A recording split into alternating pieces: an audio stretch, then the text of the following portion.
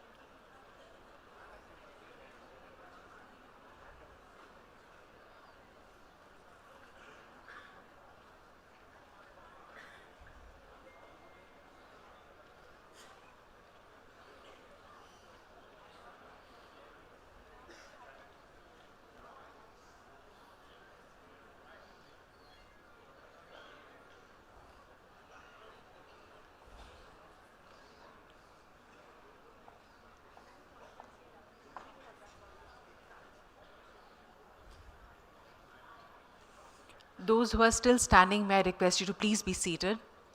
All our young leaders and participants.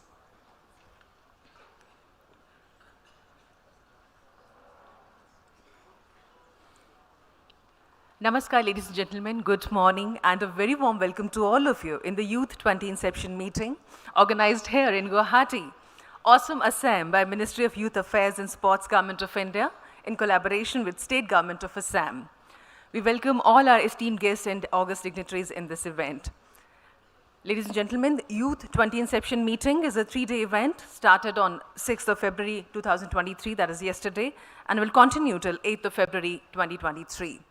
Today, on the second day of the Y20 Inception meeting, first we have inaugural session, followed by technical sessions on 5 different themes.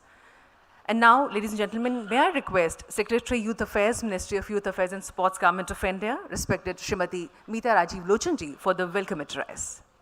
Please.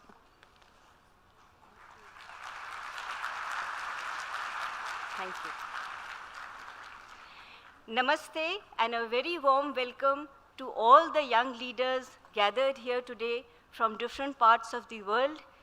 Honorable Union Minister of State, General V.K. Singh ji, Honorable Director General Police, Gyanen Pratap Singh ji from Assam, members of Parliament, consuls, dignitaries, friends. Friends, on behalf of the Y20 Engagement Group and the Department of Youth Affairs, it is my pleasure and my privilege to extend a very warm welcome to all of you for today's discussions. Friends, it is the effort of the Y20 Engagement Group to use this platform to provide an opportunity to youth from across the world to articulate their vision for a shared future. This is the key theme of India's G20 presidency: One Earth, One Family, One Future. In the deliberations beginning from today, we have structured them in panel discussions around 5 themes that we believe are very important and that affect all of us in multiple ways, whether it be peace building and reconciliation, ushering in an era of no war, or climate change, or health and fitness, or youth in democracy and governance. It is the ability of any country to adopt constructive policies on all these themes that would determine their ability to build a good future for a good society, an inclusive society, a happy and prosperous society. Friends, as a nation, India has many insights to offer on all these themes. But perhaps the most important insight that could be drawn from the Indian experience is the Indian ability to work with everyone, to build bridges, to build consensus. And that is the reason for the strong bedrock on which Indian democracy stands. We always talk about unity in diversity as a characteristic theme of India. Friends, individuals are different, they are diverse by nature. That is how human beings are. They are structured to be different. So what is the important thing is the Indian ability to work with differences, differences of language, differences of belief systems, and to build bridges. It is this that characterizes the Indian way of life. This is as much a matter of theory as a matter of practice. And I invite all of you who are present here today to experience this lived reality of India. In fact, I would say that these characteristics, these are civilizational values: the ability to build consensus, the ability to deal with conflicts, the ability to involve everyone in the tasks of governance. It is these civilizational values that are reflected in everything that we do. And perhaps this is one of the most important insights of all the insights that this great nation has to offer us. And perhaps this is also why the theme of Youth for Democracy and Governance is the most important of all the themes that we discussed today. It is in a vibrant democracy that we would be able to discuss the best ideals for working together and building a common future. So today we invite all of you for a very stimulating discussion and to partake of the amazing hospitality that has been extended by the government of Assam. Once again, a very warm welcome to all of you.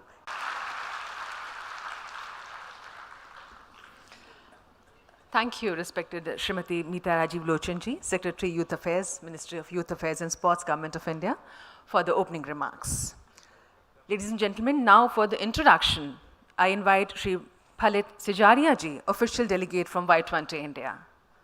Phalit ji.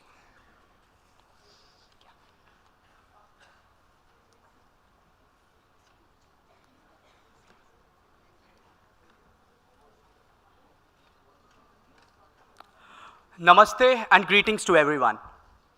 Can we please have a huge round of applause, first of all, for the great cruise and the concert that we had yesterday.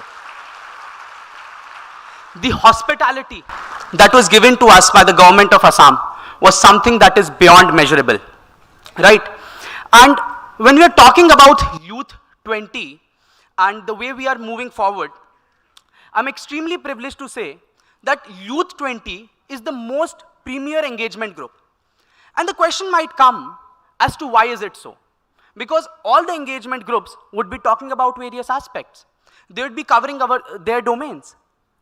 But the point that we have to raise is youth is one segment that lies at the intersection of all of these.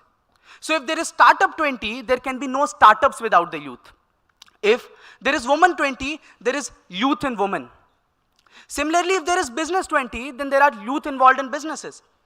So we are a stakeholder in almost all the engagement groups. And that is also why our leadership of Honorable Prime Minister Shri Narendra Modi ji, our Youth Minister Shri Anurag Thakur ji, and others have left no stone unturned in providing support to Youth 20.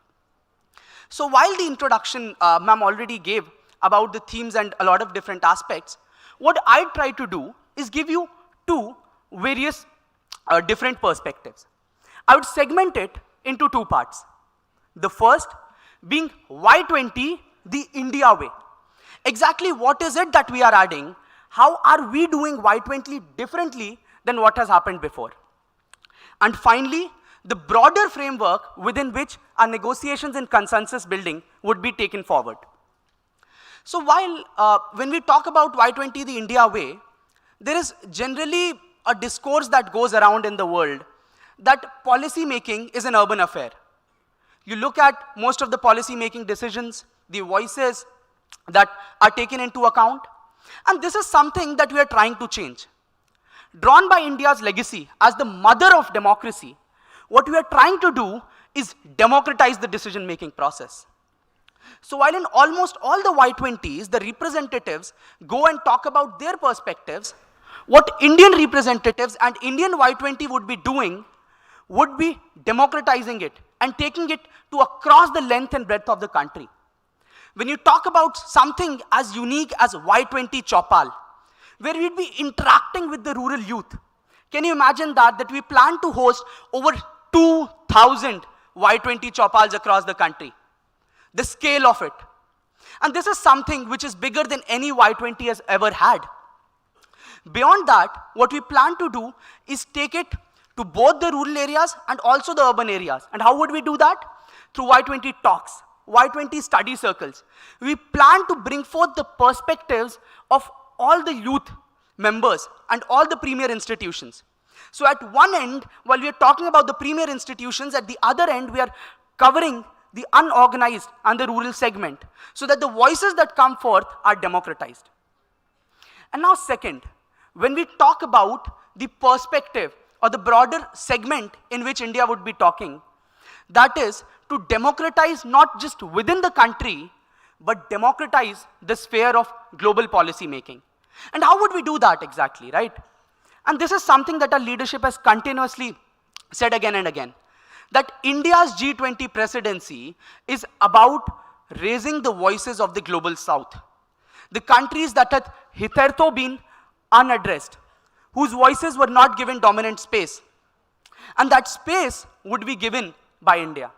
So when you look at the themes that Y20 has very carefully chosen, while at one point we talk about Industry 4.0 and innovation and the changes that are happening, simultaneously we also talk about climate change and mission life or lifestyle for environment.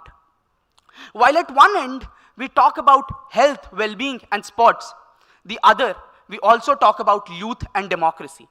And why again so? Because we need youth to be the driver of the democracy. We need youth participation in the democratic processes. We can no longer say that XYZ is the problem. We have to come forward and say that this is the solution that we propose and we want the government to adopt. We have to be the solution builders, not just problem pointers. And this positive approach is something that is very strongly imbibed in the Y20 process. And finally, one of the most important themes is peace building and reconciliation. This would be the first time that such large-scale democratic narrative building would happen on peace building from a youth perspective. When you look at major peace building discussions, it is almost always, how do you say, dominated by the populace that is already passing the youth phase. And it is for the first time that we would be talking about the youth perspective, the challenges that we face, the ambitions and the aspirations that we have, and something which has not been truly reflected till now. So Y20 in one way, Y20 India would be something that changes the discourse and sets it for the years to come. And I would like to end with one common question that a lot of countries and journalists pose to our leadership as to which pole would India go towards. And the answer is very clear, something that is also very strongly reflected in the values of Y20 India, is that India is a pole unto itself, and a pole that bridges the gap between the developing and the developed world, between the global north and the global south, and is one that is trusted by all. With this, I'd like to end. Thanks a lot.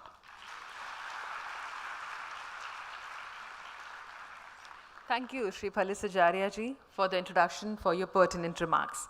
And now, ladies and gentlemen, we'll start with our technical sessions. So today we are going to have 5 sessions. So for the first session, our compare would be Nilmi Kumar ji. May I invite Nilmi ji on stage? Nilmi ji? It's all over to you. Thank you, ma'am. Good morning, everyone. I would like to request our panelist and moderator for the first theme to come on stage, General Vijay Kumar Singh, Shri Tejasvi Surya, Lieutenant General Satish Dua, Shri Gyanendra Pratap Singh, Shri Hiren Chandra Nath, Bipul Kalita, Binwel Wari, and our moderator, Kanchan Gupta, to join us on the stage.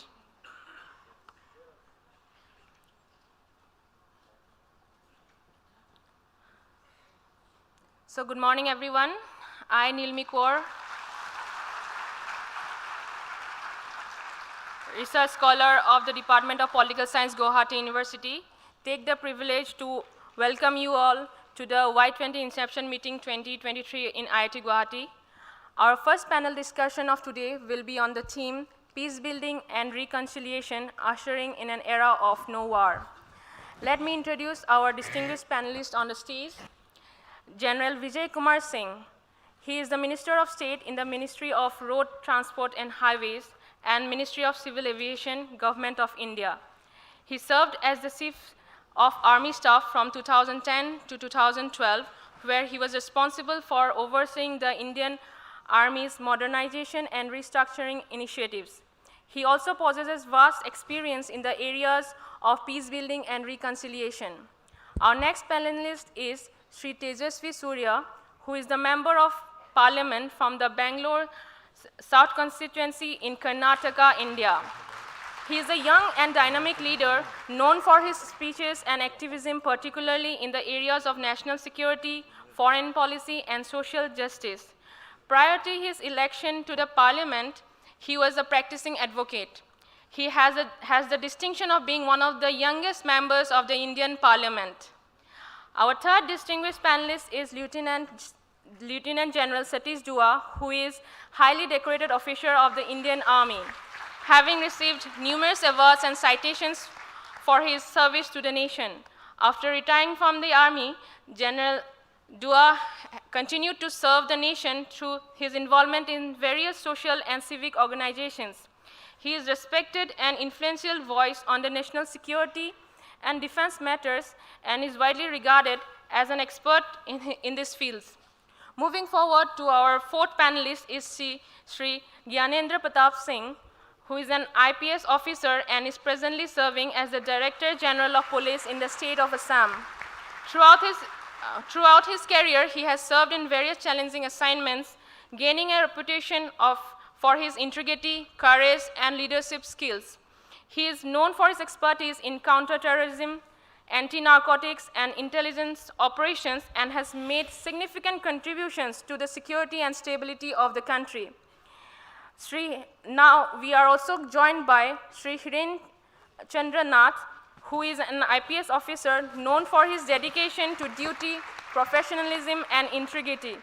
Throughout his career, he has served in various challenging assignments and has gained a reputation for his expertise in the areas such as counterinsurgency, intelligence, and security operations. He is widely regarded as a knowledgeable and effective leader and is recognized for his contributions to the public safety and security in India. We are also joined amongst us Bipul Kalita, who had joined ULFA in the year 1986 and surrendered in the year 2000. And we are also joined by Binuel Wari, who joined NDFB in the year 2002, but had joined peace-building process since 2005. Both are now engaged in the peace-building initiatives of the region. Last but not the least, I'd like to introduce our moderator for the panel discussion, Sri Kanchan Gupta sir, who is the Senior Advisor, Ministry of Information and Broadcasting, and former member, the National Security Advisory Board. He is also a senior journalist and political analyst with over 4 decades of experience. He has also worked as an official at the PMO during the tenure of Sri Atal Bihari Vajpayee ji. So I would like to hand over the session to our moderator, Mr. Kanchan Gupta sir. Thank you.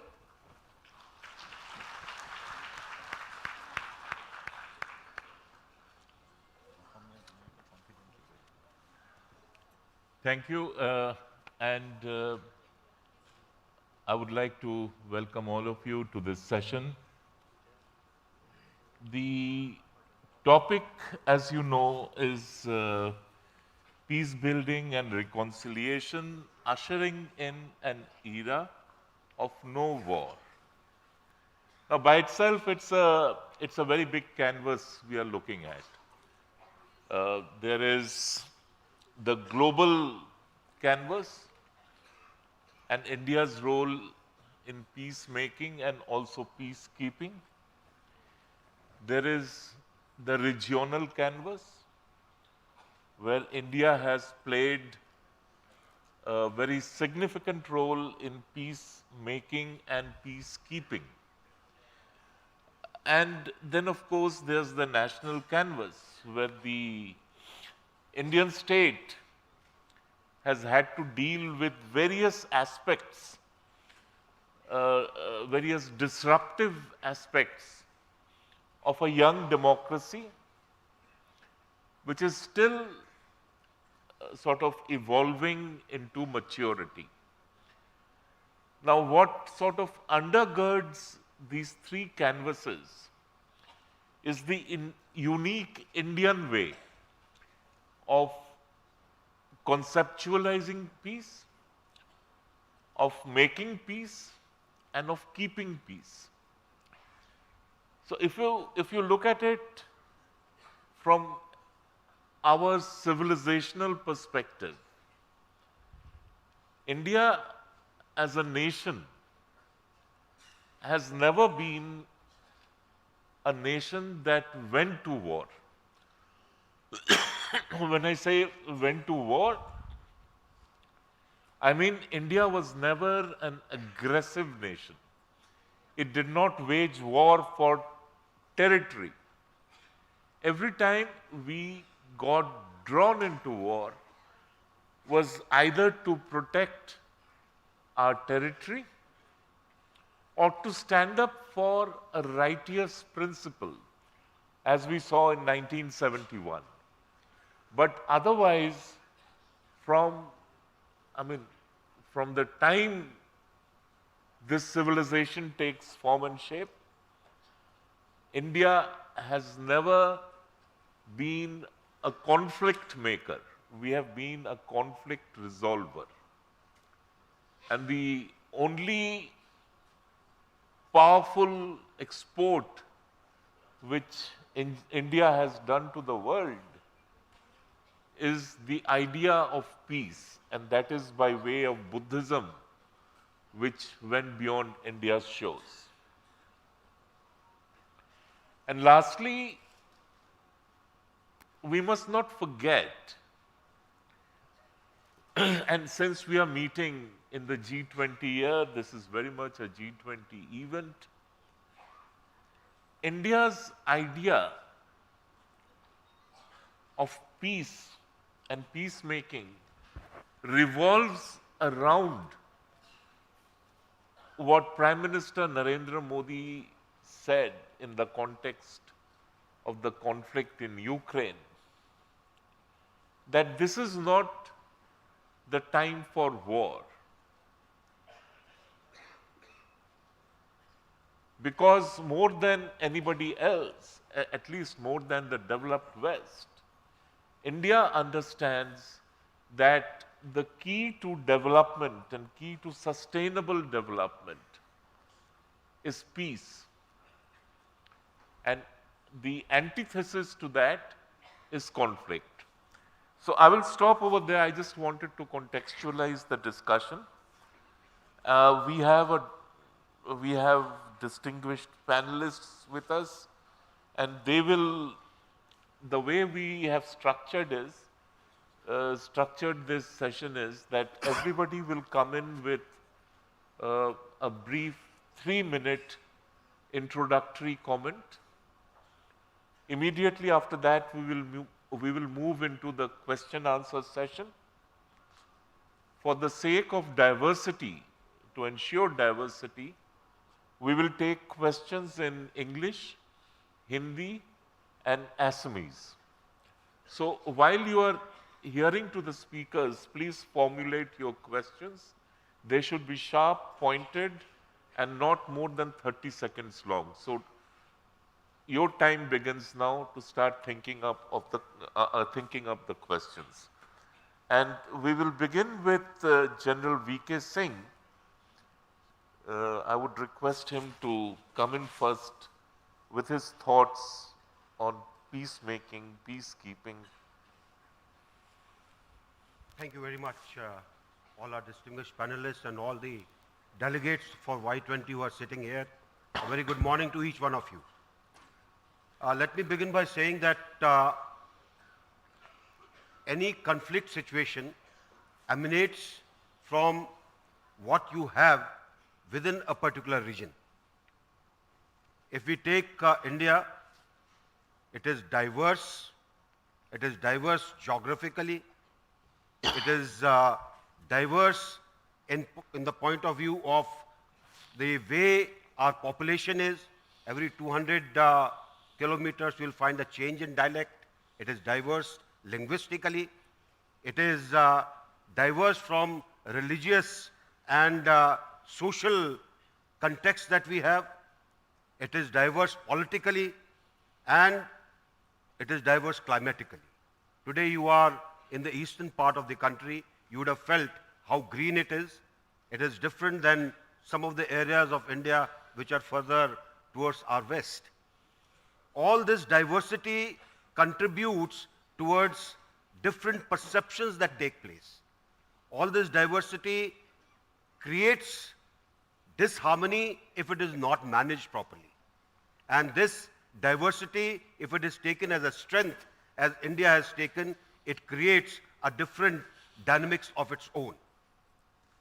The question that comes up is, how do conflicts occur internally first and which lead to any external conflict subsequently. The very first thing is the social economic condition that prevails in the region, which creates haves and have-nots. It creates dissensions in the minds of people, which leads to conflict. It is further strengthened if you have widespread unemployment, because it further strengthens this haves and have-not condition. You have motivation to take part in conflict for looking for a better future. A lot of people get carried away thinking that conflict will lead to a better future. You have some people who join because people who are already in conflict are able to create a fear psychosis. And therefore, people are made to join even if they are probably unwilling to join. You have the phenomena of seeking power. Somebody who is not in power wants to seek power. You generate conflict so that you can come into the forefront. You have issues where external support is concerned.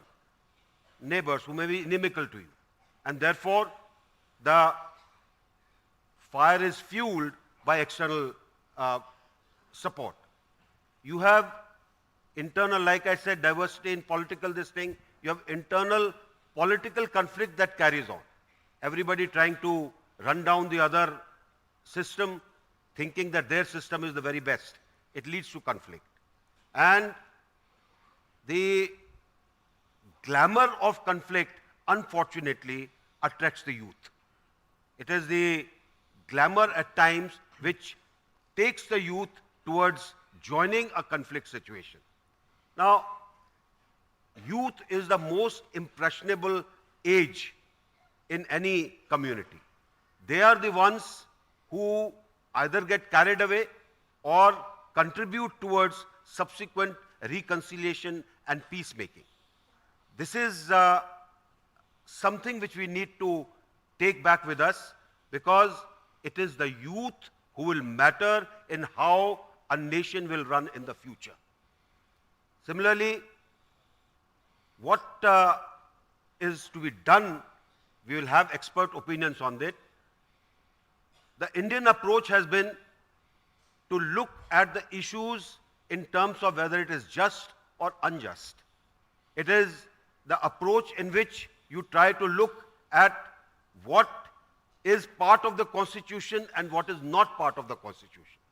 What is it that needs to be done to ensure social harmony and economic equality? What is to be done in terms of ensuring that everybody gets same opportunities and the processes become transparent so that there is much more confidence of the population in that. Now, with all this combined is the process of reconciliation that starts. Reconciliation which is done with heart in it will succeed. Any reconciliation which only depends on force is unlikely to succeed. Force is to be used to ensure that you hit at the root cause, but you use harmony, you use sympathy, you use compassion to ensure that things which have gone bad, where you can turn the people around, can be turned around. And this has been the general approach which you will find as a thread which runs through India's experience of peace and reconciliation, peace building, ensuring that things become all right, and suitable opportunities are then provided to assimilate people who got misled. If you don't provide that, then things go wrong. So, since you are in Assam, you must have read what Assam has been all about. You would have understood what led to certain things. And today when you look at Assam, you will find a totally different Assam, because this whole process of reconciliation has taken place. With this I end and let the other speakers take on. Thank you, General Singh. Mr. Tejashwi Surya, you are a youth leader, you are a young MP, I think one of the youngest, if not the youngest. General Singh made this point that both conflict and peace impact youth the most. I would like you to take off on that and very briefly make an opening statement which sort of puts these three factors together: the youth, conflict, and peace. Thank you. Thank you, Kanchanda, for setting in context General V.K. Singh's opening remarks. If there is one section of the demography, one section of the populace that gets disproportionately affected through war, through conflicts, it's always the young. Because it's their future that is always at stake. And therefore, it's very important to have a youth representation and the youth at the table while discussing issues like peace and conflict resolution. And it's very heartening that the Y20 Inception meet at the very beginning has taken this subject and has given such a large number of young people an opportunity to put their case forward. I want to make three brief points on how and why the youth will play a very important role in conflict resolution and peacemaking. From the India perspective, like General Saab said, India is a land which is as diverse as it can get. Diversity in language, diversity in the way we dress, the language is spoken, the food that's eaten, climatic conditions, everything. But the one Indian lesson that can be taken at the global level to understand how India through its millennia has managed all of these diversities, how it has managed to ensure harmony between competing identities and competing forces, is the India lesson of not confusing unity to become uniformity. And the second Indian lesson of not confusing diversity to be discrimination. So when there is an attempt to force uniformity, certain sections of people feel that there is certain force that is being applied. But in India, unity has always been achieved, but it has been achieved not through forced uniformity. Diversity has always been respected, but it has never been confused as discrimination. So I think this is one very important lesson from the Indian context. The second important thing that the young of today realize and we also face is that the world today at the global level, thanks to technology, has become even more interconnected. Therefore, the challenges and problems that the young of the world today face is far more common and far more shared and far more nearer. So a startup in my city of Bengaluru will face problems in raising capital if the economy in the US is not doing very well. In the same way, a young entrepreneur, say starting out in India, may not do very well if the economy in Australia is not doing very well. Because the world is today so much more interconnected thanks to technology. And also, if you look at the last 10, 12 decades of the experience of the last 3-4 decades, one will realize that the scale of problems that the present generation of young people are facing at the global level is very different from and globalized than what it was earlier. For example, the problem of how disrupting new technologies, whether it may be artificial intelligence or whether it may be machine learning, how is that going to transform the jobs of the future is something that affects a young person, whether it's in the global north or the global south. The challenge of climate change affects a young person, whether he is in the North American continent or whether he is in a part of Africa. So challenges like emergence of new disruptions in technology, challenges like climate change, also the changing global economic order. Because perhaps it is our generation for the first time which is grappling with how to regulate international currencies like the cryptocurrency, which does not have jurisdictions and which by definition does not want to be regulated.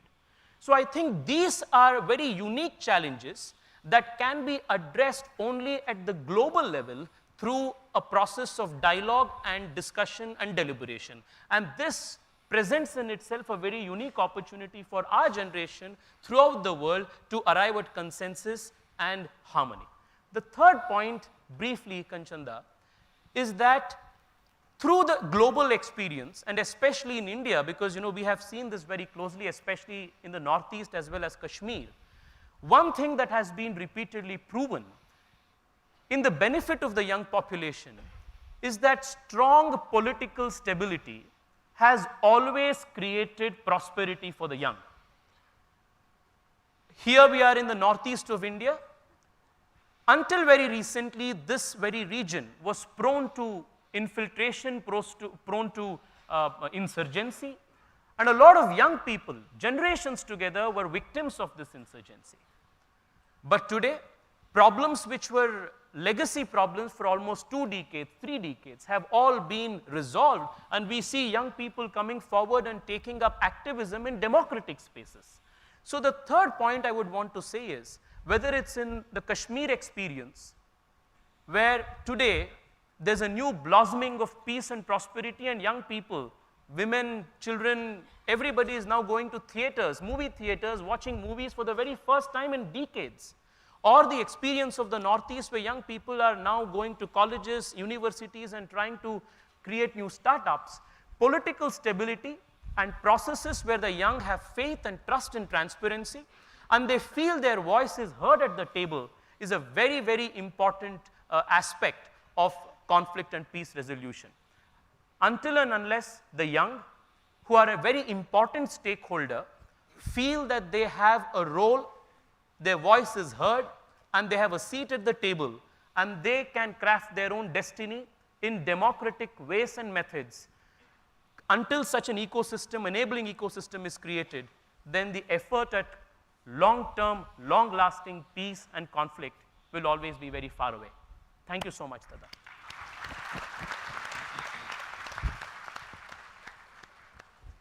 General Dua, destiny, disruption, democracy.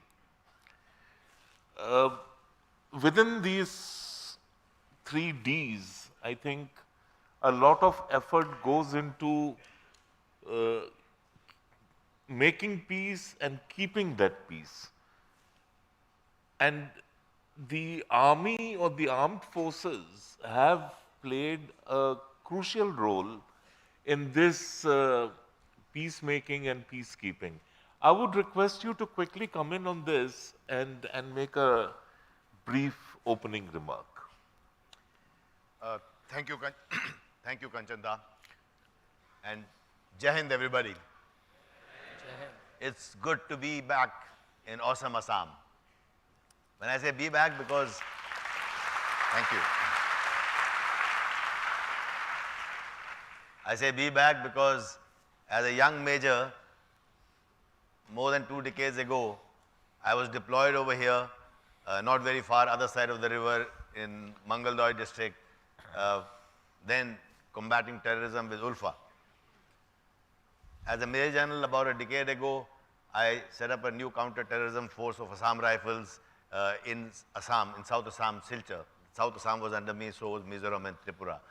So, Army does play a very important role. Armies are not an important role in the peace-building efforts. Armies are not meant to wage war. Armies are there to ensure peace. If you have a stronger army, your enemy will not dare to attack you. Now, as Kanchanda asked me to do, let me, before I talk about Army's efforts, very briefly try and talk about these few terms: peacekeeping, peacemaking. Peacemaking is easy to understand. Trying to broker peace between 2 warring sides is peacemaking. Peacekeeping is trying to ensure that once the peace has been made, then conflict does not reopen again. It does not lead to confrontation and conflict. Peacekeeping is a huge effort internationally. United Nations peacekeeping operations take place in many countries where peace has to be kept. And India, Indian Army, Indian Armed Forces, mainly Army, has been the largest contributor to peacekeeping operations around the world. We are the largest contributor with over 200,000 troops have participated in these operations in about 49 missions out of the total 71 missions that UN has brokered. When I talk about peacekeeping, it's also the fact, let's also remember that India sent out Indian peacekeeping force at the request of Sri Lankan government in the late 80s. At the request of Maldives government, we sent out peacekeeping forces and ensured that a planned coup would not take place. And that is peacekeeping. Conflict resolution or reconciliation. Now that is a process which is the culmination where we have to try and resolve the conflict. And that can only be done by all of government approach, all of society approach, and all stakeholders have to be involved in that. For instance, what is happening in Kashmir today? We have come to a stage where we are trying to reconcile, stage of reconciliation in which armed forces are also playing a part, but it's a whole of government and whole of society approach. What is peace building then? Peace building, by its definition, is larger than all these three. Peace building starts even before peacemaking and continues even after conflict resolution. Peace building involves creating different political groups, personal groups, ethnic groups, racial groups, strengthening the civil society, creating socio-economic conditions for socio-economic development. Peace building is an overarching term that extends beyond all three. And it can be easily explained by a very contemporary example. India or Indian Armed Forces are not involved in peacekeeping in Afghanistan in any way. But India is involved in peace building because India is extending help while we do not agree with the Taliban regime, but India is extending help to the people of Afghanistan. We have already spent $3 billion in various aids, infrastructure and medical programs. During the COVID crisis, we supplied huge number of vaccinations to Afghanistan. And in the budget announced last week, our Indian budget announced last week, rupees 200 crores has been allocated for the same process in Afghanistan itself. So peace building is an overarching bigger process. I would just like to end by talking about Kashmir once again. It is the peace building effort in Kashmir that Indian Armed Forces are very actively involved. The Indian administration is now providing conditions for socio-economic development. And how are they able to do that? They are able to do that because armed forces ensure that the level of violence have come down. There are no more of these strikes and hartals and bunds that we used to see in Kashmir earlier. I have been corps commander there. During those days, it was very difficult to move out. Today, the way the businesses are thriving, the tourists are thronging, where the way the civil society is getting involved in Kashmir, and soon we will have the political process that will start in the state, in the Union Territory, and I'm sure that is the time when the peace building would actually bear fruit. Thank you. Thank you, General. Vasudhaiva Kutumbakam. I mean, the world is one family. And this is also the theme for this year's G20. I mean, the G20 year which India is celebrating. Now, all of us know of Vasudhaiva Kutumbakam, but many are unaware that this comes from a sloka in the Upanishads. And the preceding words are very instructive. This is mine and that is yours is a very narrow way of looking at things, because Vasudhaiva Kutumbakam, the world is one. There has been a lot of reference to insurgency in the Northeast, and in many ways the Northeast has been very unique to democracy building in India. Democracy building, when I say, I mean I refer to the constitutional democracy that we have adopted for our republic. And it was inevitable that there would be conflict.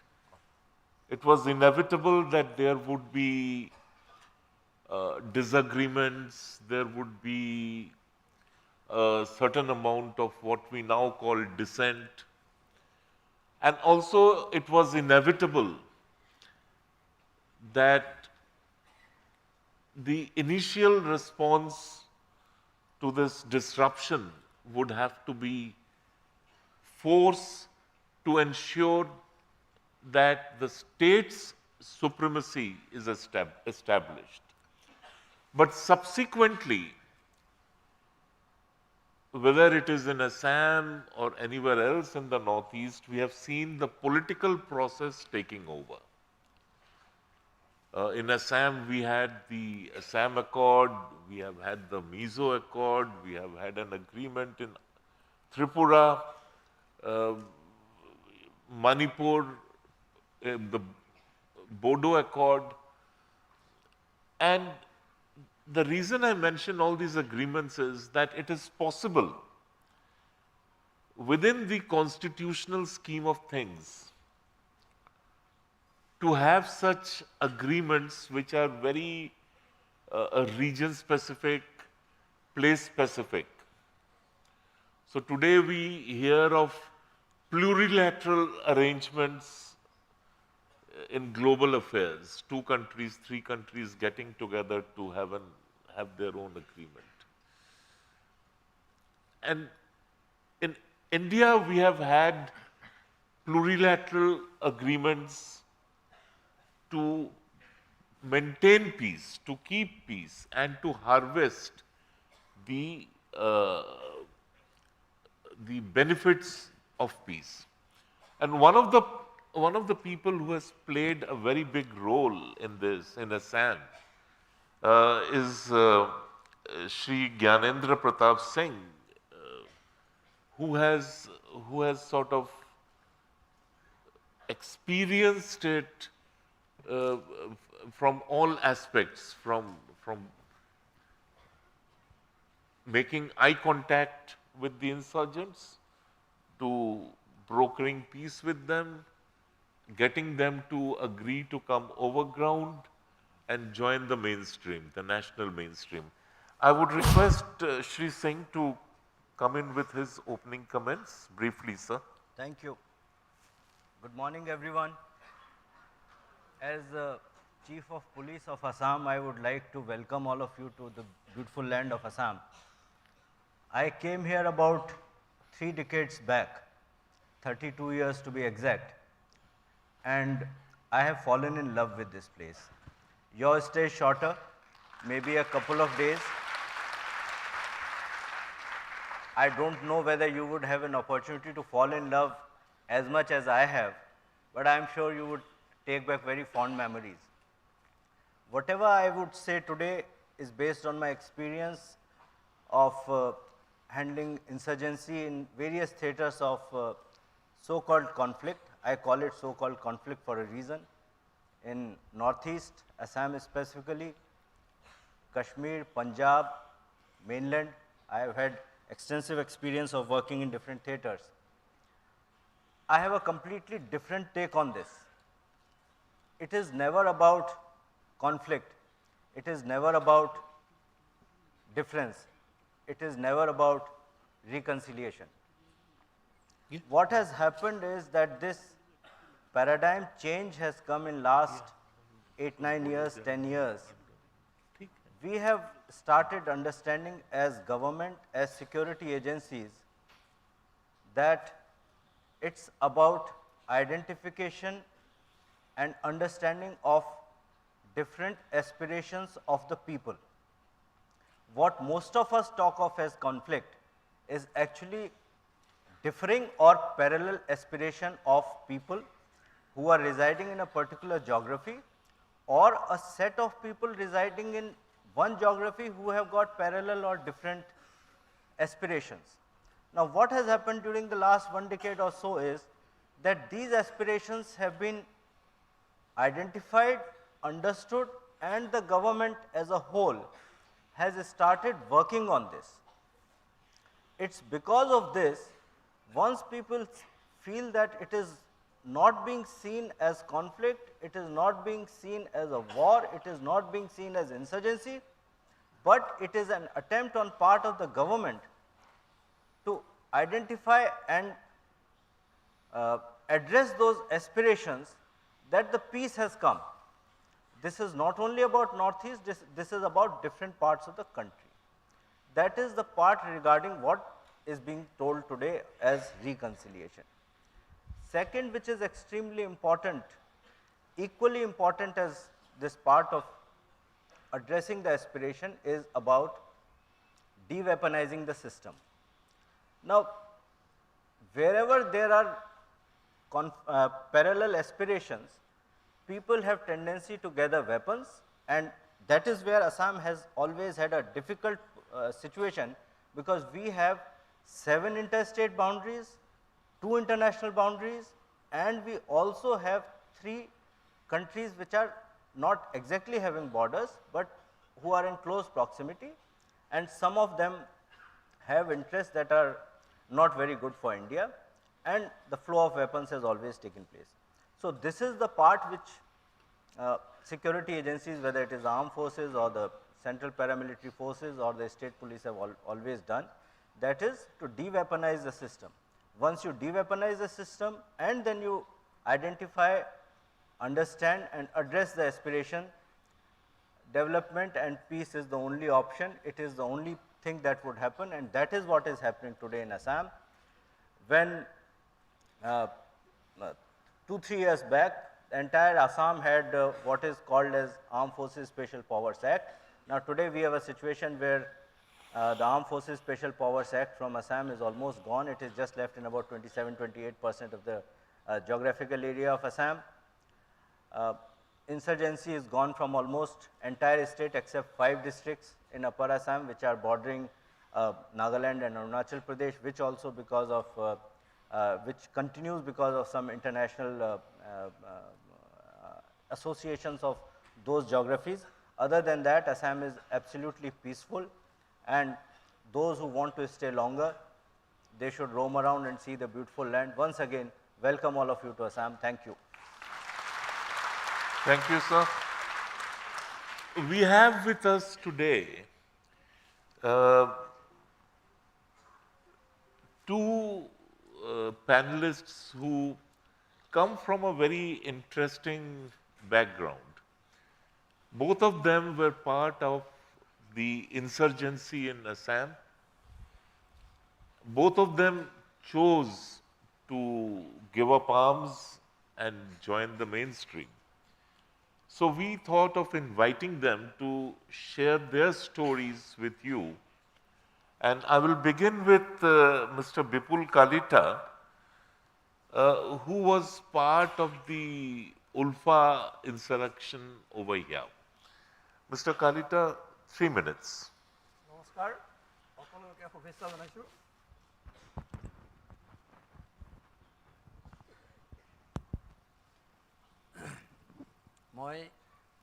আমি এই I think his mic is not working, so you can give him this mic.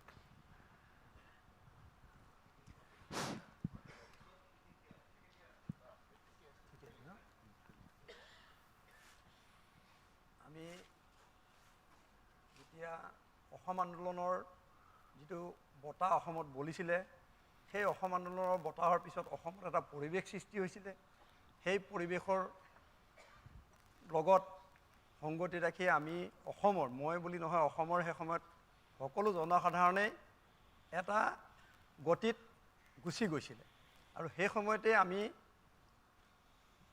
সংযুক্ত মুক্তি বাহিনী অসম চমুকৈ আলফাত আমি যোগদান কৰিছিলোঁ আৰু আমাৰ এটা সপোন আছিলে সেই সময়ত দেখিছিলোঁ যে আমি অসমখন স্বাধীন কৰি অসমখন সুকীয়াভাৱে থাকিব লাগে বুলি আমি ভাবি পেলাই যিটো আশা লৈ পেলাই আমি গৈছিলোঁ আৰু তাত গৈ পেলাই আমি 14 বছৰীয়া যিটো কাৰ্যকাল সংগঠনত জয়েন কৰাৰ পিছত 14 বছৰীয়া যিটো কাৰ্যকাল সেই কাৰ্যকালত গৈ পেলাই আমি যিটো দেখিলোঁ বা যিখিনি পালোঁ যিখিনি আমি হেৰুৱালোঁ সেই কথাখিনিকে মই আপোনালোকৰ আগত আজি শ্বেয়াৰ কৰিবলৈ লৈছোঁ আমি 1986 চনত সংগঠনত যোগদান কৰিছিলোঁ যোগদান কৰি অসমত আমি বিভিন্ন জিলাত বিভিন্ন ৰাজ্যত গৈ পেলাই আমি কাম কৰিছিলোঁ তাৰপিছতে আমি কাছিনলৈ গৈছিলোঁ কাছিনত ট্ৰেইনিং কৰিছিলোঁ ঘূৰি আহিছিলোঁ তাৰপিছত আমি অসমৰ মানুহক সেই আমাৰ যি সপোন বুলি ভাবিছিলোঁ তেতিয়া সেই সপোনৰ বিষয়ে আমি অসমৰ মানুহক বুজাইছিলোঁ যে অসমত এনেকৈ এনেকৈ হ'ব লাগে অসমখন এনেকুৱা হ'ব লাগে ভাৰতবৰ্ষৰ লগত থাকিব নালাগে কিন্তু সেই সময়ত যিটো গতি আছিল অসম আন্দোলনৰ যিটো ধাৰাবাহিক গতি সেই গতিৰ ফলত আমি যিটো বতাহত আমি গুচি গৈছিলোঁ আৰু তাৰপিছত গৈ পেলাই আমি যেতিয়া আহি পেলাই আকৌ অসমৰ মানুহৰ মাজত আমি যেতিয়া সোমাইছিলোঁ আৰু পিছত শেহতীয়াকৈ যেতিয়া আমি দেখিছিলোঁ যে এই সংগ্ৰামখনৰ আমি যিটো পথেৰে গৈছোঁ সেই পথটোত গৈ পেলাই যে আমাৰ কোনো মানে ভৱিষ্যত নাই সেই বস্তুটো আমি তেতিয়া তাত বুজি পাইছিলোঁ বুজি পাই পেলাই আমি আকৌ 2000 চনত যেতিয়া মূল সুঁতিলৈ গুচি আহিছিলোঁ তেতিয়াও আমি বিভিন্ন ধৰণৰ জনসাধাৰণৰ লগত আমি সময়ে সময়ে কথাবিলাক আলোচনা কৰিছিলোঁ তেতিয়া আমি গম পাইছিলোঁ যে আমি যি 14টা বসন্ত আমি নিয়ালোঁ এই 14টা বসন্তৰ আমাৰ কি হ'ল অসমৰ 2% মানুহৰ বাদে বাকী 98% মানুহে আমি যিটো পথত গৈছিলোঁ বা আমি যিটো বিচাৰি গৈছিলোঁ সেই বস্তুটো তেওঁলোকে বিচৰা নাছিলে আৰু আজিও সেই বস্তুটো বিচৰা নাই আৰু সেই সময়ত দিল্লীৰ লগত অসমৰ যিটো দূৰত্ব আছিল আজিৰ যিটো অসমৰ লগত দিল্লীৰ যিটো সম্বন্ধ আৰু সেই সময়ৰ যিটো অসমৰ ৰাজনৈতিক সামাজিক অৰ্থনৈতিক সাংস্কৃতিক যিটো বাতাবৰণ আছিলে আজিৰ যিটো বাতাবৰণ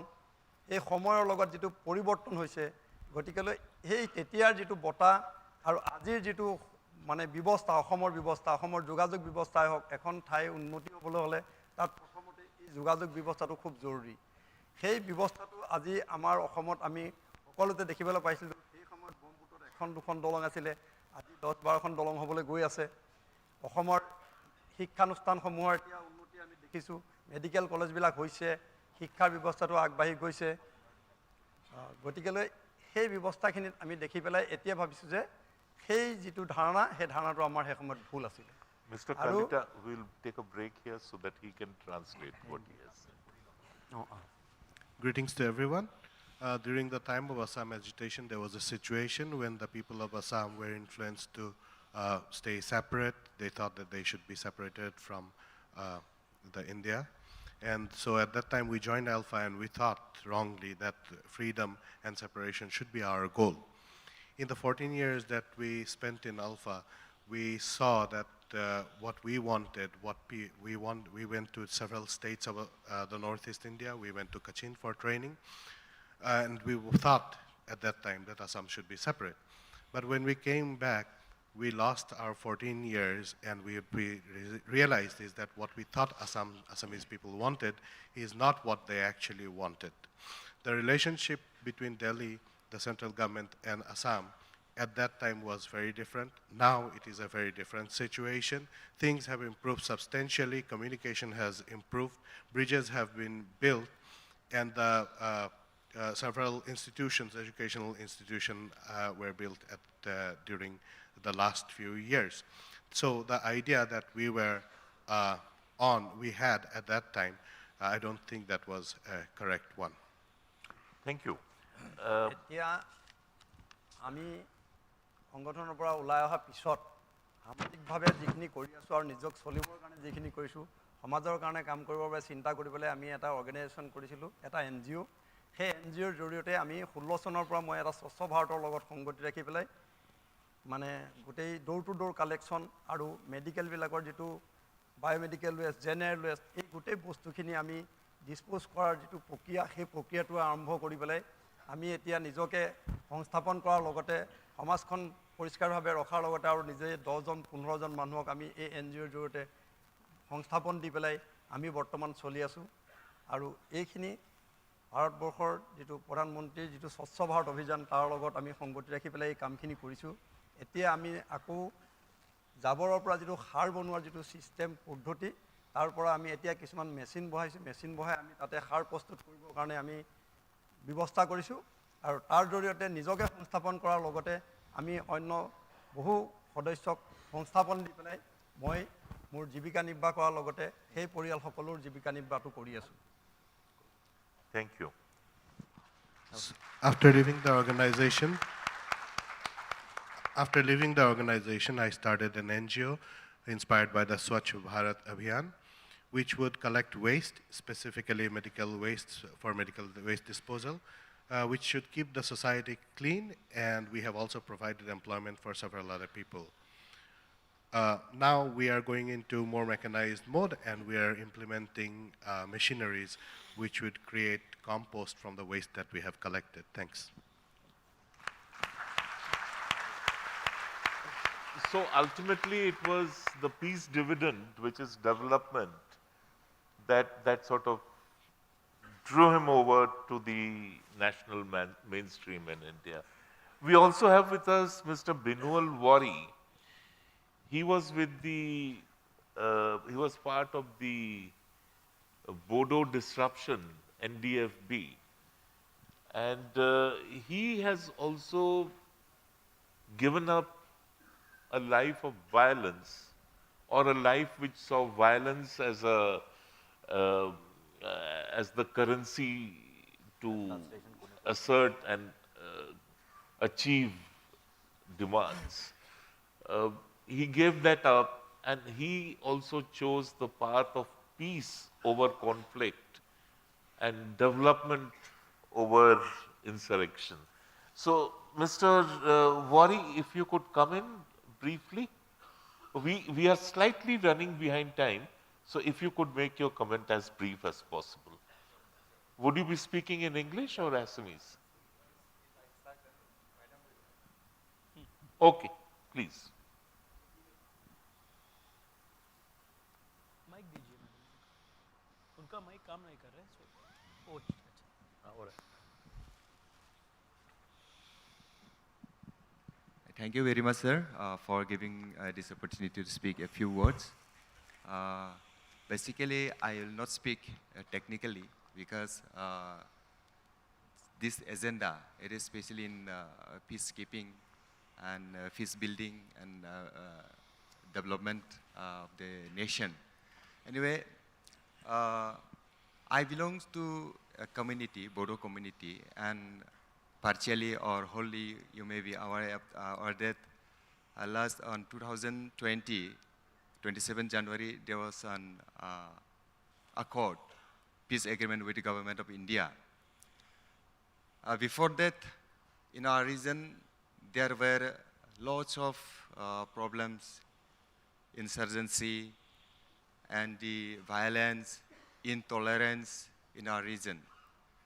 But gradually, after that agreement, peace agreement, now all those incidents, all those happenings were disappeared, and the peoples are now, in our region, the peoples are now engaged in their developmental activities, and many of us are engaging in the peace initiatives, works, and the like. Now, my point of view is that today in this platform, I would like to really thanks to the government for the very much proactive roles in solving such problems. Now, little bit earlier, our dignitaries have spoken regarding all those things. Now, I myself was a member of such an organization. You may know or may not know that NDFB, this is National Democratic Front of Bodoland. It wasn't like insurgent groups. But behind that, there were many reasons. I do not want to go behind that. But the thing is that development and peace is necessary everywhere. Earlier, we witnessed lots of conflicts. Like me, many youths were losing their lives, and many properties and many youth powers all were misused. And we were not able to connect with the mainstream, and we were lagging behind somewhere. Now, from my side, from our side, world is developing in its climax level, and we were lagging somewhere behind. That was the main thing that we had come to the negotiation, had come to the discussion. And especially, I must thank this government, because this government and the officers, they identified exact problems. They identified the need of the hours, what were needed to be done. So, in further times also, we are very eager, we are hopeful that our regions are still not developed too much. Somewhere or in some ground, still we are lagging behind. I hope this government will carry it out, and our country, India, and our state, Assam, and our friends and our here and near there ones will develop gradually. And we are hopeful that peace will prevail everywhere, and the developmental activities will be initiated everywhere. Thank you very much for giving this opportunity to speak a few words, and I must conclude with this.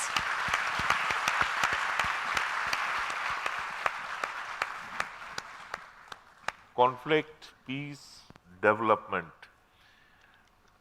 Shri Hiren Chandra Nath, who's additional DGP Assam, has been intimately involved with the integration or reintegration of people who were involved with insurgencies in the northeast, in Assam, into the national mainstream, into the larger democratic structure of the Republic of India. I would request him to share some thoughts briefly, sir. Your experience, I mean, what makes it tick? What makes people who were firmly entrenched in a very disruptive and at times even violent insurgency to cross over? And then how do we rehabilitate them? So if we can then go into the question answer session. I welcome you to this beautiful spot in the face of Mother Earth called Assam. It's a lovely country, lovely place, full of biodiversity. In the meanwhile, I think we were exposed to all these beautiful things of this place. I think your mic is थोड़ा ऊपर.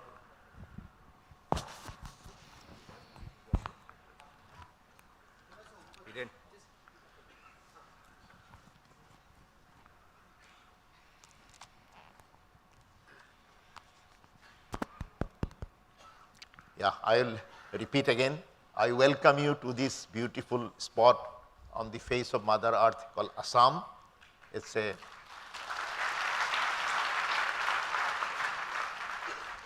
is one of the beautiful spot, most fertile land on this earth. This is full of biodiversity and flora and fauna, and of course, it is known as a garden of ethnicity. At the very beginning, Minister Sir has mentioned about the biodiversity, ethnicity of this land.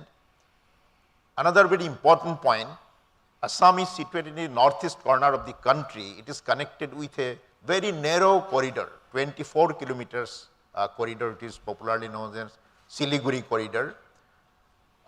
7 states, now Sikkim is also added to it. So 8 states in the northeast, which will very popularly, very frequently mention. If India has 7 neighboring countries, you will find that 4 neighboring countries are surrounded in this cap of northeast. China, Myanmar, Bangladesh and Bhutan, and slightly away Nepal. Now, why youths were attracted to militancy? There is a saying that before 25, if you are not a socialist, then you don't have heart. And after 25, if you are a socialist, then you don't have a brain. That is, before 25, you are always rebellious. You don't want to listen to reasoning. You try to solve the problem in your own way. But after 25, when you mature, when you see the colors of life, you go out of your home, you see the problem of the people, then you change your mindset, and then you are run not by your heart but by your brain. That is by logic, that is by reasoning and all these things. This happened to these 2 gentlemen. When they were 23, 24, they joined a militant organization, but after 14, 15 years, when they found this it is totally a futile exercise. Violence cannot bring anything, only it can bring destruction. During the last 3 decades, we fought insurgency here in Assam. Mainly on 2-3 premises, these boys were misguided by the militant leaders. One is sense of deprivation. Second was sense of negligence or alienation. That we are far off from the mainstream, we are always neglected, or natural resources are taken away, something like this. But when they entered and they found that it is nothing, taking these premises, these leaders were just exploiting these people, exploiting resources of this place. We suffered. There was backwardness, no industry, no development process, but we fought back at the cost, of course, heavy losses. We lost more than 4,000 civilians during the last 3 decades, more than 3,000 militant leaders and more than 1,000 security forces. At the cost of 10,000 lives, of course, we have fought back, and now you have seen, as our DG sir has mentioned, you can go to any part of the state and it is totally peace, and it is the time of now peace, development and advancement. Now, we fought insurgency on from 4 angles. One is constant operation against these militants. Second is constant negotiations with the militants group. Third is surrender, ceasefire and rehabilitation. And fourth is very strong community policing and developmental process. About insurgency, about fighting insurgency, my former speaker have mentioned. Now I will come to the rehabilitation, how we are rehabilitating the people. During the last 2 years, we have adopted different means. Last 3 decades, of course, there was different kind of experiments for rehabilitating these former militants, but sometimes it was successful, sometimes it was partially successful. There were instances where the militants again, surrendered militants again joined the militant outfits, or they formed a new militant outfits, which we call recycling of militancy. But last 5 years or so, we have not seen this. There has been some kind of attempt, but we could neutralize this thing at the very first attempt. So far, rehabilitation is concerned, we are adopting following 2 principles, or this is mainly 2 schemes, you can say. One is the formulated by the Government of India, which we call surrender cum rehabilitation scheme under the Ministry of Home Affairs. What we do there, we give a fixed deposit of 4 lakhs rupees to each and every individual militants, which will be matured after only 3 years. And there will be joint signature by the individual militant and by the intelligence head of the state police. So during these 3 years, what a militant or a former militant will do?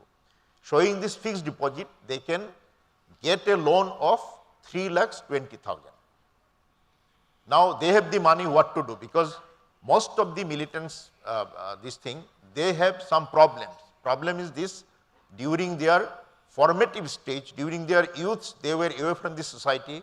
They were only trained to handle a gun only, sophisticated weapon. And they were accustomed with working in a particular group under the command of a particular leader. So they were lacking soft skill, they were lacking communicating the common people. Now suddenly if you start a shop, they won't be able to run this thing because they don't have that soft skill. They do not have the habit of getting adverse question to them. So suppose a customer comes and start bargaining, so they become very angry.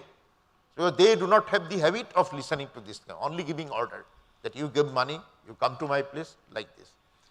So after giving this money, of course, through all bank accounts, no cash amount, through all bank accounts, and bank account will be connected to the other, so that there is no misuse of this amount. Then we will be training them under very important or very reputed government training institutes like SI, PR and the State Institute of Panchayat and Rural Development, KVIC, Khadi and Village Industries Commission, KVK, Kisan Vikas Kendra, then Skill Development Mission. So we give them first orientation training, we do some interest mapping, that suppose in this organization there are 300 boys and girls, what they want to do. So some would be interested in suppose horticulture, some will be interested in some veterinary, some will be interested in fisheries, something like this. Then we make them into different, divide them into different groups, and the expert goes, talk to them, give them some orientation training, and with this we tie up with the banks and they get a loan. And today I could not give a visual presentation, there are enough visual presentation, subsequently sometime I will be able to give you. So during the last 2 years, more than 7,000 former militants, they were given money, they were given training, and today they are practicing all these things so that they can very meaningfully merge with the society. Just they are not earning a livelihood. Now the gentleman Vipul Kalita, he said what he is doing, that for earning his livelihood, he has connected himself with Swachh Bharat mission. He is going to the hospitals, collecting the garbage, forming an NGO and imbibing this habit of cleanliness among the community. So he is earning a livelihood, but livelihood in a different way, so that it can give something back to the society. Sir, so in this way, sorry to interrupt, but we are now running out of time. So in this way, we have rehabilitated more than 7,000 former militants during the last 3 years only. Now 6 more groups are under negotiation. This process is going on. I hope that within a very short period, we will be able to sign some memorandum of settlement with them, and they will also be rehabilitated. Thank you so much. Thank you.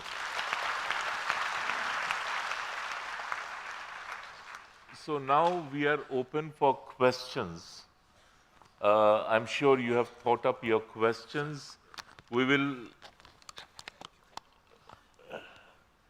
Okay, now keep your questions very sharp, very brief. We don't want lectures, we don't want counter views, we just want a question. Okay, now I will begin with this young lady over here. Namaskar.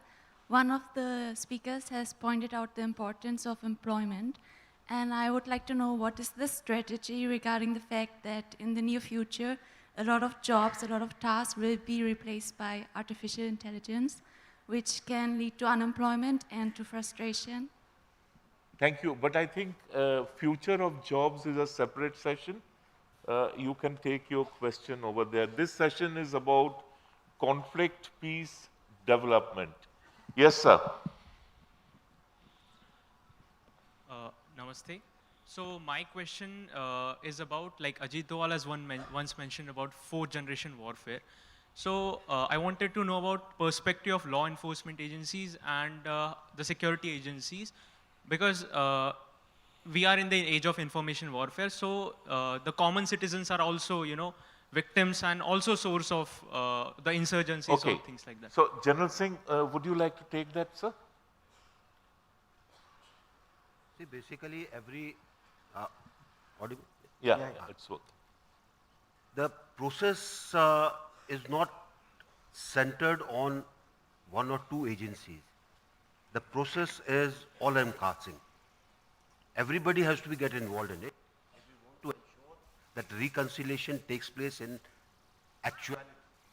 So it starts with identification, it starts with weaning them out, it starts with retraining and skilling them, it starts with people in the society accepting them and giving them the confidence that they are part of it.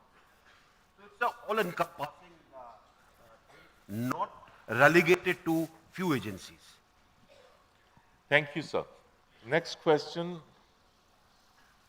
Where are the ladies?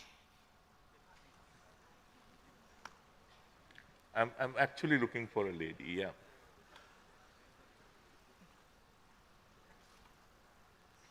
Can we get a mic over here?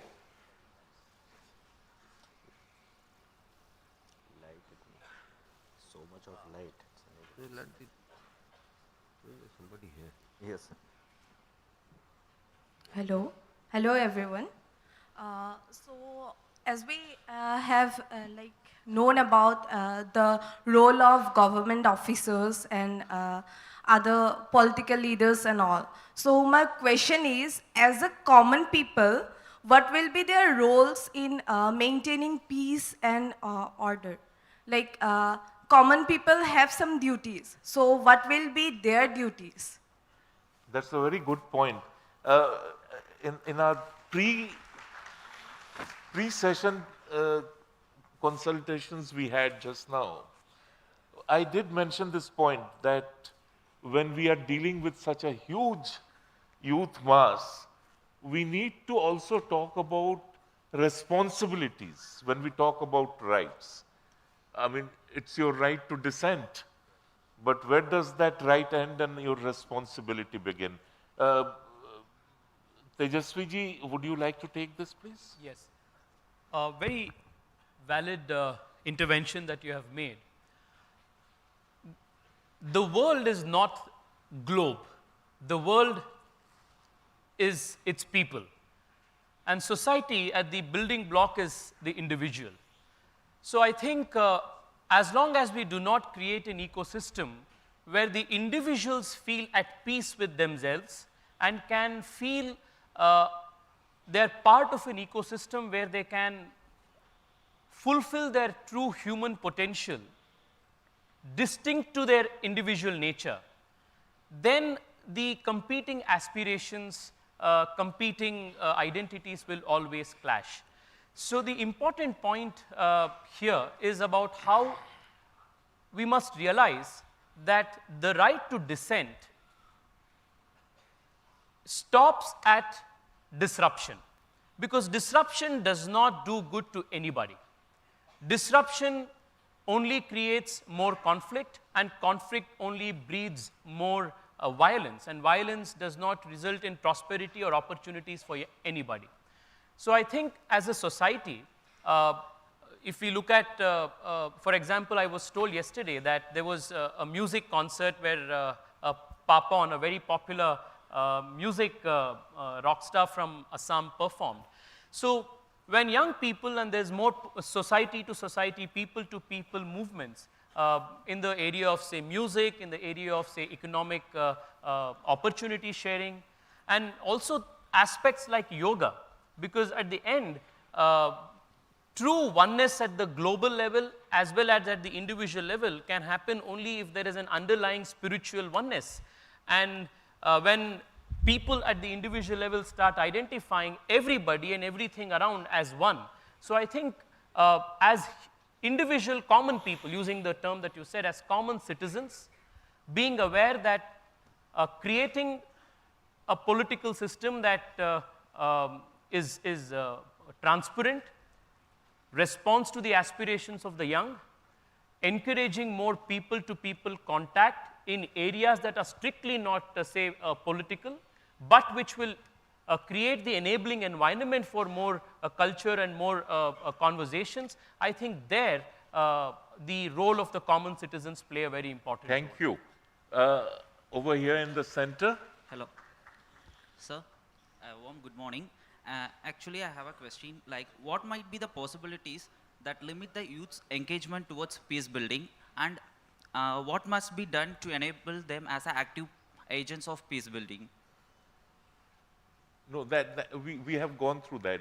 They explained, each one of them explained. That is not a question. Yeah, please.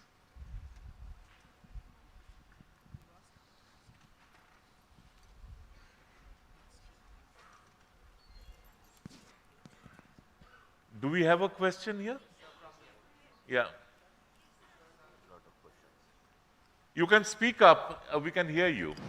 Namaste.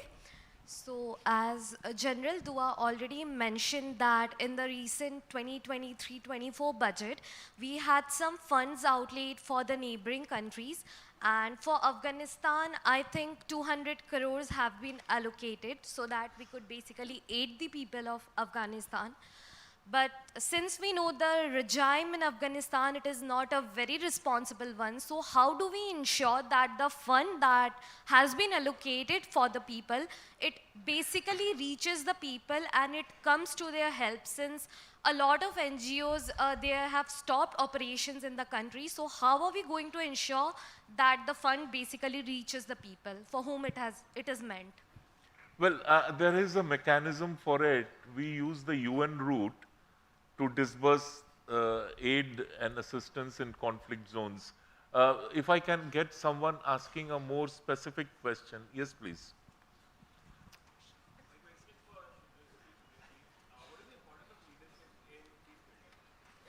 Leadership in peace building. General Dua? This was for me? General Dua, would you like to come in on that? Asked the question specifically for Okay, thank you. Sir, I have one question. Yeah. Maybe after this, just take a minute to answer. Yeah. I think leadership plays a very critical role in peace building. We have seen this at the global level. We have also seen it at the Indian context. We mentioned earlier in the discussion of how in the last 8 years, there has been tremendous success, especially in the Northeast, towards conflict resolution. And many young people coming, leaving arms, giving up arms and coming to democratic processes. This could not have happened without a strong political leadership that the country is today witnessing under the leadership of Prime Minister Narendra Modi. And this is true at the global level as well as at the local level. In addition to that, I want to just make one more point. If you look at the tradition of leadership in India, whether it is spiritual, whether it's social, or whether it is political, from the time of Buddha or Gandhi or today at the time of Prime Minister Narendra Modi, the country's leadership, whenever it has offered solutions at the global level, has always been one that has furthered the cause of peace and global prosperity. Which is why today, if you go even to the east of India, whether it's in China or Japan or Southeast Asia, you will see how deep the influence of Buddhism is. In the same way, the kind of influence that Gandhi had on the social sphere, whether it was inspiring Martin Luther King Jr. or whether it was inspiring Nelson Mandela, that was the kind of inspiration that Mahatma Gandhi gave at the social sphere. And today at the global level, through G20's leadership and through India's championing of the global south, the Prime Minister's leadership is again pioneering a new era of no war, an era of peace and prosperity for all. In that sense, leadership is very critical to ushering in peace and prosperity for the people of the world. Thank you. Thank you. I'm afraid, like all good things, this session too has to end. I wish we could go on, but we can't do that. Thank you, everybody, and a very big, let's have a very big round of applause for the panelists.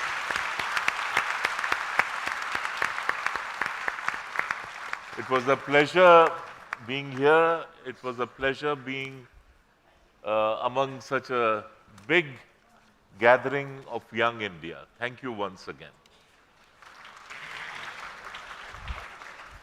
So we have come to an end of a wonderful session. I'd like to thank our moderator and our panelists for the enlightening discussion. I'd like to also thank Professor Priyanku Sharma and Professor Anamika Borua, faculty of IIT Guwahati, for being here for the translation. Now I would like to request Professor Parameshwar K. Iyer, Director IIT Guwahati, to give away the mementos as a token of appreciation. Thank you.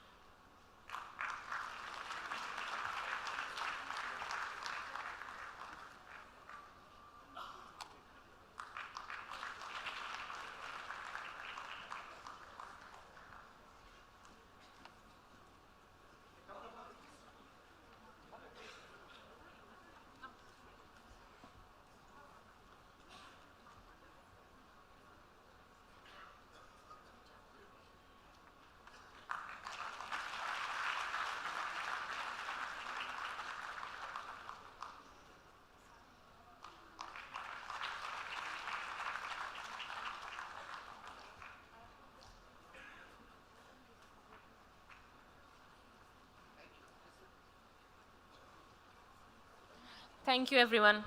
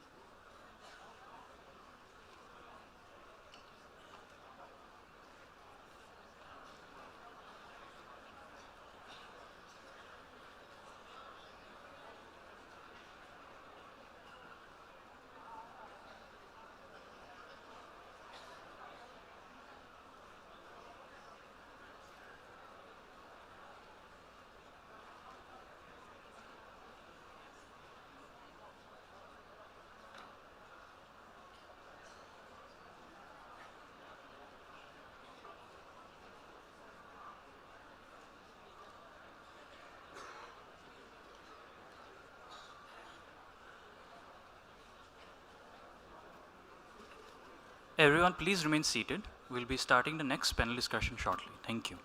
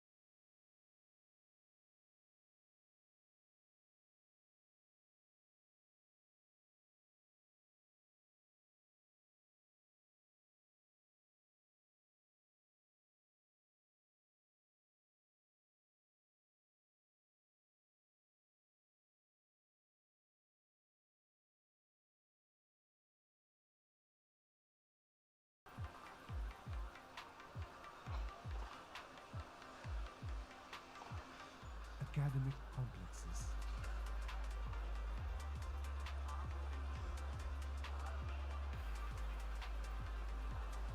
Administrative complex, classroom complex,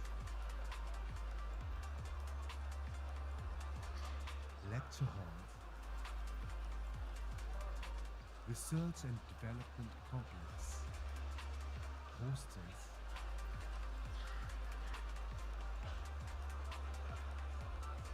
staff quarters, playgrounds,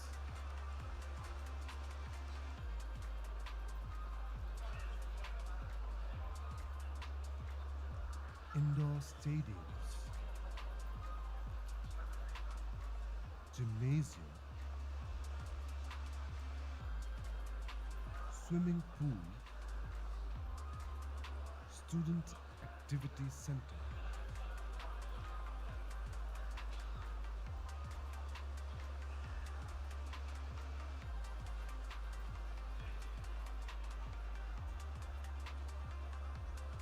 market complex,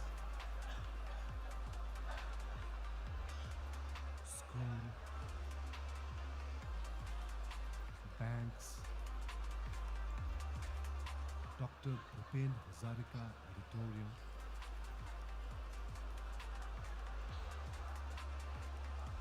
guest houses,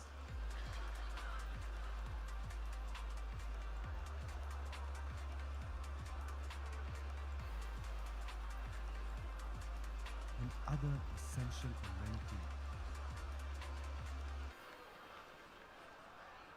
Every element of the Institute's campus has been planned and designed in a very sustainable way, which allows for the residents to feel at home with the beautiful natural surrounding and landscapes. IIT Guwahati presently has 11 departments. Department of Biosciences and Engineering,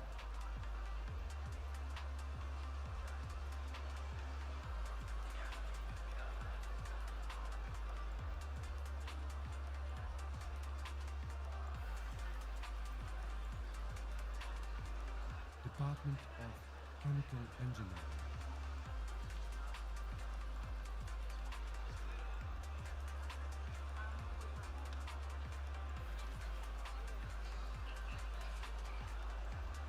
Department of Chemistry,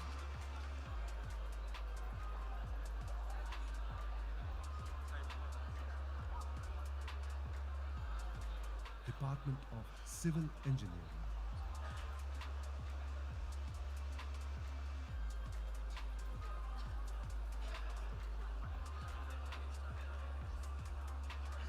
Department of Computer Sciences and Engineering. Everyone, please settle down. We are moving ahead with our next panel discussion. A very good afternoon, respected dignitaries and delegates from all around the world. I, Himraj Gogoi, from Johar Engineering College, would like to welcome you all to the panel discussion on the theme, Future of Work, Industry 4.0, Innovation, and 21st Century Skills. Before we begin, I'd like to request our distinguished panelists and moderator onto the stage. We have Dr. Ghanshyam Das Dhanuka, Shri Uma Maheshwar, Shri Prem Kumar, Dr. P. Muthukumar, and Dr. Rakhi Chaturvedi. Please give them a big round of applause.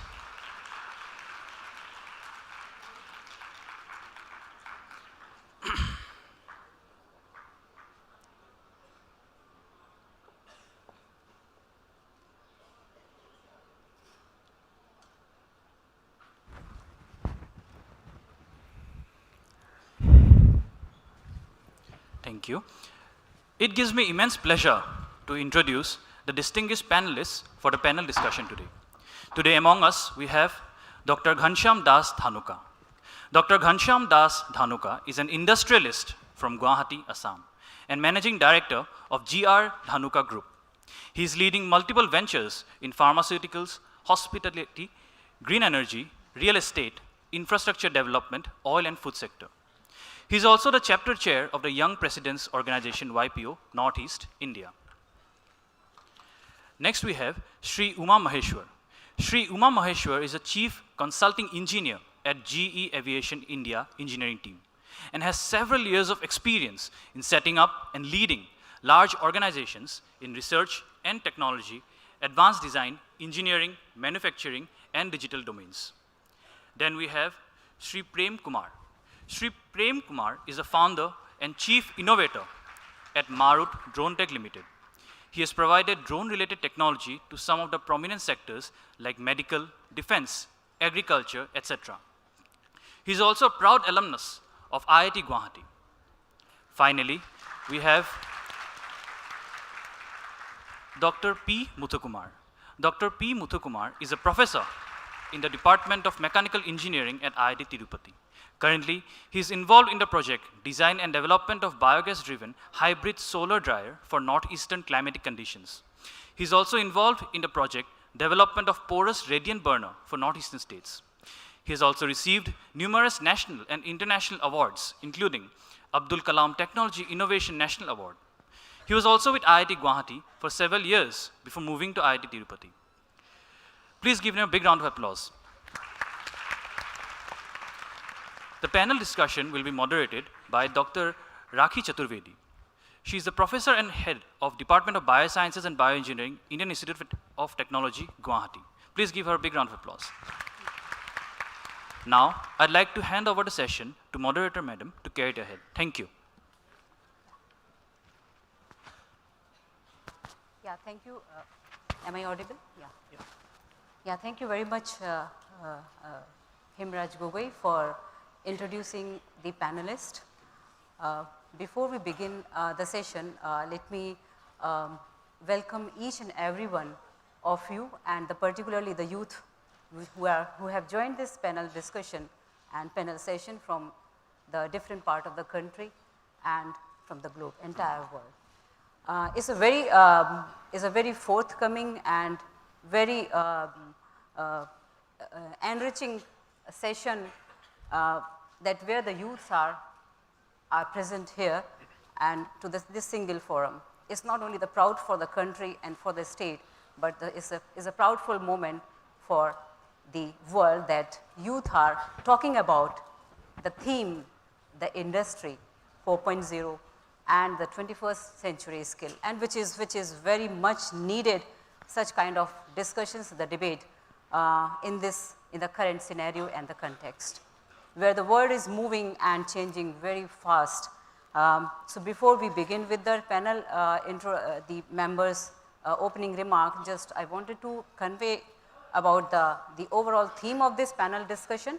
As you know, according to the 2020 Global Youth Development Index, the conditions of the young people have improved around the world more than 3% between 2010 and 2018. But the progress is little slow, is not as expected, but the COVID-19 has also reversed this growth.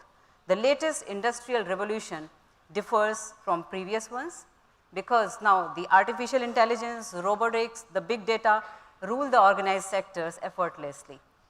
And the demand for a future Indian and global workforce are transforming instantaneously.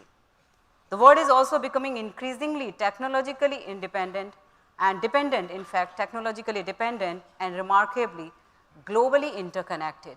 So since the world is, the requirement and is changing so fast, and it requires the interconnection from the different part of the expertise which is existing in the globe, and this is the right forum where the people, the youngsters have gathered here. And it would be an eye-opening and visionary for the school children who are, some of them are sitting on the back side here and some are there in between the crowd, the audience as well. And it would be a very eye-opening session for them to think from now onwards how to come up as an industrial person, or maybe this, to begin with a startup or as a young entrepreneur. To begin with this session, I would request the panelist, Professor Muthukumar, As you know, he is the professor from IIT Tirupati, but before moving to Tirupati, he served quite a good number of years to IIT Guwahati as well. And he is actually a mechanical engineer, and I request him to give the opening remark for us. Thank you very much. Yeah. Am I audible? Yeah. So I extend my warm welcome to all for this great event. So most of you are aware about the Industry 4.0. So basically it focuses on digital transformation of the manufacturing and production industry, and also the complete digital transformation of the supply chain management, including the starting from the supply of raw materials and the supply of the associated components at various stages until the supply of the finished product to the this consumer. So therefore, to have the complete digital transformation, so we need to have the close coordination at various stages and from the various sectors. So this can be done through the, you can say, the Internet of Things, and then the artificial intelligence, and as well as the automation. And also the Industry 4.0, it's focusing on producing the product in global mass level, and so that again with the complete digitalization of the supply chain management, you can reduce the wastage of raw material and production delay, and also you can optimize the inventory, and you can do all these things. By doing all these things, you can expect the overall production cost to be reduced to a larger extent. And some of you may think that the automation and going to the the Industry 4.0 may reduce the conventional manpower, the manforce. Yes, it is true. Definitely it will cut down the expensive manpower, but the Industry 4.0, it's mainly focusing on producing everything in the global the mass production. So when you produce all the quantities in the mass production stage, so it will open up the huge employment in the many sectors. So therefore, in overall, if you see the employment, this is going to be increased by a larger extent. So there won't be any fear about this, this Industry 4.0. So to the major developing nations such as Germany and France, even US, and already they made the initiative in establishing the Industry 4.0. Efforts are being taken. And coming to the Indian scenario, we are of course have huge IT expertise pool, and also we are of course the world leader in exporting IT solutions. So Government of India already of course they made several successful digitalization schemes, including the digitalization of the major public projects, and the digitalization of the payment gateways, and this Jan Dhan Yojana, Aadhaar, and direct credit transfer. The many such things have been successfully of course implemented. So we are in the way. So recently, that is in December 2021, our government has made a huge incentive, roughly about $10 billion, mainly for establishing the semiconductor industry in India.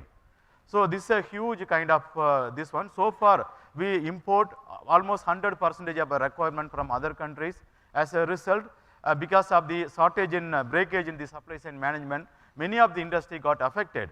So maybe in a year, maybe in next 3 years from now, so you can see India will be the you can see the leading exporter of semiconductor device to the other globe, and we are going to of course have a huge manpower requirement in this area.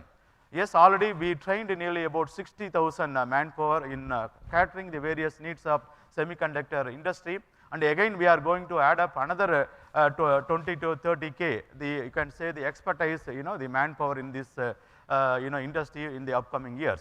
And again our curriculum, we also made a lot of effort in revising the curriculum, particularly in the engineering and the technical curriculum towards the need of Industry 4.0.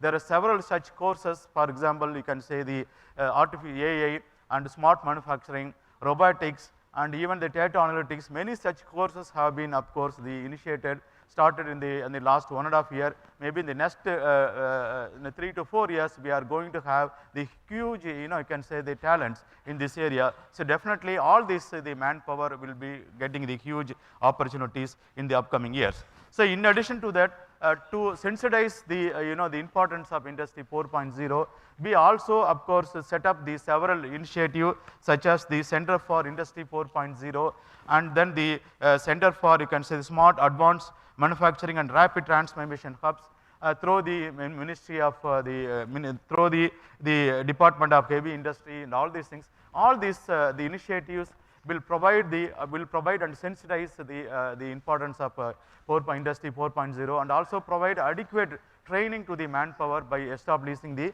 demonstration hub across the India. So the big players, for example, the Tata groups, even these Vedanta groups, already they have shown and taken initiative in establishing the semiconductor industry in India through their joint venture. This is going to come. So I am sure that maybe in the next, in the upcoming maybe next 2 to 3 years, we are going to be the leading, you can say, the exporter of semiconductor industry in semiconductors, to the other countries. So therefore, the India's vision to achieve about 5 trillion economy by 2025 will be, of course, accomplished through this, this Industry 4.0 and as well as the rapid, growth in the semiconductor industry. So to have the Industry 4.0, I mean, to achieve this, the concept of Industry 4.0, we need to have uninterrupted, you can say, the clean power. That is more important. So to in line with now our country is promoting and also making huge investment on on generating power from the renewables, and right now we have nearly about 40% of share, more than 40% of share from the renewables. It is going to increase by about 50% maybe in about couple of years. So when you transform your energy sector from the non-conventional source to, I mean, the fossil fuel based energy source to the renewable source, so you need to have the infrastructure for energy storage. As you know, renewables are not available throughout the day. Again, it is a seasonal basics. So therefore, the storage is the major, key challenge. So recently, again, our government has announced about 17,000 crore, the funding for developing the hydrogen infrastructure. So through this, we are going to set up the huge hydrogen production center at the different parts of world, and then creating the other hydrogen infrastructure, and which can be, of course, used by both industry as well as the transport sector. So in this sector also, again, it's going, the huge opportunities going to come for all the young peoples. And again, we are also, taken the major initiatives in establishing the, establishing the R&D efforts in the energy materials, energy storage, and several such programs are already been, of course, announced. And so this is about the, this one. Again, we are also doing lot of initiative, and we are promoting lot of startups in the battery industries and thermal management issues in the batteries industries. So coming to the students, the student level and particularly the young people, we have several programs for, for the initiating the entrepreneurship at the students level.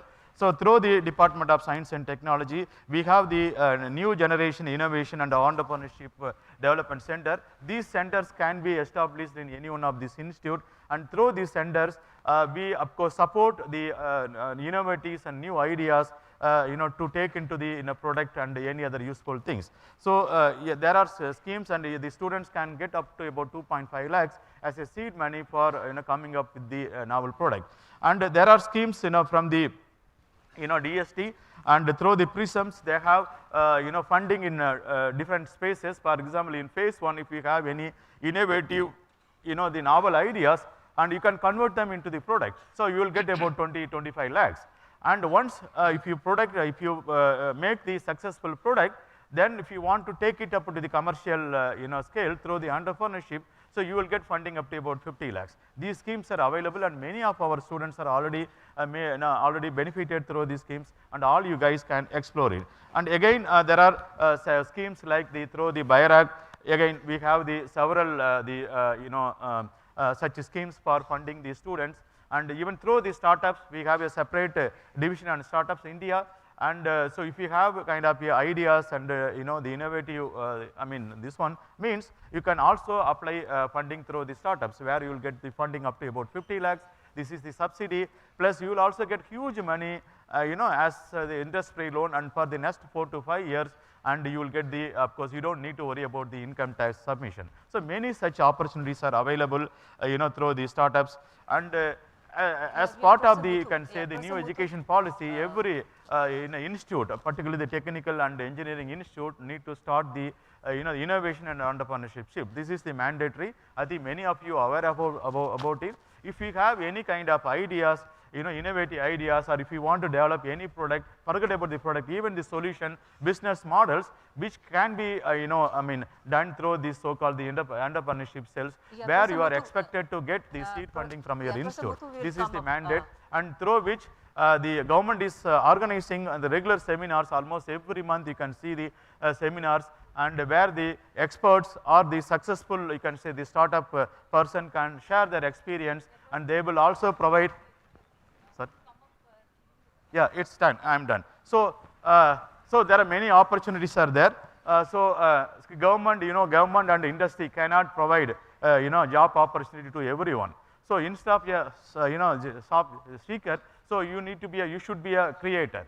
So particularly for the scholars and all these, the higher study students, don't of course restrict your research only in publishing the papers and the manuscript, because after a few years, I don't think you are not going to read your own manuscript.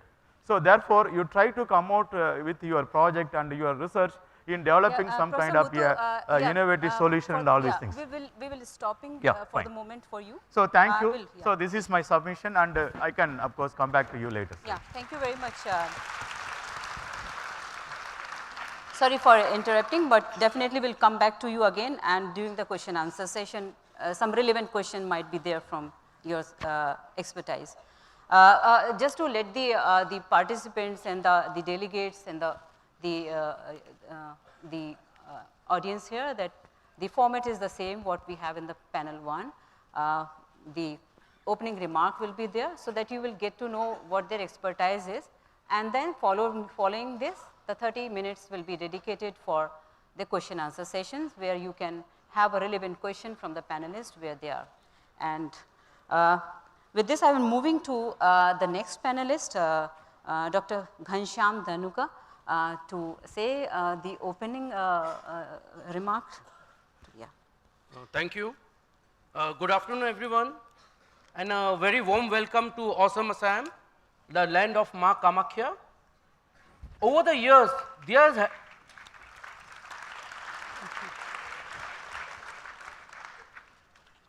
Thank you. Over the years, there has been tremendous efforts by Government of India and Government of Assam to improve the facilities and upskill the quality human resources to be suitable for high-end research, engineering, and translation. An emphasis towards this end has been the implementation of the 4th Industrial Revolution, or Industry 4.0, that conceives rapid change to technology, industries, and processes in the 21st century due to increasing interconnectivity and smart automation. So it is important for academia today to update its curriculum to cater to the emerging trends and needs of industry. In the current era of digitization, there is an urgent need for upskilling and capacity building of the current and future manpower in the fields that include, but not limited to, cybersecurity and data management. This calls for development of soft skills for effective collaboration that would help to bridge the gap between industry and academic, so that the challenges that arise due to technology could be addressed. For the same, our state Assam is coming up with a world-class skill development university to skill the youth for future. I believe that educational institutes should train the students in the new age skills worthy of industry employment by implementing strategic shifts to focus on hands-on skills and technology learning, by upgrading the infrastructure in institutes, by promoting academia and industry linkages to identify and upgrade the curriculum, by quality improvement programs for faculty, by introducing early digital learning in students, and by making internships in industry mandatory. This would not only facilitate the ability of the future workforce to expand their skill sets, but would also help in the overall growth of the institute and would result in enhanced student placement, improved university ranking, improvement of faculty research and innovation opportunities, and expansion of academic streams into new areas with industry participation. So from an industry point of view, there would be industry-ready talent pool available. Also, there would be an overall improvement in deployment-ready productive employees. To conclude, industry and academia collaboration should be the primary focus in fostering Industry 4.0 skill and innovation. Thank you. Jai Hind. Thank you very much, Dr. Ghanshyam. We are moving to the next panelist, Mr. D. Uma Maheshwar, to say something about this opening remark. Thank you. Good afternoon, everyone. I said good afternoon. Yeah. I think we have a few more hours for lunch, and I think we still have a lot of energy in us. So I just want to ask, since I see a lot of young members in this conference, how many of you are having this question mark on your face that what happens to the jobs? I know the young lady there asked this question, but how many of you are wondering, what is the future? What would happen to me and the society and the people at large? Can you please raise? Majority. Great. That makes this discussion really interesting. So since I come from aerospace industry, there's a buzzword, and anybody who knows about this, please raise the hand. It's called CAVU, C-A-V-U. Anybody knows about it? Okay, in simple words, it's ceiling and visibility unlimited. When you want to take a flight, you want to make sure that you can see the distance and you don't have any ceiling restrictions so that you have a safer flight. So it's around 10 miles and 10,000 feet. But just reverse these letters. KAVU has become VUCA. Volatile, uncertain, complex, ambiguous, and that's the word that we are living in. I know that we are all talking about Industry 4.0, and we have just started our journey, just 10 years approximately. But if you really look at, this is just the beginning, and there's already a discussion of Industry 5.0, by the way. Okay? So the point I'm making is, today's normal is to live in disruption, not just to survive. I think we are all discussing, how do I survive? Let's change the context. Let's think of how do we prosper in disruption, not just survive. Because, and I just want to give you, my perspectives in 3 aspects. We will unfold a little bit about this whole Industry 4.0, not too much in detail, but just to take away and have some real understanding of what it really means to us, and then talk about the present, and then I want to share 3 solutions to prosper in the Industry 4.0. Okay? So if you look at the previous industrial revolutions, no wonder every revolution has actually displaced not just the skills, but the industries and the countries. The countries who emerged as the most powerful were the countries who really were the thought leaders, right? So the real message here is that if we have to prosper, we have to be the thought leaders. And it created new economies, new countries, whether it is US, UK, Japan. Every industrial revolution shows that there were certain set of countries and the industries, and behind those there are some individuals or thought leaders who really paved that way. And the same thing applies to Industry 4.0, although it's very, very complex. And there is no choice for us. We have to really understand, then take it forward. And although we may have a lot of pessimism and negativity, but let's face it, every industrial revolution made the quality of life better. Think about human beings spending so much of mechanical work and becoming sick. So at the end of the day, it's a good thing for the humanity. Now the question is, how do we take it forward? Okay, but the first thing is we must recognize that it is a good thing for us, although there is going to be a disruption. If you are not prepared, it can cause a lot of turmoil and very unpleasant experiences.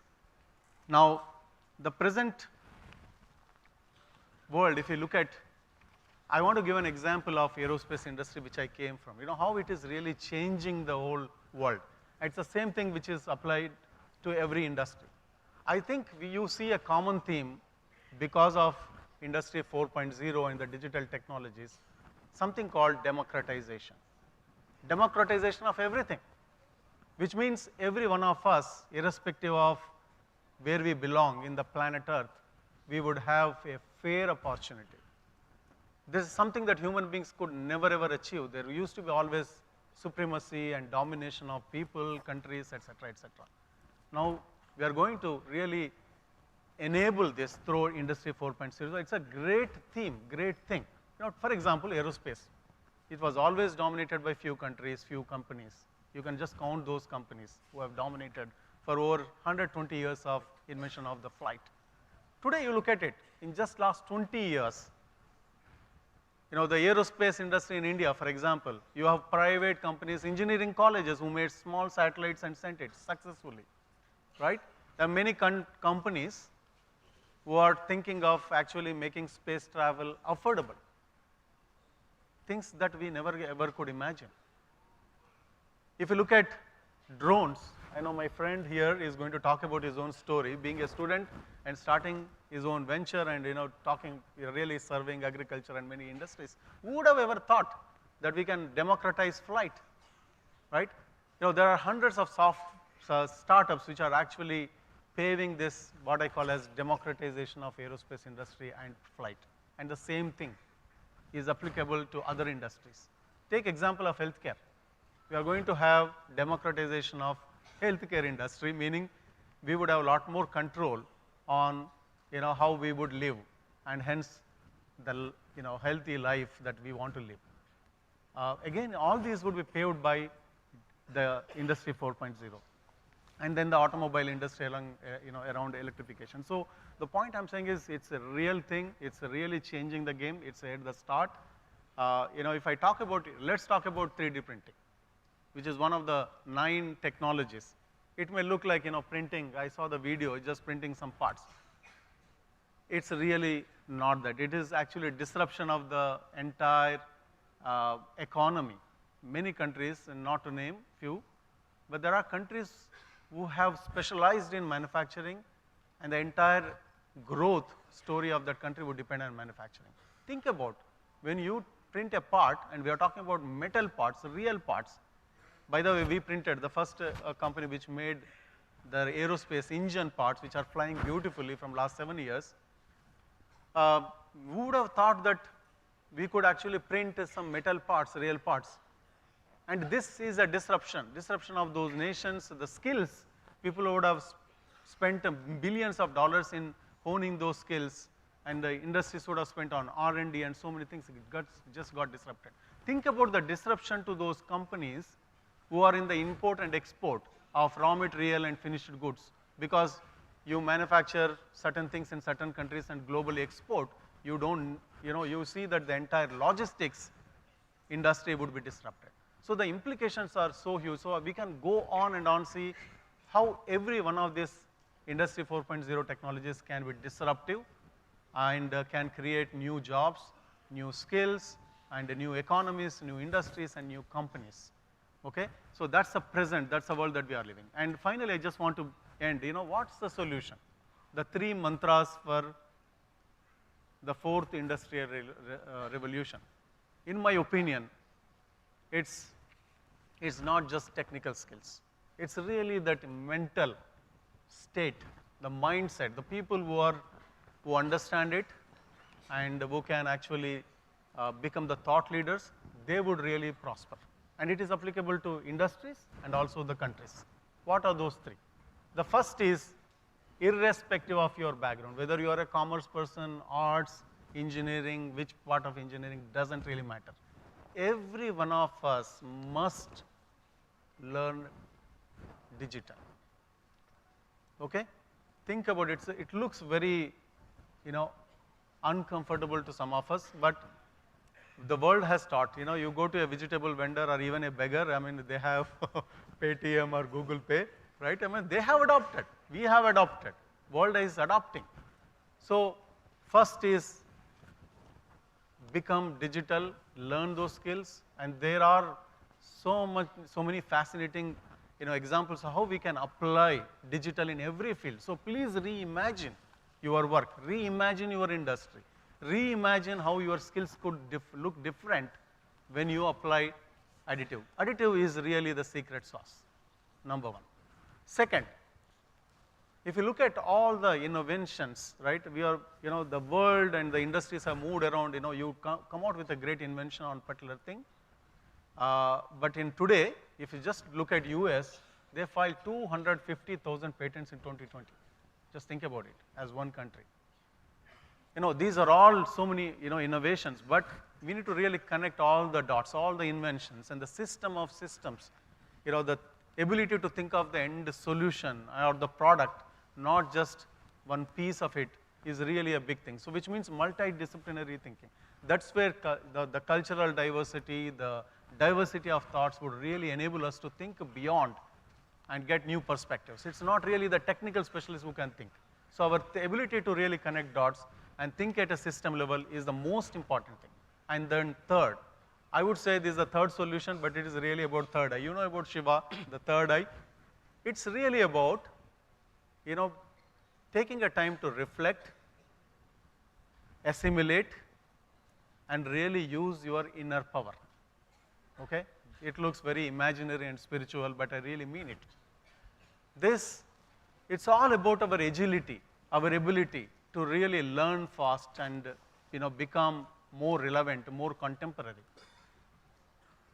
And I want to leave this thought. It will put many of us in an uncomfortable situation, and we will probably answer this later.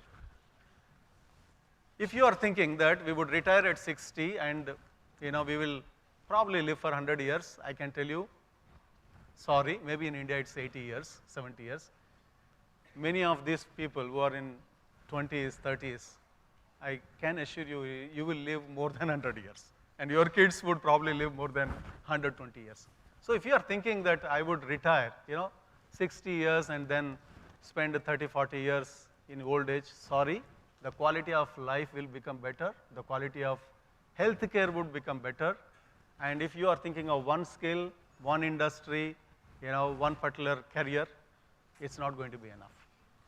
Okay, let me answer the solutions later, but hopefully this gives you some perspective on how the industry is moving. Thank you. Thank you. Thank you very much, Mr. Uma, giving a very broad perspective and thought-provoking for the youth to think about the three ways of the life one can dream of to become the new entrepreneurs. Before now, we will move to the next the panelist. To be very frank, I'm a little biased for him because he's our alumni, and he is actually a gem of among the alumni because we are really feeling very proud, and Mr. Prem Kumar. And what we were talking about, the three panelists before that, and he will give you how you have, because I was closely monitoring him for the last few years, starting from just before the COVID and during the COVID. So he will say something about it and what he is actually into it and what make him to think about it. Mr. Prem, yeah, please. Is my voice audible? Yeah. Can you check? Is it audible now? Yeah.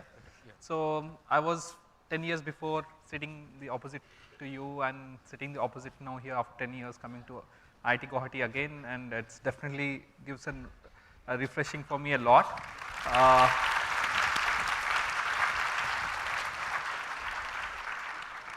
So like in next half an hour, 1 hour, everybody will have the lunch, right?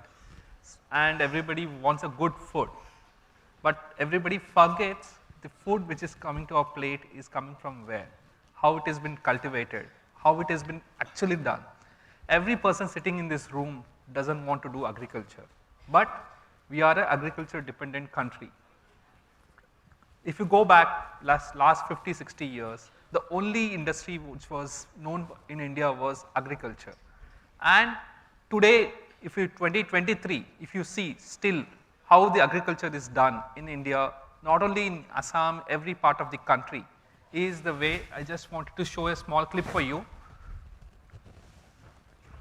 So this is a chili crop. In 120 days of a chili crop, they do 10 times the activity like a spraying. The spraying is must in agriculture for every crop. And you see 90% or 80% goes in the air.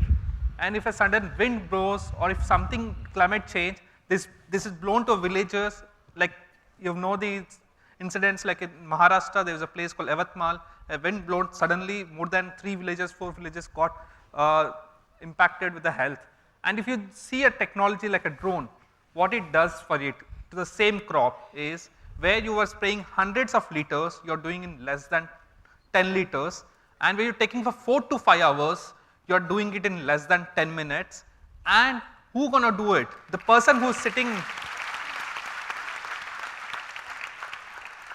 and the person who is sitting in this room, each and every one of you are gonna do this technology transformation in India. And this is not, you don't need to do a PhDs or MTechs or BTechs to do this. The transformation which India needs is a just you need a 10th pass and being a citizen of this country and learning in less than a week. That's the mandate what it takes. So when it comes, like I talk only 3 things. One is everybody talks about innovation, employment, and sustainability. So when it comes to innovation, you don't need to scratch your head and go to Oxfords or Stanfords or go to any of the big universities in the world to do anything doing innovation in India or doing innovation in your community. It's a basic thing you observe. That's what I did first, is where if you go to any farm, even in Assam, if you go to any of the tea farm, you see a people carrying 20 to 15 kgs the sprayers and walking in the fields and doing the activity like a spray, right? And as a human, it's very difficult for people to do even kind of activities. It's uneven. You spray a little more, less, and it's a purely people dependent. And none of the people sitting in the room actually want to do that activity. People want to do technologies which are sitting in before laptop or sitting in more of factories, but nobody actually wants to do anything in the field and in the crops. And everybody wants a good food. And COVID has really brought us to the reality is that what we were eating defines our health and our more of a lifespan of a person. And whatever food you are eating has excess pesticide for sure, is because the farmer who is doing cultivating, he doesn't know where exactly the pest or disease. So if he has a 20 acres or 10 acres, he does entire crop. So now with the technology like the drone and the technology like sensor technologies, you can pinpointly tell where exactly the pest and disease. You can do very specialized, localized kind of intervention to reduce the agrochemical time and the input cost to a farmer, and ultimately he has a better yield and better cost, and he will double the income, which every time we listen, like how do we double the income of a farmer? It can only possible by adopting the technology. Doesn't mean you are removing a labor force. You are bringing a new set of age group of 25 to 40 years age old to enable agriculture and do agriculture in the country rather than going out of the country and doing other jobs. This is what we could see. And when it comes to the employment, is this, you have seen the agriculture, right? So a farmer pays 500 to 800 to do spray and activity. A drone can do 20 to 30 acres in a day. If you take 20 acres and you charge 500 rupees per acre, and if you just work for 20 days in a month, around 2 lakh rupees has been revenue generated. And if you remove all his expenses, a lakh 10, a lakh 50, you can easily earn 50 to 60,000 rupees just sitting in your village, serving to your own farmers and learning in less than 1 week. Tell me, what is the technology today where you, unless you don't do the PhDs or MTechs, you don't earn 50, 60,000. That's the difference what is the new technology like a drone technology is bringing to it. So innovation, employment, ultimately everybody is concerned about the climate, sustainability. So what we're going to bring is the water, like earlier they used to do 100 liters they used to spray, now it's come down to 8 to 10 liters, more than 80% reduction of a water. And you saw the first clip where you saw the chemical going, or the agrochemical, the environment, and the lot of parameters. Like during COVID, you have been listening different states, like some other new diseases come, or some other, because this agrochemical were deposition was happening on the water bodies, on the land, different, the thing, there were new diseases we were able to hear and everything. So what I could see is the next set of the technology or next set of the agriculture is done by each and everyone sitting here, because it's very ease and very data driven and very automation, and sitting in your home you can do your cultivation, just you need to adopt and you should do the transformation change. And what we saw the change is because the farmer in 2021, 2022, even 2023, he thinks the technology is for his son who is in US or in Canada, or his grandson who is studying in the school. He never thought the technology which we listen every day in news to the papers going to help him. So here it comes the drone technology. He has a problem with the pest, because if he doesn't address in 24 hours or 48 hours, it's going to expand, he's going to lose the crop. A drone coming in, serving him in less than 24 hours, 48 hours, addressing the problem, and without having the labor issues. The biggest problem is the health hazard, is if you can open your phone and type a cancer train in your phone, you will understand the reality what is happening. Every person who is in agriculture in post 45s or post 50s are prone to cancer.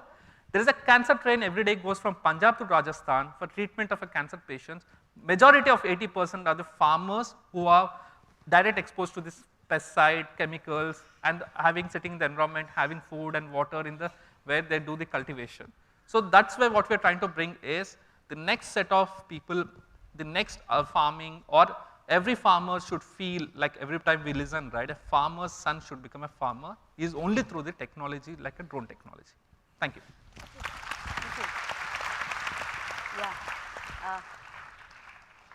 Yeah, thank you very much, Prem.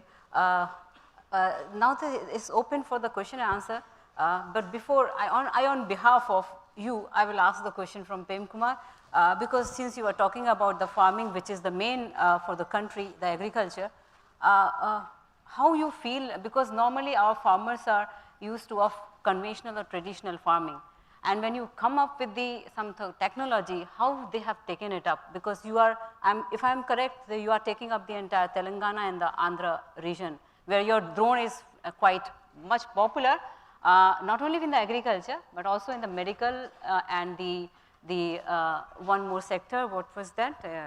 The defense as well. So how the farmers have taken up your Ma'am, it's not device. just it's audible, right? It's just not the south or one particular state. Now every part of the state is adopting the drone technologies, and what farmer sees is seeing is believing. He just sees in 1 acre how the pest is addressed or the sprays happens and everything. Then immediately within an hour he is just adopting. The technology adoption is very fast. We think in the office saying that technology will take time and adoption, or will take like lot of thing happens. But when you take a drone to a farmer, within 1 hour he understands actually whether it is helping his farm or not. So once we do demonstration in one place, immediately entire village comes to know and it's lined up.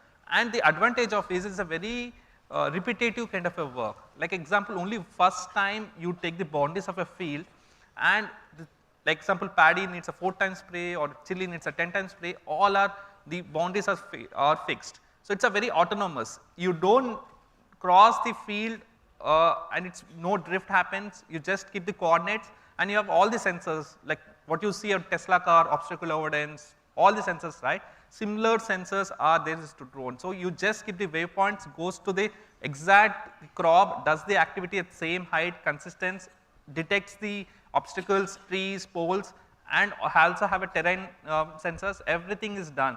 So you need to just be understanding how the software works, and entire software drives the entire operations, and the majority of the people I've seen, example, you take the farms like a sugar cane or a red gram, they're very high crops.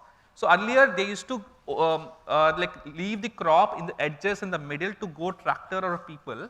Now what's happening is you don't need to touch a crop itself, and height is not a constraint. So you see a very rapid kind of the adoption in farming. That's the reason government of India also. COVID has really helped this sector actually, because what it is to take for 10 years, it got done in 3 years. In the last 3 years what you see. The rules have been simplified, airspace has simplified. Now how you buy a tractor, you can go and buy a drone, unsecured 10 lakh rupees at 5%, 6% from your bank, nearest bank, and also have subsidies at state level and central level for the technology like a drone, which is because it is impacting the farmers and also creating employment at rural level itself. Yeah, thank you very much. So the floor is open for the question answer, and I request the participants to be very direct with the question, very short question, so we'll get the right answer as well. And before you say the question, just introduce yourself in few words. Yeah, please. Hello, my name is Michael and I'm from Indonesia. I was the chair of Y20 Indonesia last year. I'm very fascinated by the drone technology. So my question is, we talk about democratization and how it's relevant for the future of work and industrial revolution. What would it take to have these innovations to be implemented on a global scale? Because Indonesia is also an agricultural society in which we rely a lot for works and jobs from agriculture. So, and I hope that G20 India can also bring those innovations and apply it globally, and that would transform the global south, transform the world. So the question is, how do we bring that innovation on a global scale? Thank you. So Prem, would you like to answer? Yeah. Because I'll definitely answer is because India is known for agriculture, right? Like you imagine like Australia or any of the country, all the agronomists or entomologists are Indians who maintain these crops and cultivate these crops. So now the technology like a drone needs a lot of data sets, like for making the AI to work or need a lot of analytics, right? Whatever the digital transformation gonna happen in agriculture in next 3 to 5 years, gonna be the example to the world to do the cultivation, to drive the cultivation, to change the cultivation and future of farming. You got the answer? Satisfied.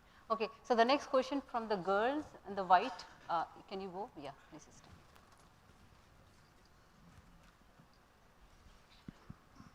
Good afternoon, everyone. My name is Shilpi Sharma. Currently, I am pursuing Masters in Development Studies in Humanity and Social Science at IIT Guwahati. So, I would like to ask question specifically to Sri D. Uma sir. I will break down my question into 2 parts. So, first one is, how is manufacturing industry is adapting new ways of working, especially rule of industry 4.0 in adapting to new flexible norms.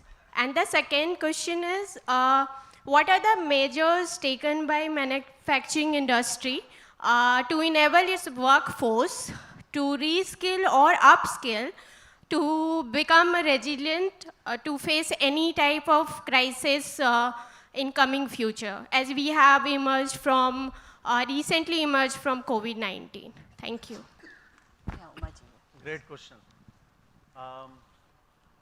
You know, as I said, the manufacturing industry is going through a lot of disruption. One, you know, if you look at all the different technologies within Industry 4.0, we talked about additive technology, which is totally disruptive. You don't need a big factory. You don't need, like, let's say, you know, lathe, drilling machine, milling machine, so much of investment. You just need one machine. And you don't need to import raw material and, you know, have very high skill based. You can just give that program to this machine. So it's a digital manufacturing. So that's, you can say, a big disruption. If you really look at the possibilities of printing anything, anywhere in the world. You can design anywhere, you can print anywhere, I mean, or manufacture anywhere. It's really, we are in that path. We are just in the early years. one of the challenges, we can't still print all kinds of materials. So we need to invent new materials for the purpose of additive manufacturing. So that's on one end. But if you really look at the factory, if you are in manufacturing industry, one of the biggest challenges that we say is the operations efficiency. You have to keep inventory of so many goods, so many parts, and that's a lot of cost. So the entire supply chain optimization management can be done by artificial intelligence, big data analytics. So there are a lot of these enabling technologies. Then if you really look at the factories, I think we are in this process of automation. Just to look at, for example, Amazon, they have over 200,000 robots, essentially meaning those are basically employees, right? So you can see many industries are actually adopting and becoming more automated. So in summary, there are different industries are having their own path. At the end of the day, it's going to improve the safety. There are a lot of EHS concerns, like for example, if Prem talked about the safety of the farmers, right? In the same way, in the factory environment, it's very tough. So this automation and the data analytics and all these different technologies are enabling the manufacturing industry to be more safe, agile, and become more productive. To your second question, in terms of skills, we need a lot more. One of the challenges that typically it's becoming, tops down. You see the big industries, GE, Boeing, Ford, these are the companies who are investing a lot of money and then expecting that the small scale industries would ultimately learn because the knowledge transfer would happen. I think we should really think of bottoms up as well because we need customized solutions. If you are an MSME or a small industry, small scale industry, how do we adopt some customized solutions around this is something that we need to do.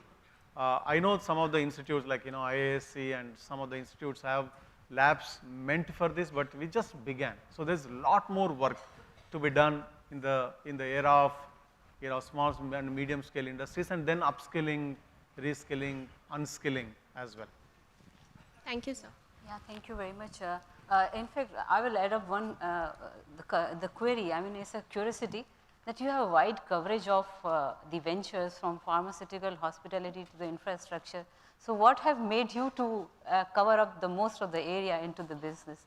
So that would be very interesting for the audience to, you can think broadly to be on the safe side.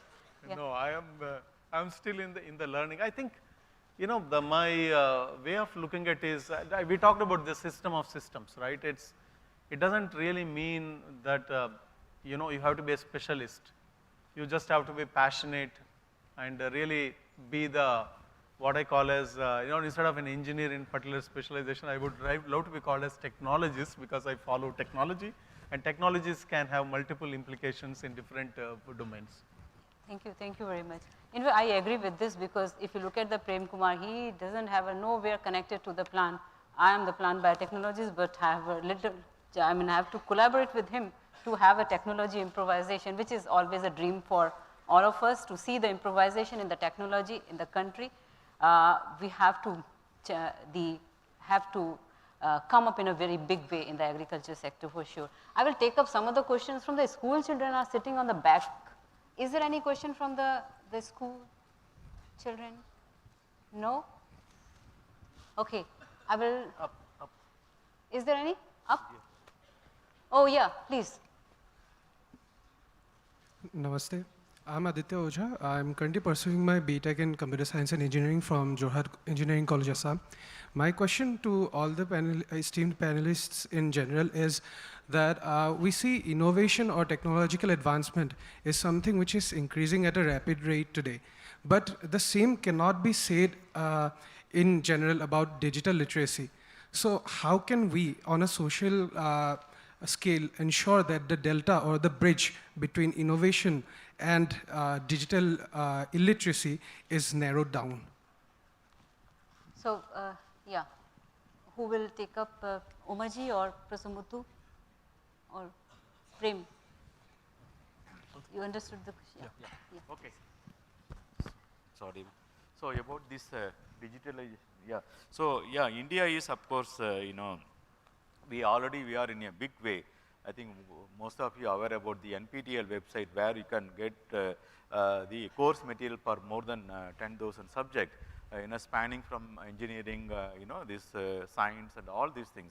It is being there, and also we are also offering several this online platform courses, which is periodically updated. It's not like that we are not doing it. Most of the courses are, the syllabus are framed based on the current energy, current industry requirement.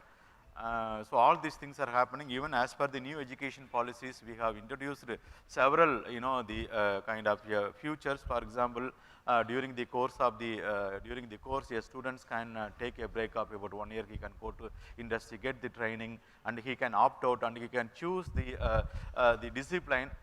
Even he can go across the various disciplines and get the courses, and many things are of course happening, and we are adopting. And again, for meeting the industry 4.0 needs, and now this, many institutions and in the universities, in fact, they are offering specialized courses on semiconductor, which is one of the initiative taken by the government, and also the many courses are now, focusing towards the AI, even robotics, even data analytics, and even in mechanical engineering also. Now there are, we recently of course we revised the curriculum in mechanical and our core engineering, where the digitalization is coming to the picture. It is mandatory, and not only in engineering stream, even the science stream also, this major impact of digitalization is already incorporated. Thank you very much, Professor Muthu. The next question from the girl sitting here. No. Yeah. Namaste, greetings to everyone. So since we are talking about innovation, my question is, India is the third largest electronic waste producer in the world. And according to a report, 78% of India's e-waste is not being collected or disposed properly. So how we as a society is going to deal with this e-waste tsunami? How do we gather the skill sets, and how do we improve the infrastructure to deal with this scenario? Would you like? Maybe I can answer. Although, yeah, it's not directly linked with this. Do you want to take it up? Partly I can answer. Okay, yeah. So yeah, the e-waste is a very kind of a serious concern. Now, particularly for the battery, there are many initiatives has been taken for, recovering the lithium from the battery. So many such, the initiatives has been already taken. There are few startups in India. They are trying, they can recover the lithium, and the government is also announced several kind of the project scheme, mainly in focusing on this area. And coming to the other, e-waste management, yes, we have of course taken several initiatives, and maybe in the down the line, maybe in 1 or 2 years, you can see the major impact of this initiative in the real-time pictures. Yeah, thank you very much. Yeah, maybe someone can add, if you want. I think it's yeah. You want to? Yeah. No, I think the question on sustainability is a real thing. So your specific question was around, the e-waste. We are going to create, Industry 4.0 is actually one of the best solutions to optimize this entire supply chain. So things like, do you really need to buy a battery or a charger or, some electronic accessories, something that we should really think about. Maybe there could be different concepts, different business models, and I am sure it would emerge, it would change. But for example, technology has enabled us to automatically charge. You don't need, for example, battery, right? So there's so much going on. I just want to leave one more thing, since a lot of people are working on sustainability. It's slightly derailing a little bit, but I want us to reflect on this thing. Most of the time, we think it's great, I would use some sustainable fuel or something to reduce emissions. Great. That's where the transportation industry, the aerospace industry, or automobile industry is going. That we would use some, electric vehicles or sustainable aviation fuel, biofuels and things like that. But one thing that we must really look at from the entire system, in order to produce those fuels and transport, are we going to actually produce more emissions than actually cut down the emissions? There's so many things that we need to really resolve around sustainability. I just want to tell that it's not about just one particular waste, but it's about the complete solution. I'll just add a line. Like every manufacturer who's providing you the electronics or any of the cosmetics or anything, the government has already mandated certain percentage they have to recycle it. Either they have to procure with the means of the kabadiwalas to the existing structured kind of a mechanism, and they'll be going forward as specialized places like recycle parks or for electronic waste and everything. So at present, all the rules and regulations are forming it already formed on the certain other waste materials, but e-waste, it comes to the battery, to electronic components and everything, gonna more focus in next coming years. So your manufacturer will take care, you don't need to take it. As a user, we have to, we don't separate our wet and dry waste. So and so I'm saying like it's a habit we need to cultivate to follow the policies which government generally comes forward, and adoption is needed so that to go to the e-waste. Yeah, okay, yeah, thank you so much. I will take up two questions if they are diverse questions, very point. Yeah, the red Gomsha. A very good afternoon to the panelists. To Prem Kumar, to Sir Prem Kumar, when I was a kid, I used to imagine flights replacing the drones in spraying such materials in crop productions. But sir, because we are discussing Vasudhaiva Kutumbakam as well, how will this be implemented at a global level, considering the fact that many countries, like even Egypt, which is a G20 country, has some serious prohibition on drones. So how will we implement it at global level? So we often listen, technology solves the problem. Like we have seen internet solving a big problem in 90s, and we saw mobile phone solving the problem of communications and in 2000s and everything. When it comes to this era of 21st, era of 2023 to 2030, I see the problems which we are around has to be solved, and the problems are so many. In India, what we do it here, it also solves a problem what happens in Africa, US, or any part of the world.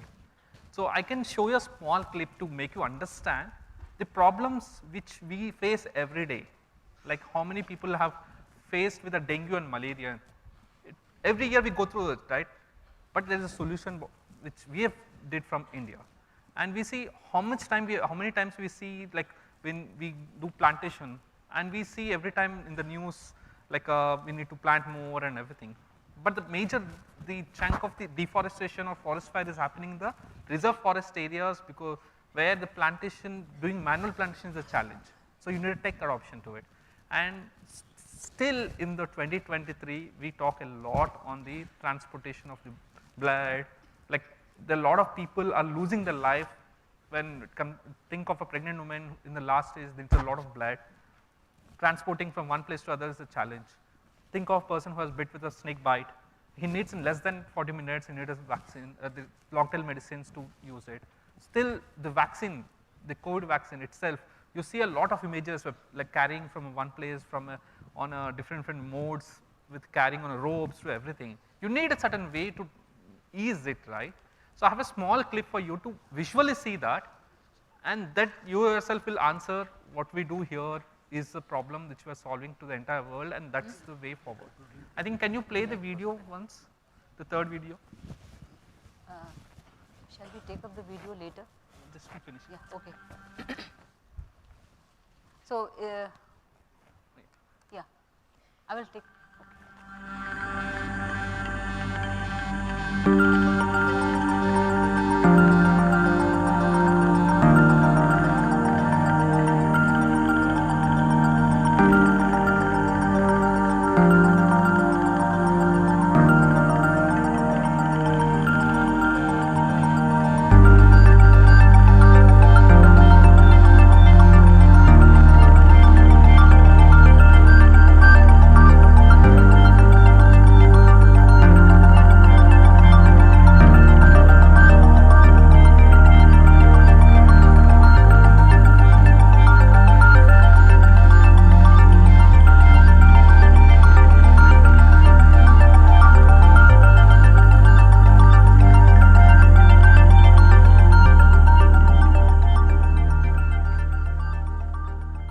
4 example problems which we are addressing in India, which are the problems for the entire world.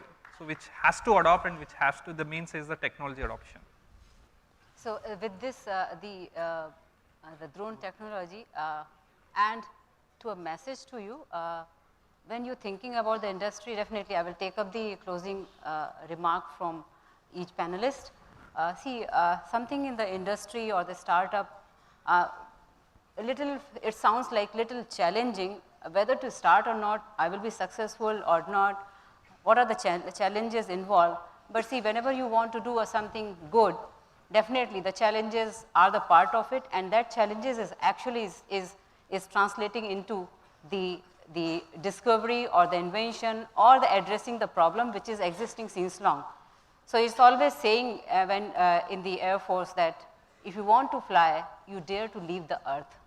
And that's what the people have to, youngsters have to think. You cannot, you have to come out of your comfort zone, think little differently.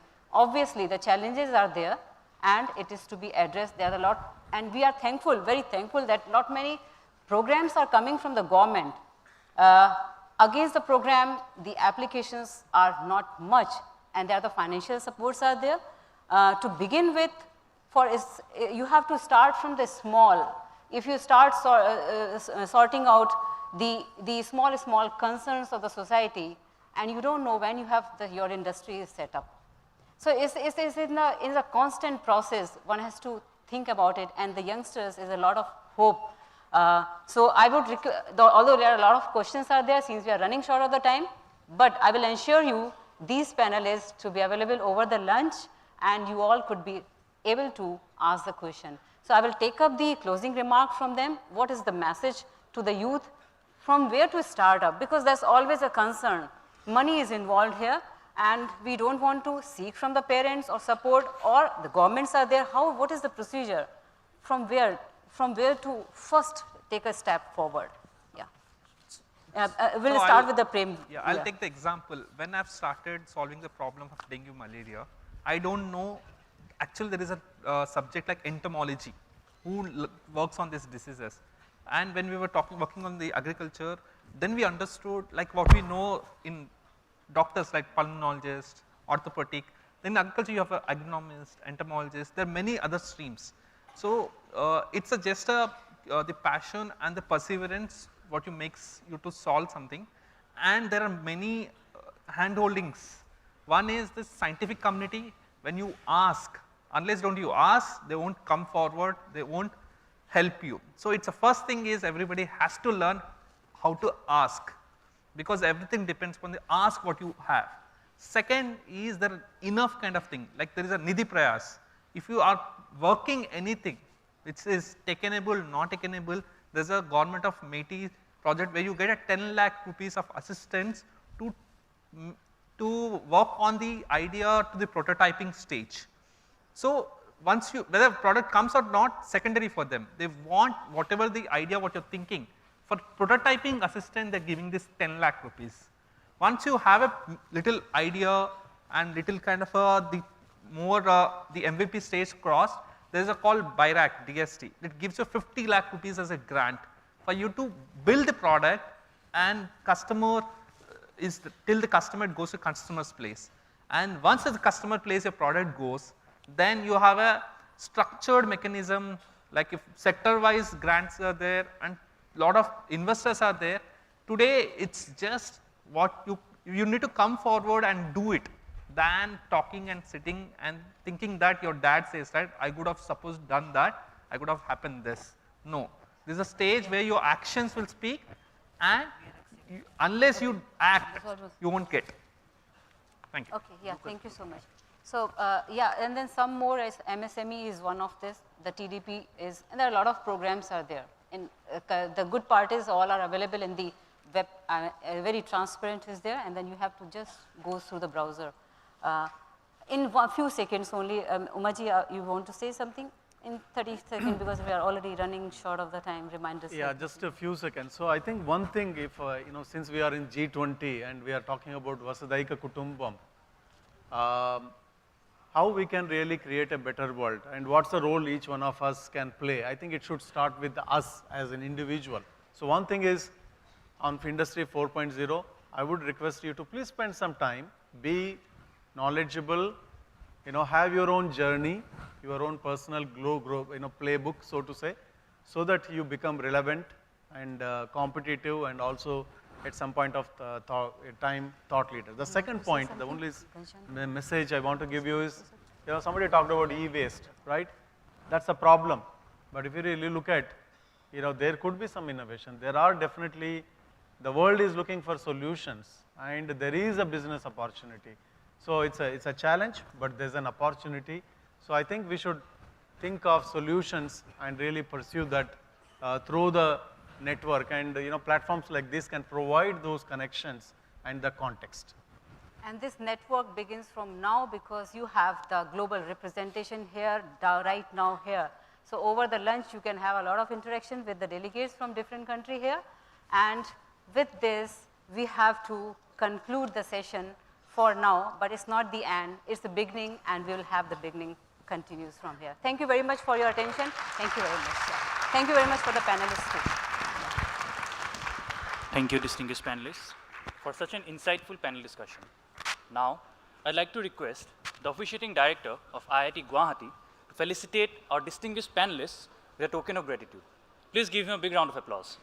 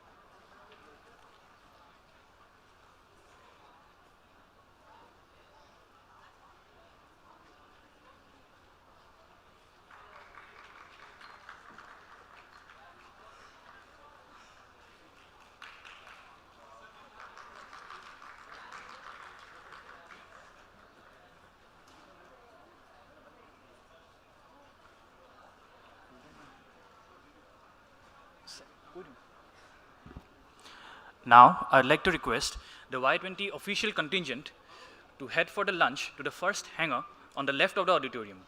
Student delegates from IIT and other colleges of Assam are requested to head for the lunch in the second hangar adjacent to the first one.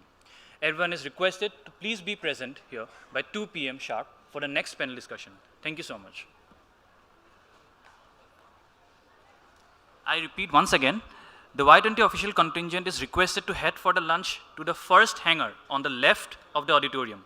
Student delegates from IIT and other colleges of Assam are requested to head for the lunch in the second hangar adjacent to the first one. Thank you.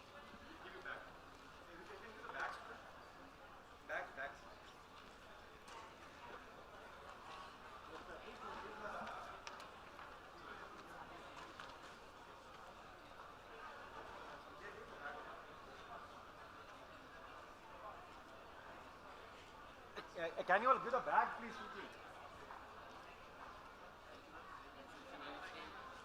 They're getting the bag. Prem, one, they're giving the bags. Yes. They're giving the bags. Thank you. After. Prem.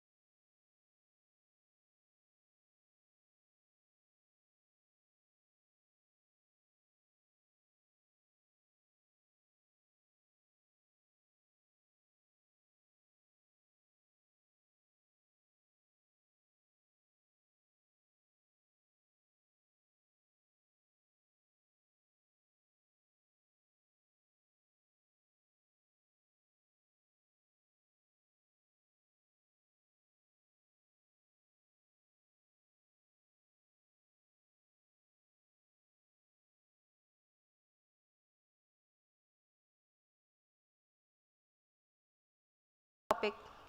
Without further ado, kindly allow me to welcome our illustrious panel for today on the stage. We have with us Dr. Shilpi Kushwaha,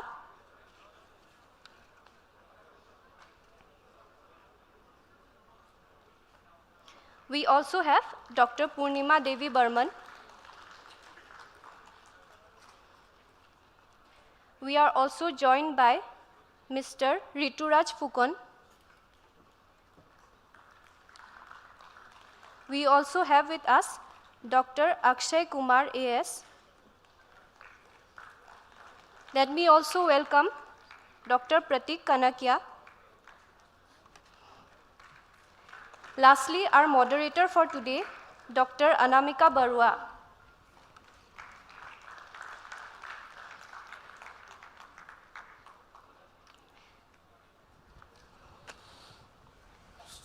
Now, I'd like to take this opportunity to introduce the experts on the stage. We have with us Dr. Shilpi Kushwaha. She is a scientist at Central Salt and Marine Institute.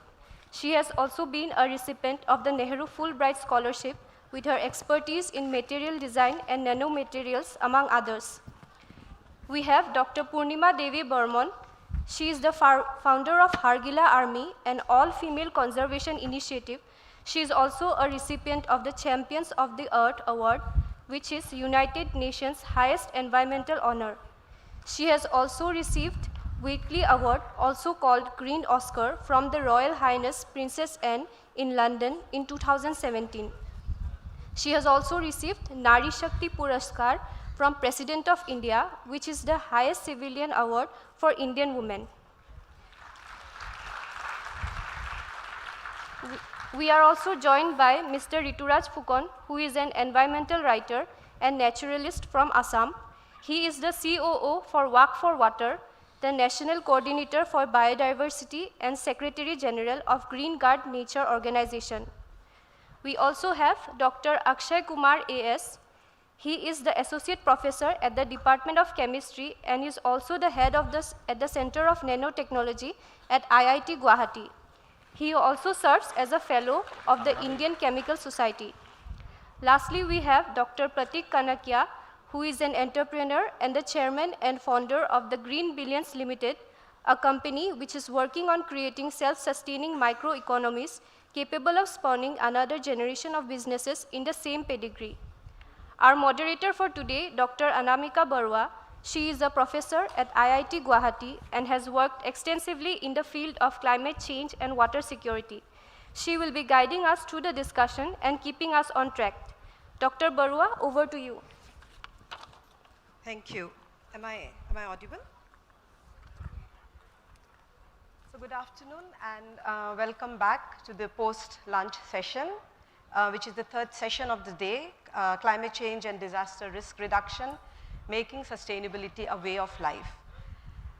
We have a very interesting and a diverse panel, and I also see that we also have a very huge task of making this panel as interesting as possible so that we can keep you all awake after a grand lunch that we all had. So I would very quickly try to set the context of the panel, what we expect from the panel discussion, which would also be probably helpful for all of you who have joined us from within the country and across the world. This session, which is going to focus on climate change and the disaster, I think is something which all of you must be already hearing about. And let me bring in here the recent report of IPCC, Intergovernmental Panel for Climate Change 2022 report, where I think you all must have read that now science is very much clear. There is no doubt that climate change is happening, and how are we going to withstand the impact of climate change is a major question or a major challenge that all of us, most of the countries across the world has. The question is, why do we say that developing countries are more vulnerable to climate change? And that's a question which keeps coming to us all the time. And I think that is what today we would be also discussing, and it is because we all know that vulnerability differs, and there are several contexts based on which the vulnerability is defined. Given that if you look at the IPCC report and several writings and findings that has happened in the last 2 decades, I would say, you would see that most of these changes that we are seeing today, unfortunately, are irreversible changes. Assam, a state where we always see annual floods, the extreme events have gone up. The flood which used to happen twice a year now happens almost 4 times a year, and at also very extreme level. Given all of these, what we need to now find out is, of course, a lot of initiatives are already underway, but how can we strengthen these initiatives? And I really see that the junction when we are talking about in the G20, I think in every forum, climate change has to play a very important role. The discussion on climate change has to take a center stage.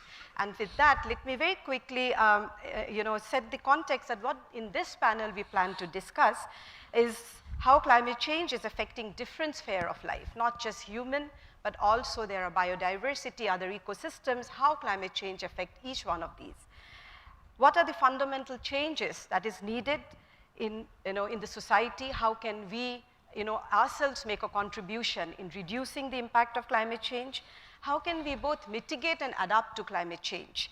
How can we also ensure that we can keep a balance between economic growth and environmental degradation? And what are the different initiatives which are already been taken at different scale, at micro scale and also at the macro scale, national level, or even at the international forum? So with this, I would now like to welcome all the panelists once again.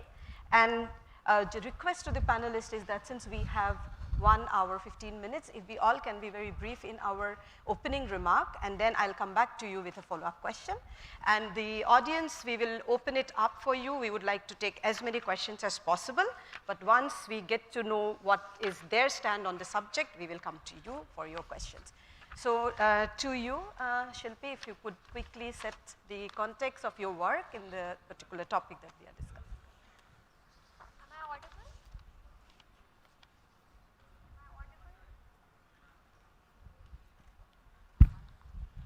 You can speak now, I think.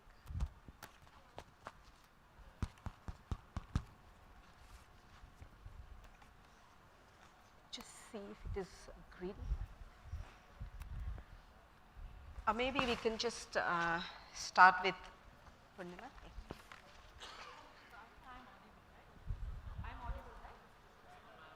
Not really.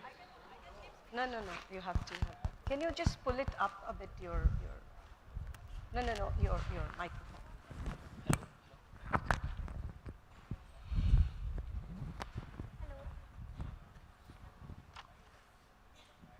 Hello. So, good afternoon, everyone, and thank you, Professor Anamika, for the kind words. And it's a very diverse topic.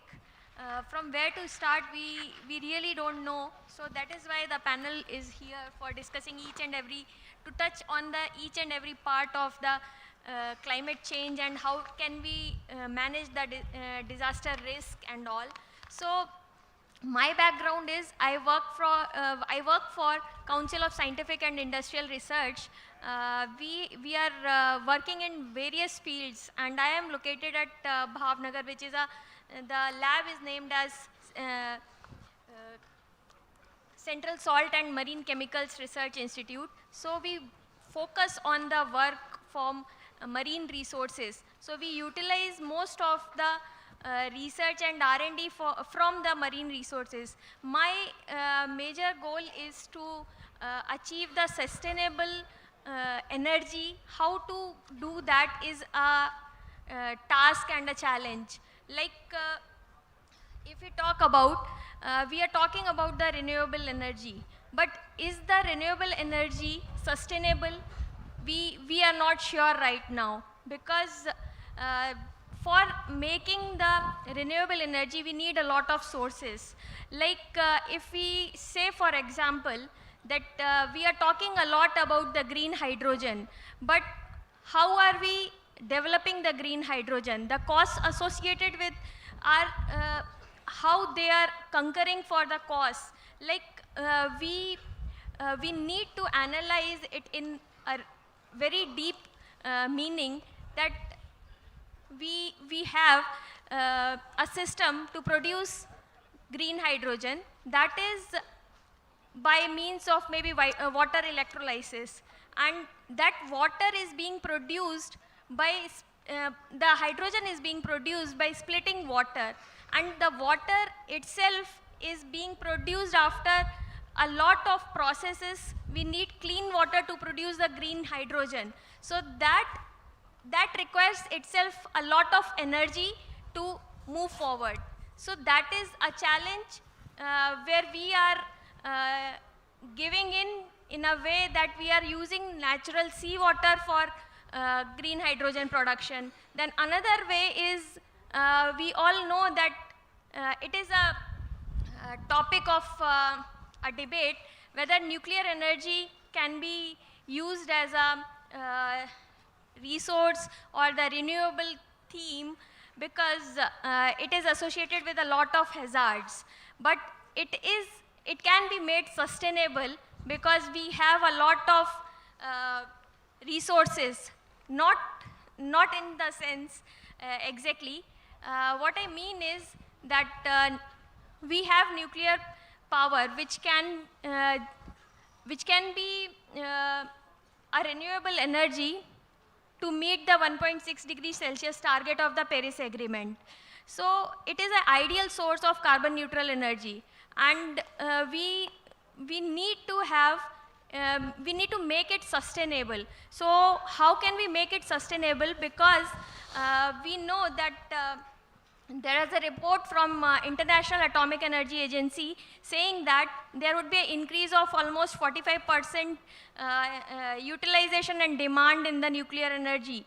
And if we talk about that, we need to know how much of the primary source of to produce nuclear energy is required, that is uranium, which is going to maybe last for next 100 years by the means of mining. So if we, there are another things associated with that also, like if we mine uranium from the minerals, it is going to cause a lot of hazards, which are always associated as a contrary remark. So that is one thing. So we focus on the oceans, which have almost 1,000 times more uranium dissolved into it. So if we can recover, and all over the world scientists are working on to the problem of recovering uranium from seawater, and it is a task of a research and development, not a kind of a technology solution right away. It would be a futuristic solution, and we have to work on this problem alongside, so that we can achieve something sustainable in the field. Right. Thank you. Thank you. Thank you so much. Very important points made. I'll come back to you. Can I ask? You have one. No.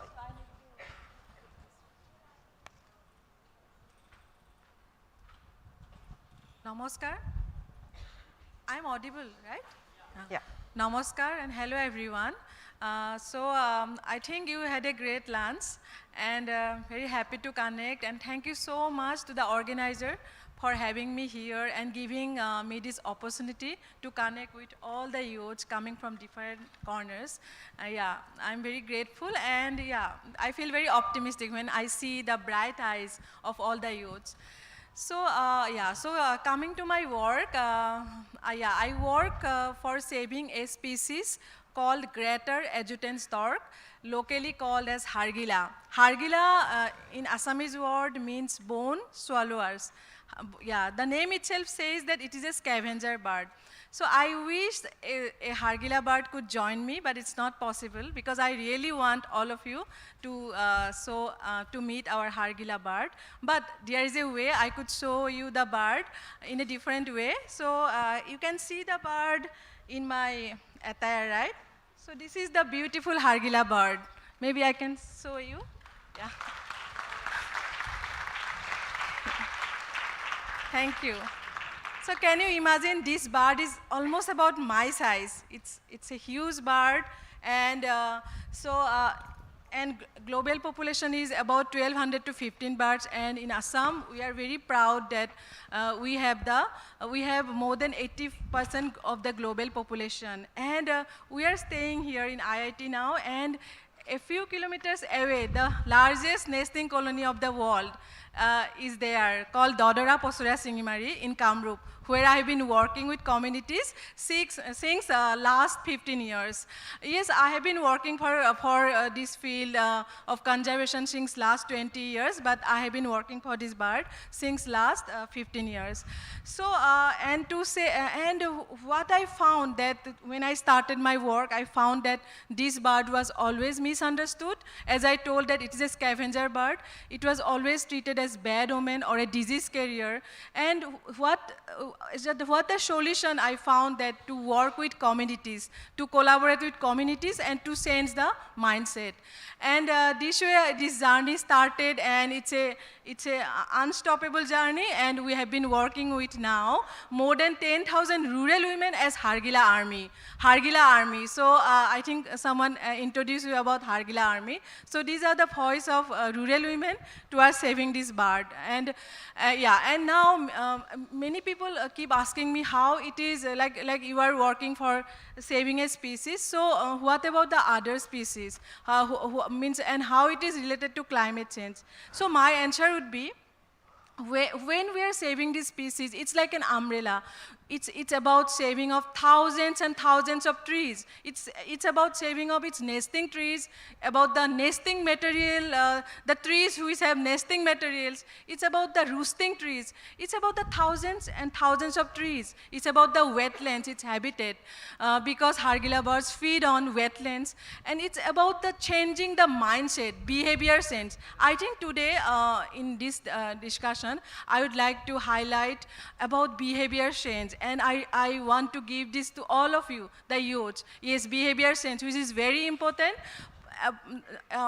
About myself, to correct myself to, behavior sense I think starts from myself, and to changing the behavior sense of communities. So I think this is about our work, and I always keep telling that, that this is all about how our passion become passion. And when we talk about climate change, yes, when we talk about climate change, I think we have to talk about nature-based solution and livelihood of communities also. Thank you so much. Thank you. Thank you. So nice to see how passionate you are about your work, that you are wearing your work with you. It's excellent. So may I now request Rituparna Phukan, please? Sorry, Rituraj Phukan. Good afternoon. I think I'm audible. So I straddle the worlds between conservation and climate change, and I'm going to share a very few quick life lessons about why I made this transition to the most important issue of climate change and climate justice that all of us now are struggling with. Around 10 years back, I was on this expedition, and I was called out on deck of my expedition ship on a very cold morning, and we watched the remains of the Larsen B ice shelf. So these huge tabular icebergs were floating around in a place called the Antarctic Sound, and that moment kind of clicked with me because back in 2002, when the ice shelf had started disintegrating, not many people actually believed that climate change was happening. But to see it myself, it kind of connected me to what was happening back home here in Assam with the floods and erosion and displacement of people and all the conflicts, because we know one of our neighboring countries is the low-lying country, which is most vulnerable to climate change, and we have had incidents of people infiltrating or migrating and people who were displaced. The question arose in my mind, were they the early climate refugees? So then next day, I did my first climate activism by writing a banner and joining the Pacific Warriors Climate Day of Action on March the 2nd, 2013, which was started by 350.org. And that was for climate justice of the 15 Pacific Island nations who would be submerged before anybody else if sea levels continue to rise. So that was how I started, and I got myself trained as a climate reality leader under Nobel laureate Al Gore, who won the Nobel Prize for an inconvenient truth, which inspired like lots of climate activists around the world. I wanted to learn more, and so I went to this place called Churchill Northern Studies Center in Canada. I know if there's somebody from Canada, that's a magical place there. And we did a lot of studies looking at permafrost melting. These are things that I was reading about, but there I could actually participate in experiments. We did a mesocosm, which looked at how nutrient changes in the wetlands are going to affect the survival chances of the 2 species of frogs and 3 species of skittlefish that actually are able to make it through the 8-month long freezing of the wetlands. The ITEX, which is international tundra experiments, which actually looks at vegetation change at the edge. So we know that vegetation change is a big thing here as well, but that was like, a long time back. So I could really understand all these ecosystem connections that we are now making about how climate change is affecting food habits, cultures, livelihoods, and all of this. So, and then Churchill also has the headquarters of the Hudson Bay Company, the precursor to the East India Company. So Hudson Bay Company is kind of, for me it stands as the symbol of the colonization of nature. It also is the start of colonization of North America by Europeans, but there is also a very interesting thing. Churchill has the only jail for bears in the world. There is a polar bear holding facility. So if the polar bears keep wandering into town, they catch it and put it in the jail. That kind of it was the most significant symbolism of how humans have dominated nature. Imagine a 12.5-foot, 13-foot polar bear been put into jail for just doing what it does naturally, looking for food. So, and then I walked around India in some of the most water-stressed districts, as well as among communities who are affected by human wildlife conflicts. I continue to do so, but right now my focus is on food security and climate justice for indigenous people. I'm the founder of Indigenous Peoples Climate Justice Forum. I believe, and the science has said that the solutions to both the biodiversity crisis and the climate crisis are in the hands of indigenous people and local communities who actually own, manage, and look after about 70% of the remaining natural places on Earth. And therefore, all the solutions that we are talking about, including nature-based solutions, must be community-led. We'll come to all of that later, but it's wonderful to join you here. Thank you. Thank you. Thank you very much. May I now ask Dr. Akshay Kumar? Yeah. Thank you, madam. And I thank the G20 organizing committee and the Y20 platform for providing me such a great opportunity to talk to the bright, young, budding researchers, the global citizens who are the future, who are our future, and who have to take care of certain aspects related to climate while treading carefully in the current situation where there is climate changes. So now coming to what I do at IIT Guwahati, I'm an associate professor at chemistry, and I practice something what all our young students love to hate, that is inorganic chemistry. And in inorganic chemistry I do organometallic catalysis, and in catalysis we transform anything that is waste into value added chemicals, specialty chemicals, and so on.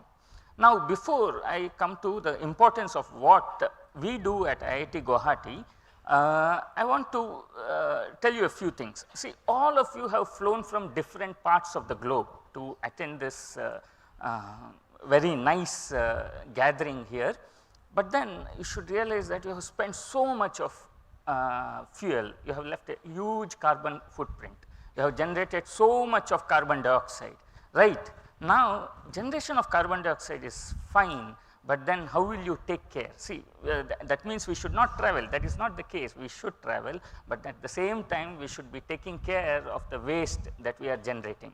That is carbon dioxide here right? So now we are approaching the peak of fossil fuel usage. We are, but then we are at our ever increasing pace for energy demand. So the energy demand is outpacing the energy that is supply. So the globe is currently at a lookout for alternative energy sources. And at the same time, you have to address the hazardous nature of the waste that is emitted, that is carbon dioxide. Is it possible that we get energy from something where carbon dioxide is not evolved? Is it possible that even if carbon dioxide is evolved, can we transform it to something useful? Can we transform carbon dioxide into polymers? Can we transform carbon dioxide into fertilizers, which our farmers, who are the backbone of the society, can use it? Can we transform carbon dioxide to fuel grade chemicals? Can we transform carbon dioxide to specialty chemicals? So these are some of the efforts that we are looking at IIT Guwahati, and we are rightly sort of we are supported by a lot of industry partners who are working at net zero carbon footprint. For example, like we have collaborations with the Chemdist group of companies in achieving such objectives. On the other hand, instead of fossil fuels, can we use batteries? So can we use hydrogen? So again, companies such as Chemdist for hydrogen or Reliance for batteries, they are in constant touch with the IIT Guwahati for accomplishing some of the challenging tasks that are ahead. So is it possible that we just take a bottle of water in our car and we fuel our cars? Like petrol, can we use water like petrol? Can we transform water into hydrogen? Can we transform feed agnostic alcohols? See, you can get alcohols from anywhere. Can you transform alcohols to generate hydrogen? Can you generate hydrogen from anything? Those are some of the questions that will be of high relevance to all of you in the near future. Because it is like wherever you find an opportunity, you should be trying to convert whatever waste materials that you get into energy related materials, so that by minimally causing any further climate damage. So a clever use of existing extinguishable fossil fuels, a smart lookout for alternative sources of energy, and at the same time taking care of the waste that is generated, transforming waste to useful chemicals. Is it possible that with the existing refineries which are vacant, which are used up, exploited, can we trap all the carbon dioxide into those refineries? Can we just pump in the carbon dioxide and store the carbon dioxide there so that we can use it in a controlled fashion? Is it possible that we can use carbon dioxide and water together to do photosynthesis? Can we generate glucose from there? That is what plants are generating, right? So those are some of the challenges that are in front of you, in front of the youth generation now to address. So with this, Thank you. Thank you very much. You have already given them a lot of areas where they can actually work on. May I now ask Dr. Prateek to please quickly give his opening remark. Good afternoon all. Am I audible? Alpha to Delta, Alpha to Delta. Is everyone about, can I speak? Yeah. Okay. So thanks a lot for inviting me here and sharing my thoughts with the bright youngsters like you at this prestigious Y20 Inception meeting. We are here to talk about climate change and sustainability. I believe the enthusiasm is sustained enough for my turn as me being the last one after the delicious lunch we've had. So let me start on a serious note. While I was introduced She spoke about my venture, my initiative called the Green Billions Limited. It's a for-profit company. I floated this company in the year while Paris Accord on climate change was signed, and I could realize that yes, climate change is going to be a real threat to this planet, to the humanity, to the mankind. And since then, we've been working on finding out various disruptive solutions disruptive sustainable solutions to contain this damage due to climate change, and putting up a strong climate resilience from our side. I appreciate and express my gratitude to Honorable Prime Minister of our country, who gave a clarion call in Glasgow. He floated a global campaign called Lifestyle for Environment. While he actually floated this, I believe the motto of this campaign was to pin down the accountability at an individual level. I wish to, and I take this liberty to utilize this platform to promote and propagate my philosophy of personal social responsibility. While we talk about climate change and disaster risk reduction, it is very unfortunate that we have to actually keep discussing on these lines on a day-to-day basis now, because remember, we have borrowed this planet from our coming generations. If not now, then never.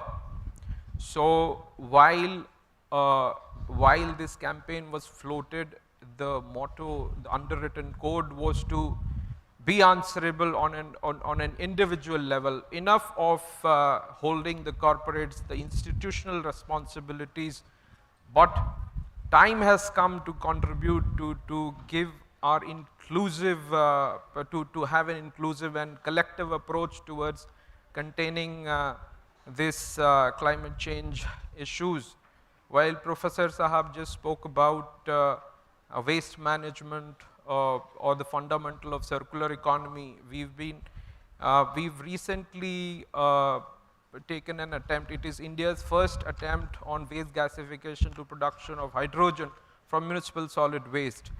We have signed a public-private participation concession with Pune Municipal Corporation to treat 350 tons of mixed waste for next 30 years, and we'll be producing 10 tons of hydrogen every day.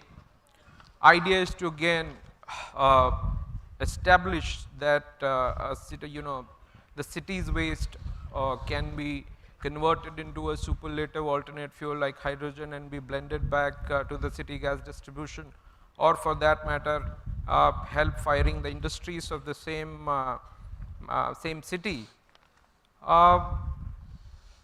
Initiatives like such,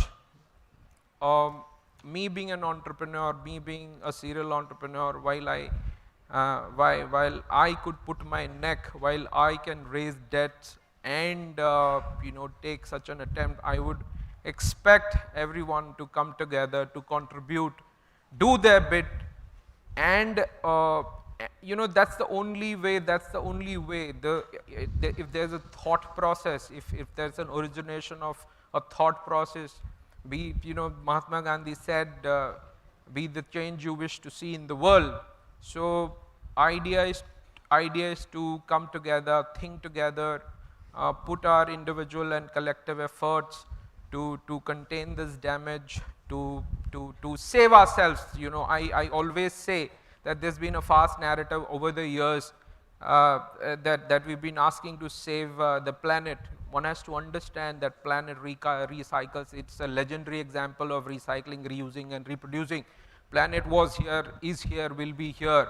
It is us who are in danger. We need to save ourselves. We need to be vigilant. We need to be alarmed and come together to save our generations. We cannot be selfish enough to say that it's been half of our age is gone, or maybe 1/4 of our age is gone, and we'll sustain and contain our lives like this for the rest. We need to see to it that our generation, these climate change issues are becoming mainstream political issues. Governments are facing backlashes. Delhi air pollution, Odisha cyclones, Northeast cyclones, Uttarakhand cloud burst. So every government needs to answer on these lines. We are the voters. We need to come together. We need to raise questions. We need to do our bit and stop. And we need to anticipate that there's going to be huge disaster. Disaster risks are increasing by the day. And to contain this potential, to reduce this potential risk, we need to come together and adopt sustainability as an underwritten code in our lifestyles. We need to contribute, we need to do our bit, and see to it that each one pick one. While I say each one pick one, we need to pick one cause to reduce the carbon footprint. We need to do our bit. I think I'll stop here. Thank you. Thank you, Dr. Prateek. It is a little difficult to moderate because difficult to make eye contact, and so you cannot say that your time is up. But anyway, what we can do now is, I was thinking of asking a follow-up question, but since we do not have so much time, if time permits, I will come back to you. But I think it's a good idea to first open up the floor. And if you have any questions, now as you all heard, and you all know their areas of work, if you have a question, yeah, we have one there. Couple of questions, so you can make it for all, or you can tell us whom you would like to address this question to. Yeah, please. Hello everyone, myself Lipika, research scholar IITG. My question is to the all panelists that the land erosion or landsliding in riverside or due to flood is very common in the place like Assam, and around 4.3 lakhs hectares of land already eroded due to flood since 1950. So can we have any sustainable solution for this problem, as population is still growing and land is reducing every year? So that's okay. Thank you. If I'll take 2 or 3 questions and then I will probably come back to you. Yeah. Hello, I'm Dhrubajoti. My question is to Burman ma'am. First of all, thank you for everything you have done to safeguard this species. And secondly, my question is, if given a second chance, ma'am, which species will you take to do the same conservation steps, and why will you choose that specific species? Thank you. Okay. Thank you so much. Can you please introduce yourself? Dr. Burman, yeah, you can introduce yourself, but I will just take one more question and yeah. Ma'am, I'm Dhrubajoti Roy from B. Bora College. Thank you, ma'am. Yeah, there is one question here. Can you just...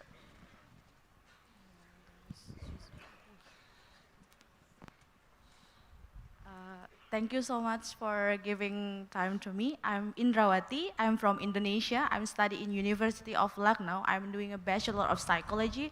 So this is one of my syllabus. So I want to ask you about, you were saying, ma'am, you were saying about behavior changes due to the climate change. So as per we know that we have urban and rural area, and then we have different perspective, we have different behavior.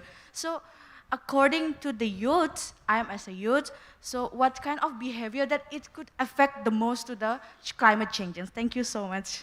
Thank you. Okay. Thank you. Yeah.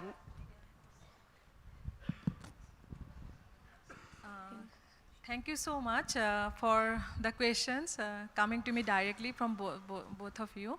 So yeah, first of all, yeah, so saving Hargila is such a journey. It will stop, I think, till my last breath. So, and yeah, so, yeah, but thank you so much for the question, yeah. Now, actually, yeah, I must mention that we are working in different villages. I think you mentioned about villages, and I think we must focus on villages, on the unprotected area. So, like national park sanctuary, you know, here forest is being protected, but what will happen to our all those species, all our trees, all our biodiversity in our unprotected area or in rural areas? So, yeah, so again coming to that, so when we are saving Hargila, Hargila or Greater Adjutant Stork.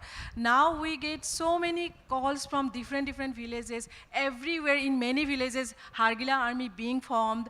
People are, even many youths are forming groups to work with us. So it's like, it's spreading like anything. It's not under my control also. I'm very grateful to all of them. But at the same time, when we are working for Greater Adjutant Stork, so some species are also similar, like Lesser Adjutant Stork. So Lesser Adjutant Stork is called Bortocola, like yeah. So then we have been able to save a few colonies also in Assam. The trees were about to being cut down, and so people believed that it is Hargila, and then they called us, and then we were there, and this way actually a few colonies we could save. So I want to spread this behavior sense community conservation model to many other species, but through you. So please think, I request all of you, what will be your first step towards conservation, towards climate change? So I want to work with many youths, many future leaders, and now we are replicating our conservation model with Lesser Adjutant Stork. And as I have mentioned that yes, we want you to come forward and to work for many species and about the habitat landscape. Thank you so much. Okay, thank you. And I think I address her question also a little bit, but I can elaborate more later. Thank you. Ma'am, I would like to ask a question. Would anybody like to take the question on the... Yes. The flood and erosion? Yes, please. Okay, I can quickly attempt to answer that. I just refer quickly to the Hindu Kush Himalaya assessment of 2019, which predicts about 95% loss of glaciers in the region, in the eastern Himalayan region, if warming continues at the current rates.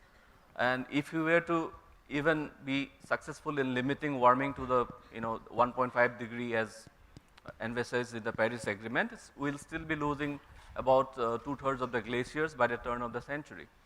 The problem is the region has already warmed by 1.3 degrees Celsius. So we are going to see a lot of glacial loss in the next 20-30 years, right? And that means we know that a lot of water that comes down the Brahmaputra and all the tributaries in this region, about 30% or more is glacial meltwater. So we are going to see probably more floods and erosion in the short term. What are the solutions? Well, I think this would be a fit case for loss and damage, probably. This is where we need to put in efforts, especially the younger generations, to ensure that climate justice is delivered to the people who are being affected by such calamities. Then we also have this global facility for quick response that was agreed upon in Sharm el-Sheikh. I don't know how much of money is there in that, but there was another thing which the UN Secretary General insisted upon, was to ensure that we have a early warning system in place for all the vulnerable communities around the world. So to ensure that people who are living in the front lines here, suffering from erosion and floods, at least have advanced warning and the resources to be able to, move away or rebuild their lives. Okay, all right. I have a question. Thank you. I'm Dr. Monica, this side. So, my question is, like, yesterday we witnessed, various tribal communities of Assam, and what we could get is that they are living in so much harmony with nature. Every hut that they made, like, they had their own way of living, and it was very sustainable. There was no plastics used there, and the cooking methods and even the almiras and everything was very like the bamboo and all those objects used. And also everyone had their own style of making clothes, which was of course again natural. So what are we doing to learn from the past so that we stay in harmony with the nature? Maybe I was thinking if my kids will learn this in school, or maybe they see or witness it more often throughout the country, they learn more to how to live sustainably with nature. Okay.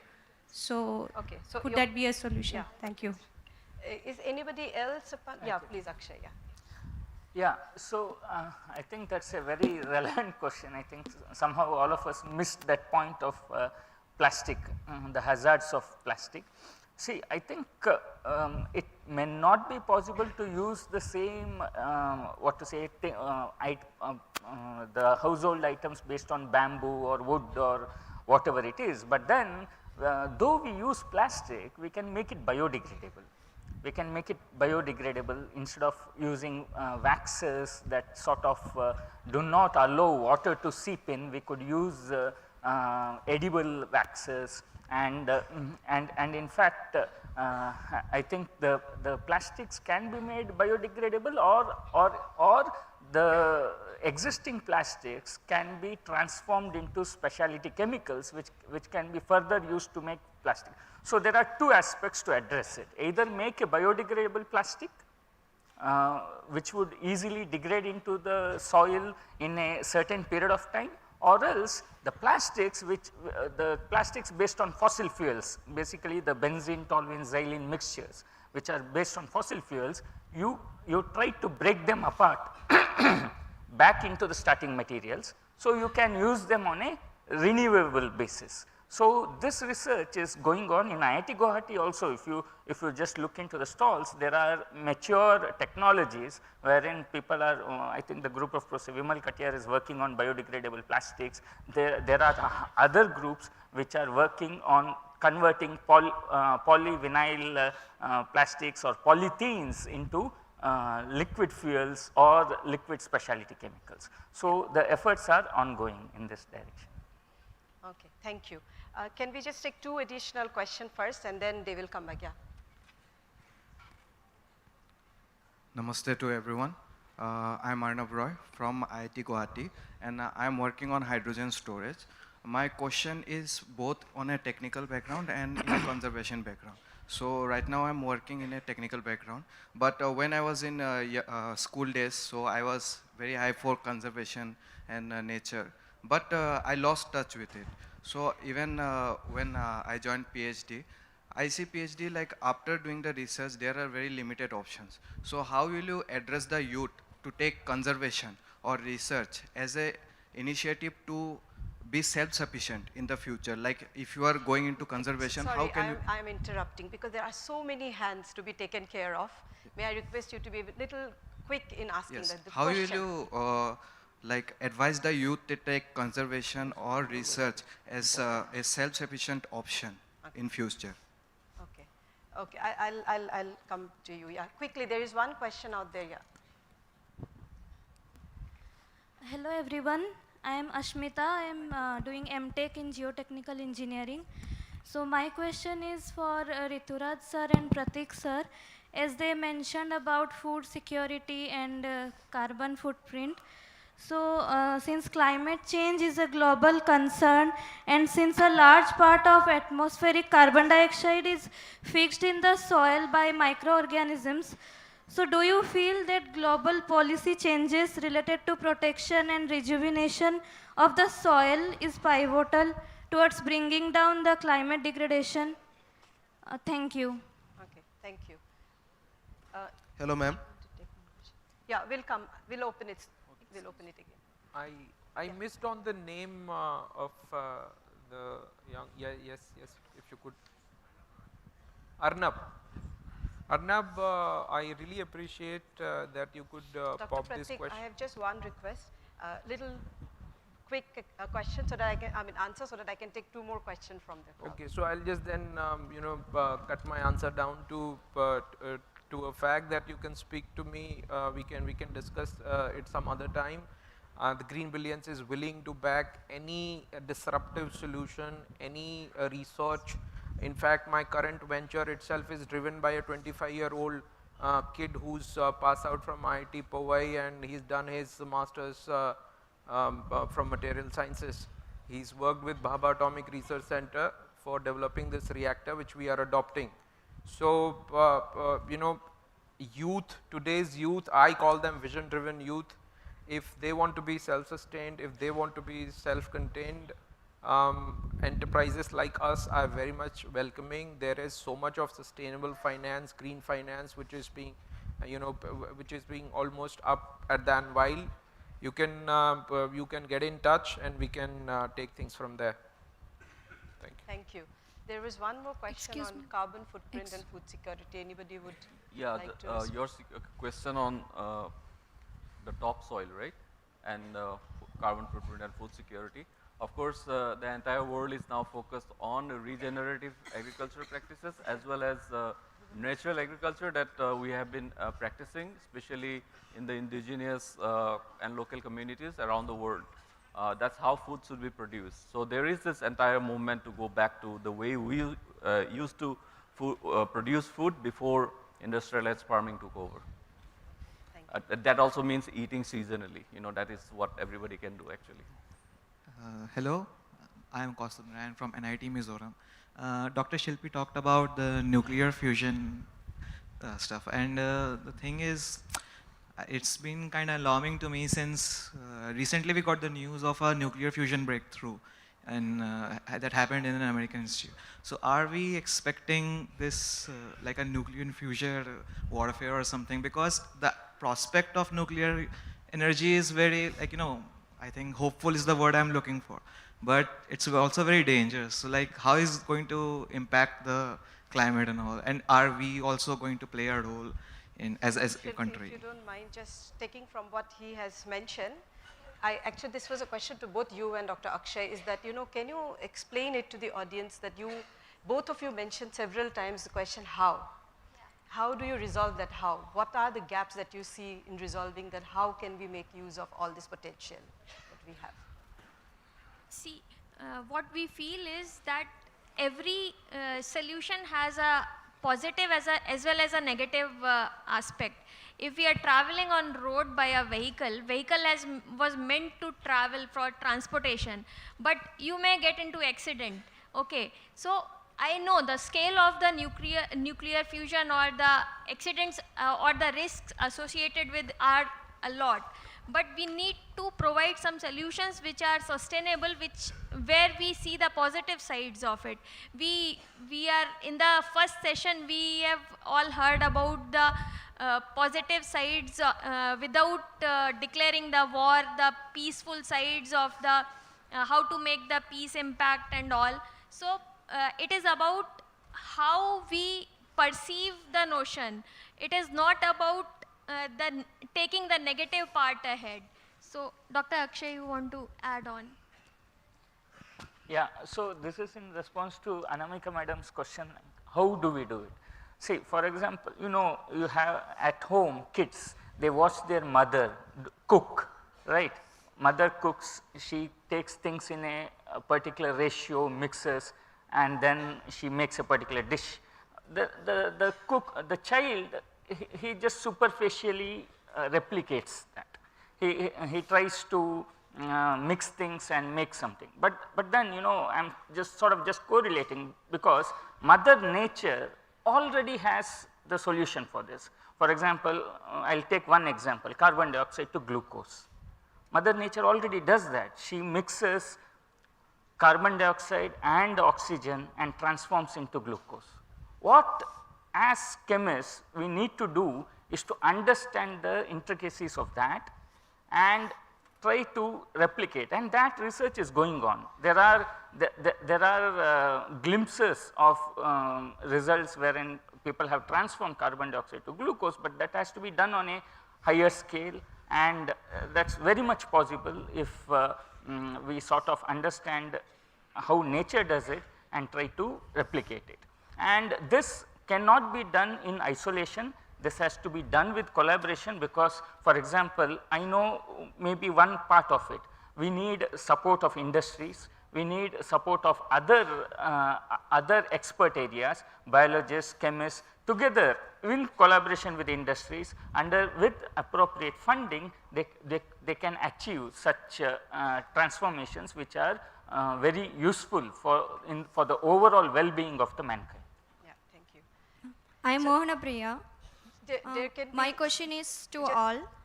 Different take just views two on more common questions, but so I just want to say differentiated responsibilities struck on free flow of climatic finances that leads to increased emission level. So what are the ways that G20 address this issue? Could you get the question? Can you quickly repeat that? Different views on common but differentiated responsibilities struck the free flow of climatic finance leads to increased emission level. So what are the ways that G20 address this issue? Common but differentiated responsibility. How Well, does G20 addresses that issue? I think the issue of common and differentiated responsibilities was kind of more or less accepted in COP15, Copenhagen 2009, right? And that's why the developed countries agreed to pay 100 billion each year from 2020 to the developing countries to mitigate, as a mitigation measure. But that hasn't really happened. COVID pushed back that, and till now we do not have that 100 billion that was promised. Just to continue on that finance line, I do not know about the G20, I'm not able to do that, but many of these nations are part of G20, so it's possible. And when it comes to adaptation funds as well, we are seeing a lot of commitments. Every year we see doubling of commitments by individual nations or a group of nations like the EU. And then at Sharm el-Sheikh last year, we had the loss and damage finance facility. So these three are basically the three pillars of the Paris Agreement, right? Mitigation, adaptation, and loss and damage. And all three are falling back or not been implemented as they should be because of the lack of funds. And even the loss and damage finance facility that was agreed upon, basically it's an empty bucket now, and we'll only know after COP28 in Dubai actually how the finances fall into place. So I think that's the best answer I could deliver here. Okay, just before you, because I can see already mics in your hand, but we can maximum accommodate 2 questions. You go first and then you, and don't distribute the mics anymore. Okay. Hello everyone, I am Yogendra Rathore, pursuing MTech in BSB department at IIT Guwahati. My question is, are current and future policies adequate to address the waste management challenges posed by growth of industry, especially in light of aiming to attract foreign companies to set up operation, given the existing issue of water, soil and air pollution associated disaster faced by our India? Yeah, thank you. I'll just take one last question and then maybe can close.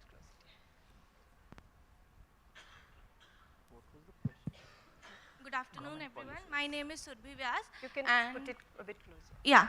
So my question is more relative to socio-economic perspective, as all of you are working on different aspects of climate change.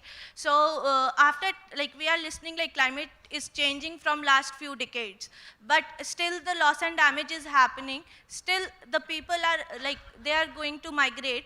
But my call is are we more focused on coping strategies or the adaptation strategies? Because from the last decades, if we were more focused on the adaptation strategies, so don't we think the hazards and the climatic stresses should get lowered? Okay. Yeah. If I got your question right, did you ask about the policy interventions in this space, the evolution of policies by the Government of India, catering to various waste management technologies to do with air, water and soil, is it right? Yeah, that's right.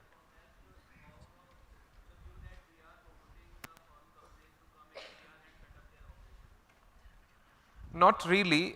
We have something called Atal Mission on Urban Regeneration and Transformation, and we have set guidelines for solid waste management, which falls under Ministry of Urban and Housing Affairs. And each and every company, in fact even a startup which is registered under DPIIT, they can come and propose any of the solutions they have, and government is quite engaging and entertaining. Even if there is a competitive bid, there is a mandate to pick up services and products, average of 15% from startups. So various issues like EMDs, earnest money deposits and all also are being exempted. So if you have any solution, you can definitely look at various portals of the Government of India, especially primarily urban development, Ministry of New and Renewable Energy. They have set guidelines to answer your questions. Thanks. Anybody has anything to add to? to any of the questions? Excuse yeah, me, but sir. very quickly, briefly, yeah. You want to respond to that? Actually, I can't resist myself when one ma'am was talking about harmony. So yeah, when we talk about climate change, and so we must talk about harmony and the coexistence. And yes, in Assam, we practice coexistence and harmony. And at the same time, we have conflict also. But we have our ancient cultures that always help us. And we are in a biodiversity hotspot. So yeah, so we practice that. And I want to add here, when ma'am said, among our communities with our women Hargila army, when we are conserving the bird, we are integrating this bird into our culture, into our tradition. So I want to say, share with you everyone that we celebrate Hargila baby shower every year when the bird is breeding. We celebrate the breeding season, and yeah, we celebrate happy hatching, and we, our women integrated the Hargila bird into their folk songs. We have Nam Kirtan. So I want to say everyone that I think someone was mentioning to all the youths, please have your own recipe. It must be in a different way. It must be through Nam Kirtan. It must be through a big meeting. It must be through any recipe. You must you must develop your own recipe towards climate action. Thank you. Okay, thank you very much. Yeah, very quickly. Yeah. Yeah, there was a question about how Coping and long adaptation. climate change has been happening and what is not. I think the first New York Times headlines was about climate change and the threat it poses to humanity happened over 100 years ago. And the electric cars have existed as long as fossil fuel cars. I think we made the wrong choices. And just quickly, very quickly adding to something about how sustainable our villages are. 20 years back, if you were to go to a village in Assam, they were very neat and clean. There was a local bakery that used to be driven by a man on a bicycle, with a cart, and they used to deliver fresh homemade biscuits and cakes to every household. And there was no plastic litter. But now all of that has disappeared because everybody watches on TV that only this brand of bread or this brand of biscuit is good for you or should be eaten or is cool to do so. And now all our villages, picnic spots are full of mountains of plastic waste, single-use plastic waste. So we made the wrong choices. Thank you. Thank you so much. So this brings to the end of the panel discussion. It was a very, very diverse discussion that we had. So it is very difficult to, summarize everything that was discussed. But in a very, simple way, what I could actually see, the message coming out from this panel is that it is the responsibility of each and everyone to understand what is climate change, how we can actually ensure that climate change can be mitigated. And I always say that what you demand is what is produced. So which means what we consume, what we grow, all matters. So given that, I think it is the responsibility of the youth, all of you who are sitting here, to make conscious decisions of what you are wearing, what you are eating, where you are going, and keep your carbon footprints as low as possible. So with that note, a round of applause for all the panelists, and thank you very much. Thank you. Thank you.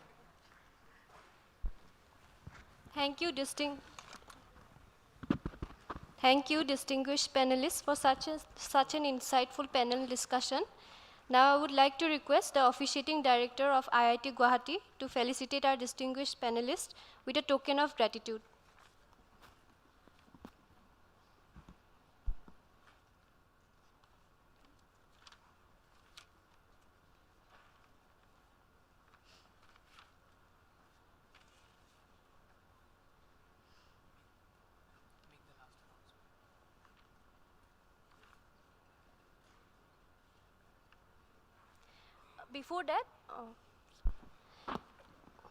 Before that, I'd like to inform that we'll be taking a short break after the felicitation. So I'd like to request everyone to visit the exhibition stalls placed just in front of the auditorium. After that, we'll be served tea at 4 in the hangars, and it will be followed by our next session, which will start at 4:15 sharp.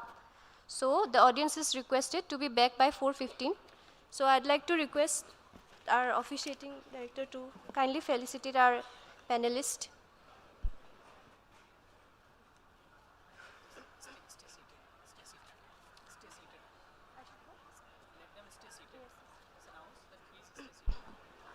I'd like to request everyone to please stay seated.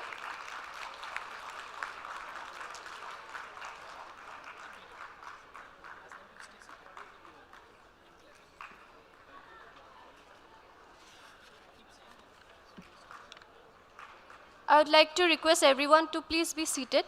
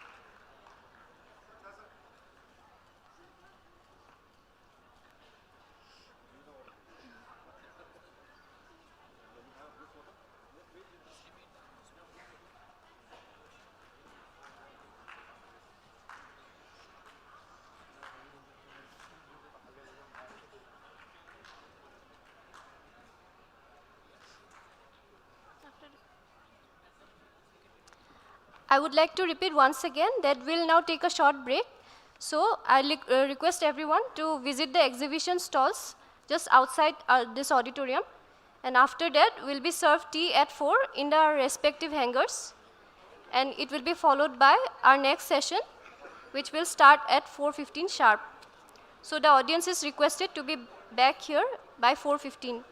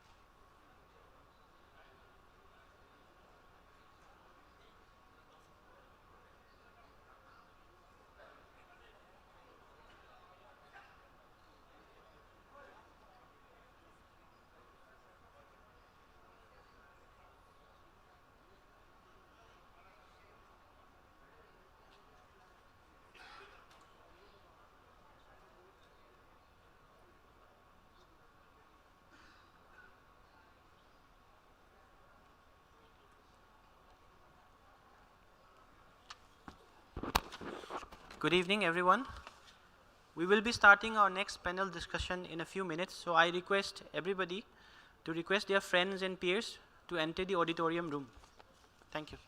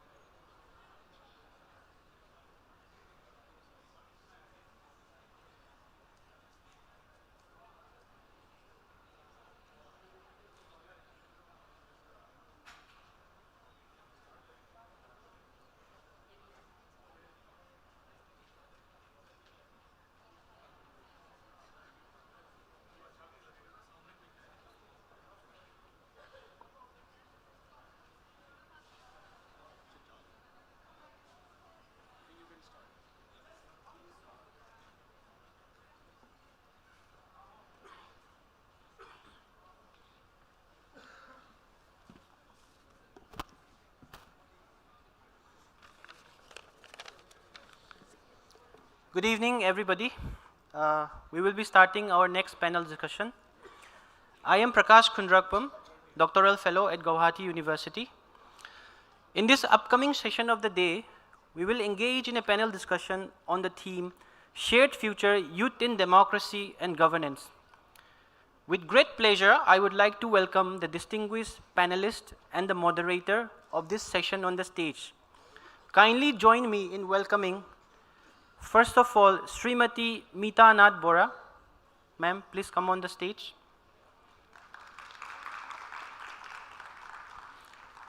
Secondly, we have with us Dr. Vikas Tripathi.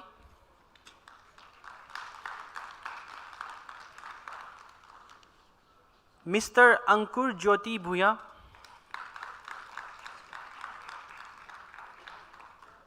And lastly, Mr. Avinav Prakash.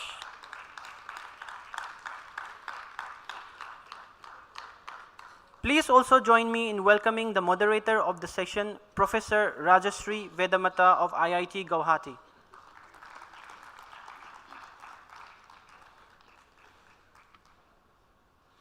I believe a brief introduction of the panelist and the moderator is in order.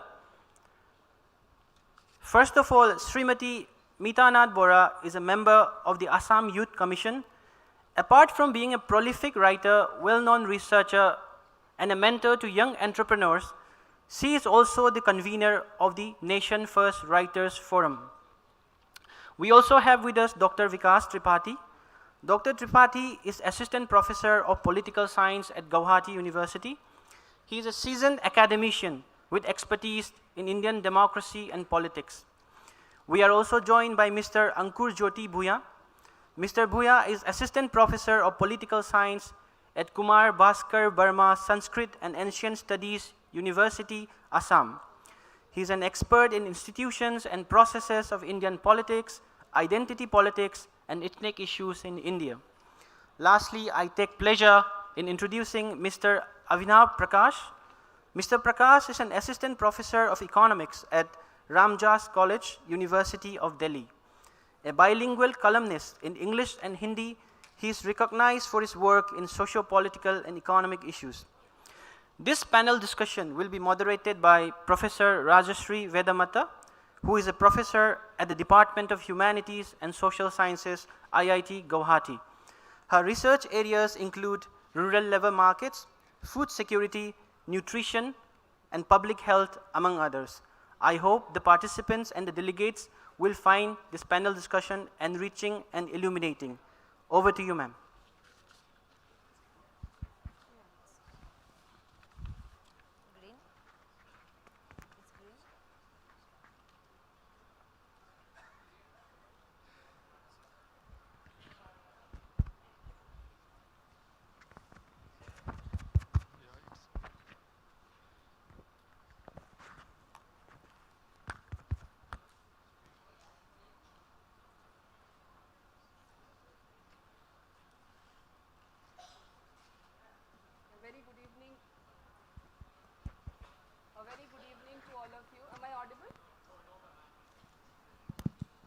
Hello, am I audible?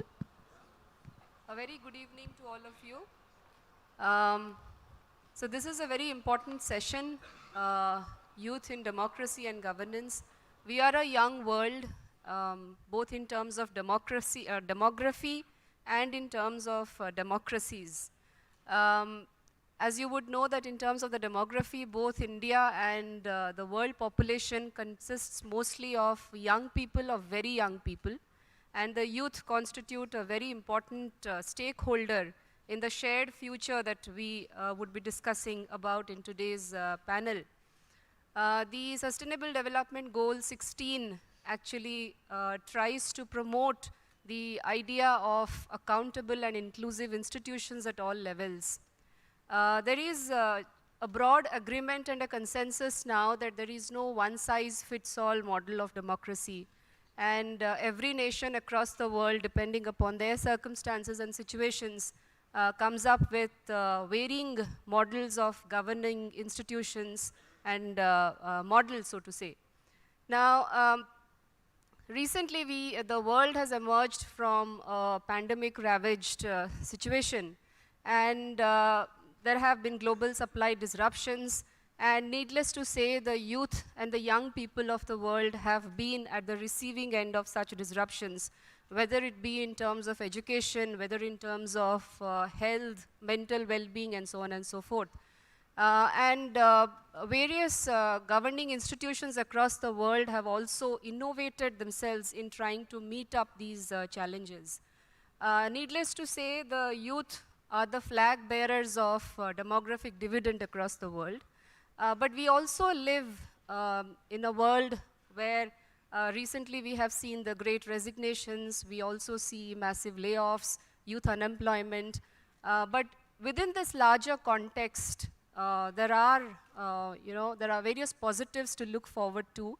And this is also the time where we need to center stage democracy and governing institutions and the role of youth in democracy and governance. So it is in this backdrop that I will open up our discussion. We have a distinguished panel here, and we'll give about 5 to 6 minutes to each of our panelists to share their views, and then we'll open it up for a Q&A session. Yeah, Meeta?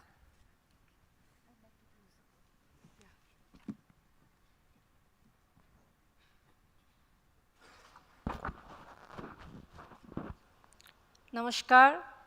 A very good afternoon to all. It's an honor for me to be part of this Y20 Inception meet and address the gathering here. To all the dignitaries on the dais, my co-panelist, moderator, the comparer, and the wonderful audience before me, a very, very good afternoon. As India presides over this 2023 G20, it actually prioritizes human-centered development and hence Vasudeva Kutumbakam, that translate to world is one family, that espouses the idea of universal brotherhood and the unity of all living beings. Shared future, youth in democracy and governance, this theme is not only apt in the whole of the G20 and Y20 meet, it is also the need of time as the next century belongs to the youth, today's youth. The youth is the most important and dynamic segment of the population today, and the role that youth can play, the responsibilities that they can take on will help create and shape the future of our one world. And we not only have to stand with them, we have to work alongside with them so that they can bring about those meaningful change in development, in rightful advancement as they move ahead. In general, when we talk about the future, it belongs to all of us, regardless of gender, ethnicity, age, or any other factor.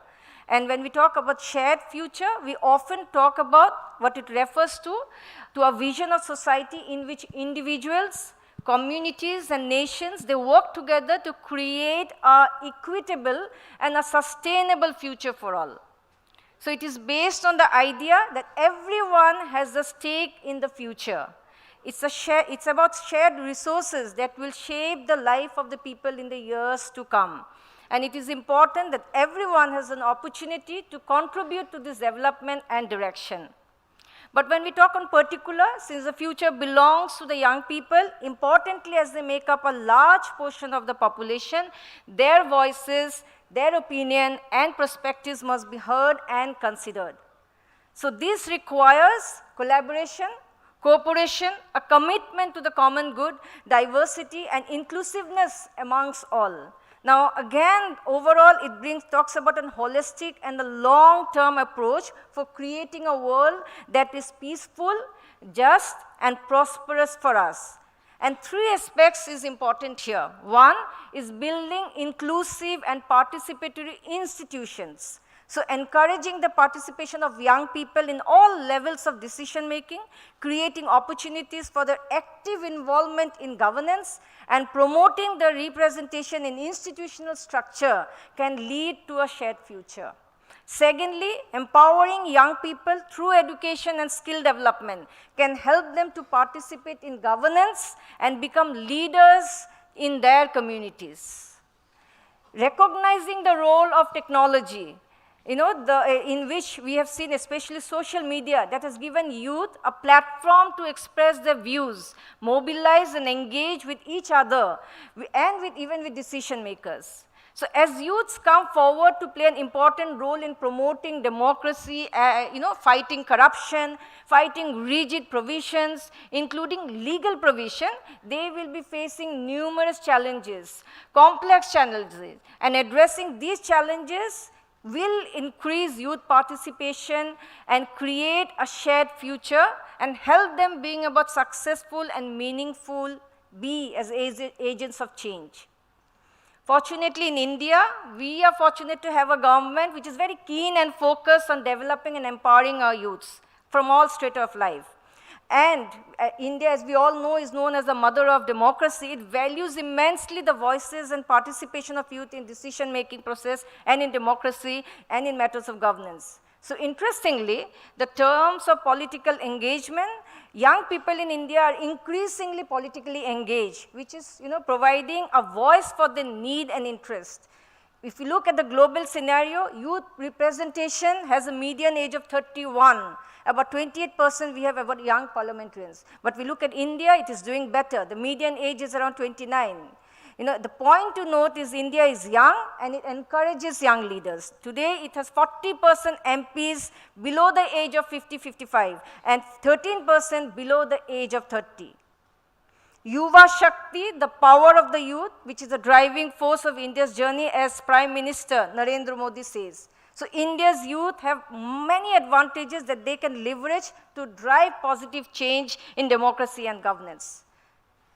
And not just India, youth has a major role to play in almost every country in their nation building. So because they are going to be the creator of the destiny of the world in the coming century. And I would like to end with a quote from ancient India's most young youthful leader, Swami Vivekananda, who 100+ years back has said that youth are the greatest strength of the country and the future of the country is shaped by the efforts of its youth. Very happy to be part of this Y20 Inception meet. Thank you once again.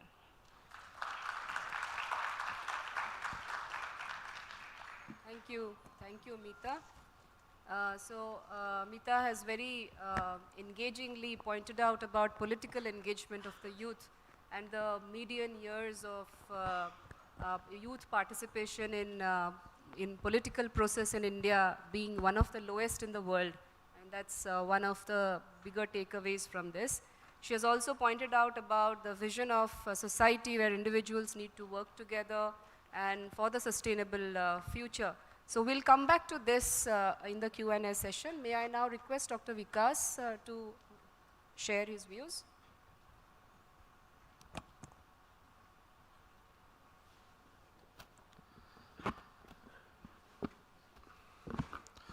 Namaskar. Thank you, moderator. Thank you, Meeta ji, my dear fellow panelists. Youth is the buckle that joins innovation and development together. And when I stand here today, I want to talk about the civilizational identity and one area where my previous speaker was stressing upon on the idea of inclusion and innovation. Innovation certainly has a purpose. Innovation has a purpose to fulfill the aspect of development. But development is not just a means, but development is also an end. And in this regard, the idea of inclusion is very important. When we see across the globe, most of the nation states which became great power, they became great power because they considered their civilizational identity to be at their core. India also, in a sense, at the moment aspires to be a power, and in that sense, it also we can see whether it is in the arena of global politics or it is in the arena of domestic politics, the civilizational discourse or the civilizational identity of India remains at the core. And thus, I bring to you this idea of Atmanirbhar Bharat and digital India, how these two got interlinked. Many of you think that Atmanirbhar Bharat was a kind of policy intervention to boost economic growth. It was considered as an economic attribute. But deep, if you see, Atmanirbhar Bharat is not something just a policy consideration. It has deep philosophical and historical root attached to it. The very idea of Atmanirbharta is something which transcends the idea of self-reliance or self-growth. It has to do with this principle of welfare of all, Sarve Bhavantu Niramaya idea that is very core, that is considered to be the core of our civilizational identity, the idea of Vasudhaiva Kutumbakam. And this Atmanirbharta that we see, and which is spearheaded by the youth. We have 65% of the population which are considered to be the youth, and they are at the driving seat. And there are three very specific dimensions of this Atmanirbhar Bharat, and which makes us rethink that it's not merely an economic intervention. The idea of connectedness, it is bringing the geographical connectedness together. It's the idea of convergence of values, that we have, there are times in human history when inevitable has to be accepted, and economy demands certain kind of interventions where we have to converge, and about the consensus of values, certain core values, certain overlapping consensus on core values concerning democracy and inclusion. And if we try to keep the Digital India campaign at this backdrop, we see that campaign has fulfilled this thing. We are the country which has moved from social inclusion to financial inclusion to data inclusion. In last 8 years, if you see, we have we have today around 840 million users connected to internet. And when we started this Digital India campaign, when India started this was around 240 million users. And if you see, I'll end up with giving a story how these Digital India campaign and this ecosystem of Atmanirbhar Bharat is leading to innovation where youth are really participating. And this is a story from Northeast India. Recently, I met someone who was involved in a very innovative health practice, which was about creating 10-bed ICU system, that in all the districts across state, there has to be created a 10-bed ICU, which would be connected with tele-facility, and doctors sitting in premier institutions or district headquarters can monitor those ICU, and precious life could be saved. All it required was 40 lakh of investment to create one 10-bed ICU facility in one district of India. But it was taking the ICU facility in the remotest corner of the country. This story is something which brings together the public-private partnership. Of course, the health infrastructure is given by the district health or the state administration, the innovation of the youth, and the health of the country. With this, I conclude. Thank you so much.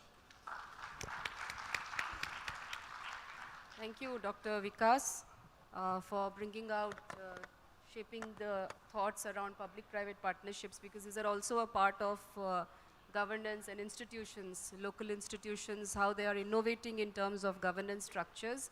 Dr. Vikas has also pointed out about the different dimensions of Atmanirbhar Bharat, how it transcends the idea of self-reliance, and also the social, financial, and data inclusion that is brought about by the digital mission, and also to look at the ecosystem of Atmanirbhar Bharat and digital mission in its entirety. Let us now move on to Ankur. Yeah. You want to speak from there? You can speak from there.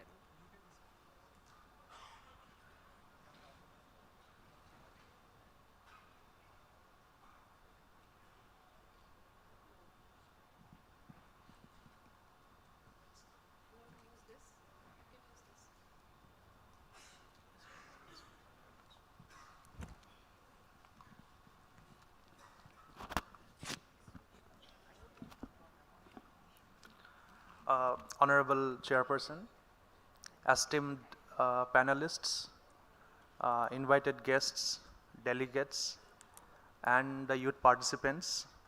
At the outset, I would like to extend my warm greetings and also congratulatory wishes to all the youth participants coming from different parts of the state and also different parts of India, and also the G20 member countries. At the outset, I must say that I am 31 and I am teaching political science at Kumar Bhaskar Verma Sanskrit and Ancient Studies University. So why I am saying I am 31, that I truly feel that I belong to this youth and young generation. And why I say that I work in that particular institution is, by and large, the students that I deal with on a mundane basis are from socially and economically marginalized background. So when I try to understand democracy, then essentially I also carry the aspirations and expectations of those students that come from socially and economically marginalized background. Now, when I was looking at the theme of our panel, it is about the shared future and the role of youth in governance and democracy. Now, when I try to understand the trajectory of evolution of Indian democracy, I happen to classify it into 3 temporal classification. The first phase, the initial decades of consolidation, the intermediate decades of resilience of Indian democracy, and the recent decades after 1990s of the deepening of democracy in India. And across all these 3 different temporal classification, I must say that the multiple stakeholders took their important and significant roles, and the role of the youth has been credible, be it the JP movement of 1975, be it the Assam movement in 1979, be it the India Against Corruption movement.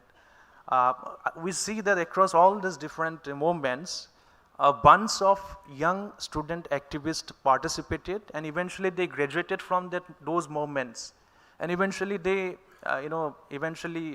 entered into mass politics. Even the Honorable Chief Minister of Assam, Dr. Himanta Biswa Sarma, sir, and also his colleagues in the Council of Ministers, we see that those people are primarily having a student activism background, right? So I see that in the process, a lot many leaders, both at the national and regional level, have come up, and they have immensely contributed to the way how democracy has appeared in India, right? And now students and the youth have essentially contributed economically, politically, in terms of decision making also. However, the question is that when I looked at the sub-themes of our panel, one of the sub-theme that really attracted my attention was the student-centric governance, right? So when I try to understand the student-centric governance, essentially I think about the education system.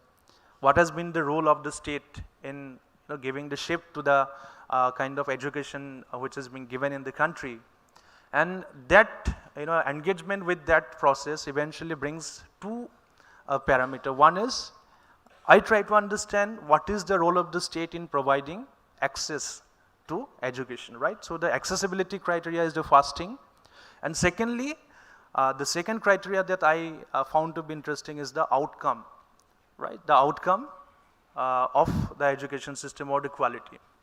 So when I try to understand the first criteria, the role of the state in terms of providing accessibility to education to the students, I must say that India started the political economic journey as a mixed economy. The state started considering certain things as part of the public goods, and education being one of them. And so eventually we see that education, the 1968, the policy was brought again in 1986, which was again revised in 1992. And the 1992 document that talks specifically about the issue of equity in terms of education, to provide elementary education on an universal ground to everybody. And eventually we see that through the 86th Amendment of Indian Constitution, education, elementary education up to the age of 14 was made universal. And also to make sure that the dropout rate is contained, the government also started serving midday meal, right? So because poverty is one of the issues generally which is closely attached with the understanding of India. Now, this is about the elementary education. Even in higher education, I would like to start with one example. I come from a lower middle class family, and starting from my higher education up till my PhD, I have studied in the best of the universities in India.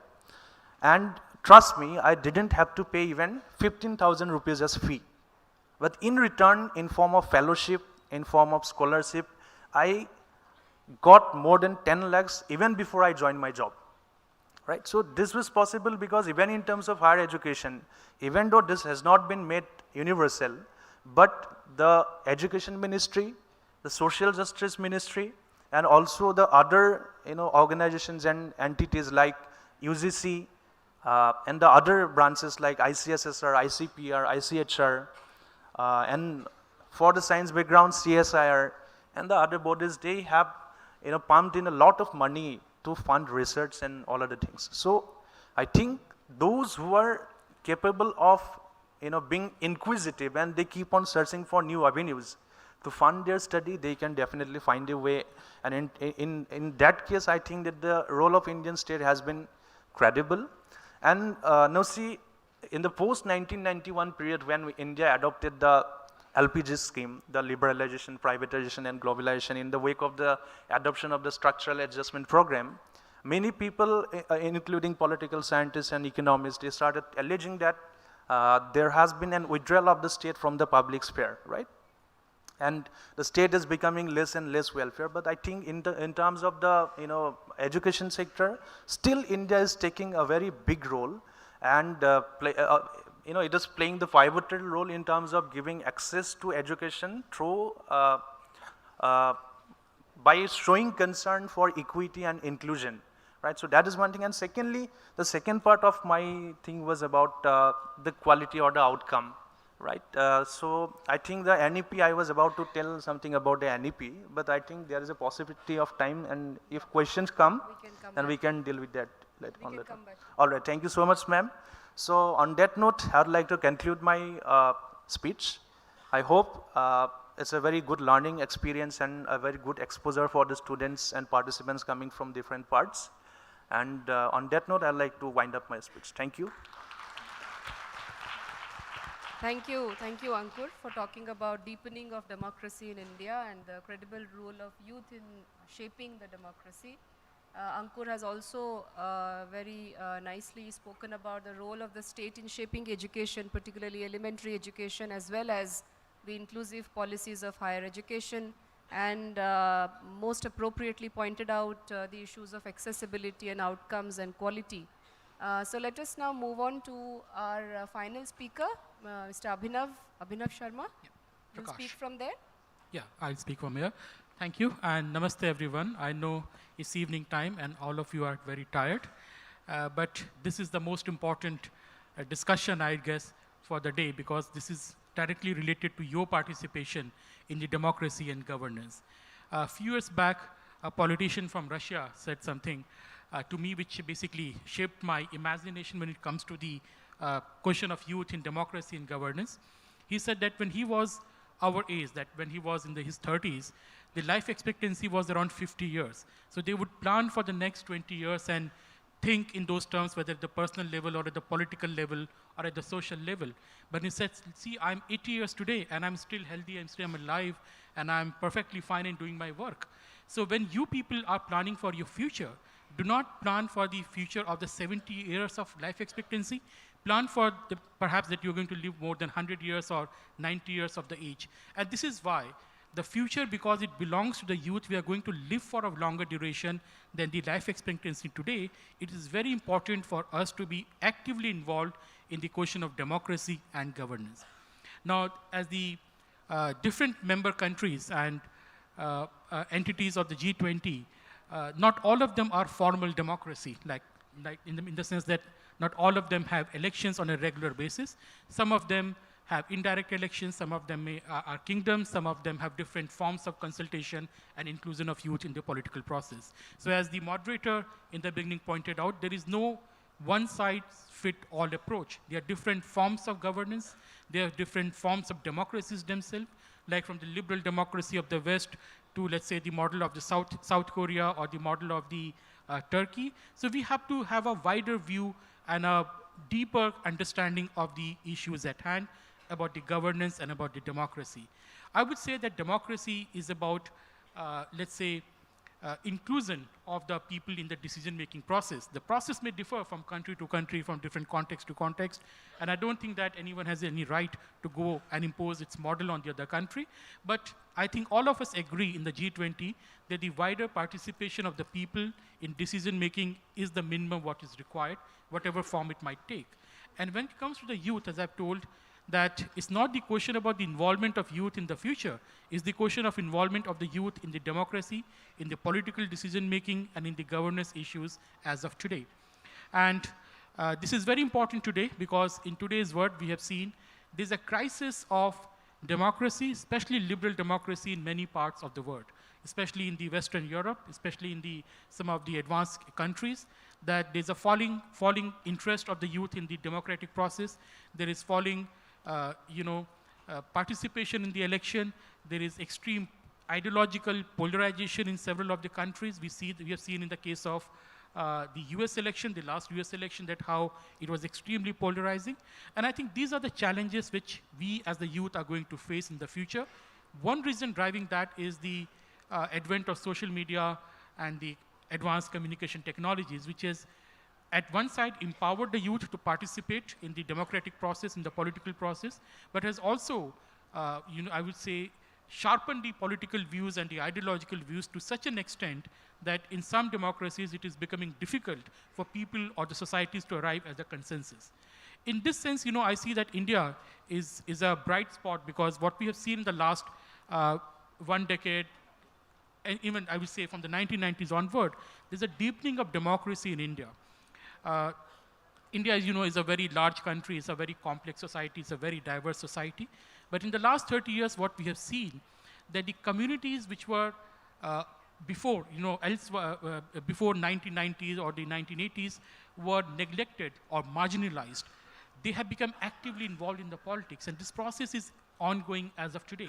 The new caste and communities which were extremely poor, extremely deprived, are now becoming politically empowered, and the political empowerment and the movement of those communities, of the subaltern communities, is led by the youth. So I think in that sense, India provides a counter view to the worldwide trend in many of the countries where is declining interest in the democratic process.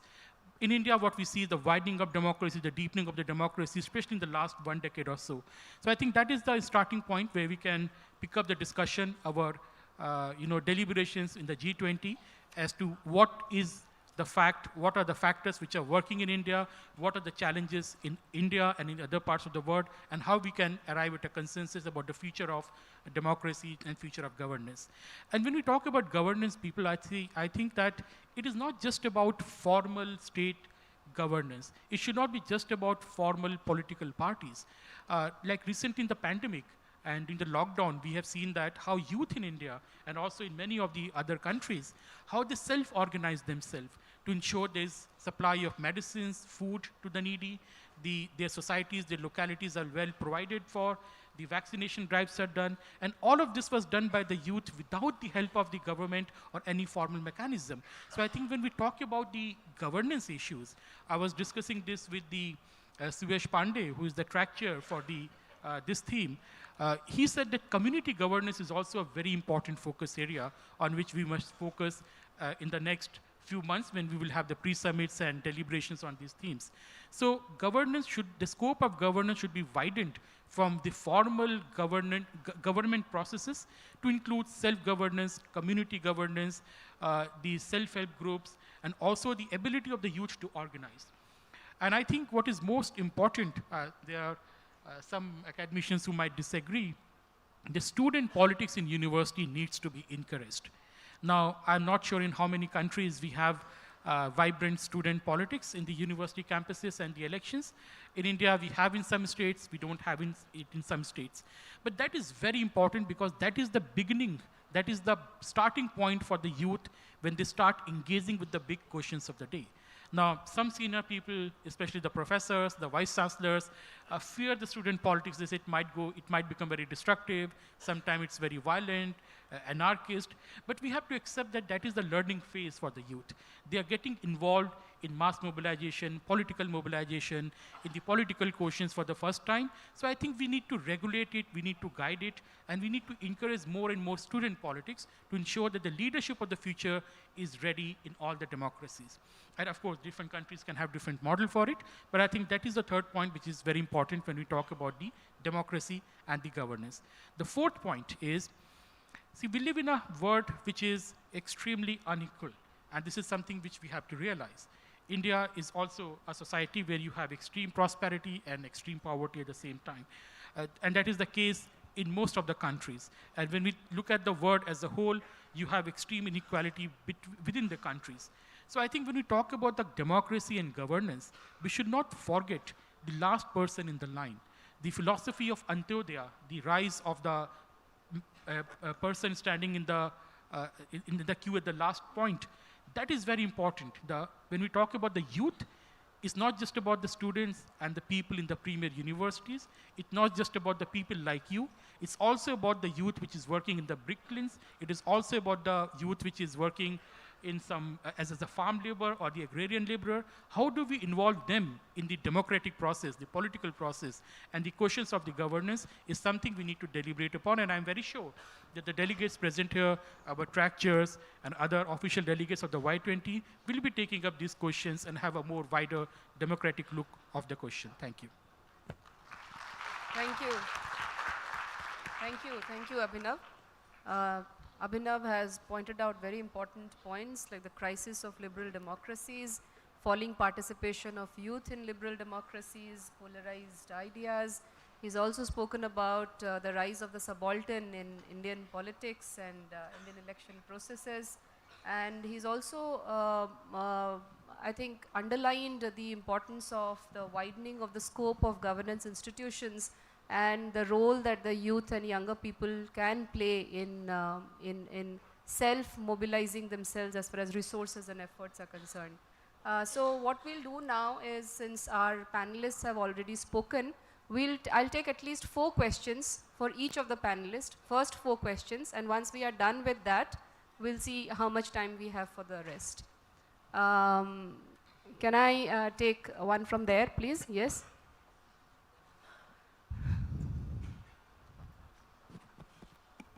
Working? Yeah. Hello, Namaste, I'm Shreyasha from Department of Design, IIT Guwahati. One second. So my question, according to my department, which is communication design, so how media and communication empower youth in governance and vice versa, role of youth in in media? So this is my question. Do you have this question particularly to one of our panelists, or who do you want to answer? No, it's common. Anyone can answer. Thank you. Okay. Any of you wants to take this?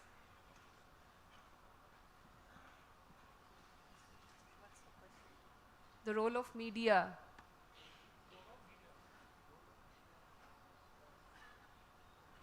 Okay, I think that is a very interesting question, because with the rise of the new communication technologies, and especially the social media, what we are seeing that is overflow, I say this overloading of the information as of today. So the role of media has also changed. You see, it's not just about reporting the news, because almost everyone is reporting the news. Even you with the mobile phone, a Twitter handle can start reporting what is happening around you. So I think the media should also redefine its role going forward. It should become more analytical, more fact-based, rather than changing the TRPs. I'm not sure what is the situation in many of the other countries, but in India, I think media space needs to be much more responsible by reporting, because it is completely market-driven today. So what happens that you are chasing the TRPs and you are following the sensational news. I think that is where I say a very serious intervention is needed by the youth to bring back media towards the issues which are more related to this community level, to the social issues, and also the issues which impact the majority of the population, not just some film stars, celebrities, and so on. So I think there's a huge scope there, and people like you can definitely lead it. Okay, thank you. Can we take a question from this row? Yes. Here, the first one, the first person here. Yeah. Yes. Here. The gentleman here.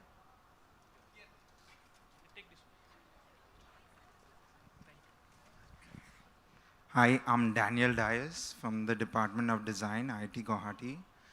And currently one of the few openings for youth to work in the area of public policy is as a researcher in a think tank. But since governments work through the civil service, the think tank's way of engaging with the government is through providing research and external participation as external stakeholders. So I have two questions in that regard. How much of this work is actually taken into consideration while during decision making? And secondly, what can be done to have more robust lateral communication between governments and think tanks? Okay, thank you. The role of think tanks in governance. The role of think tanks, yeah. Am I audible? Yeah. So you were actually saying that, as a researcher in the policy decision, like how much of it is from outside, the acceptance of it. Let me say you very clearly, like now the trend has changed. If you look at Indian government, and if I talk about Assam government, a lot of feedback is coming up from the, outside the system. They are the ones who are requesting for various changes, and it's happening. Recently, you might be knowing that we have a drive against child marriage. Then few months back, there was also an introduction of teaching in English in government school in maths and science subjects. Now, these are something which we have requested by the, the stakeholders, like, for introduction of teaching in English in maths and science, it was by the student community themselves. So the policy decision is not always from top down in present times, it is coming from bottom up. So in fact, we would like to request many of you to come forward and make concept papers and bring forward the kind of changes that you would like our government to take forward. Thank you. The lady there, yes.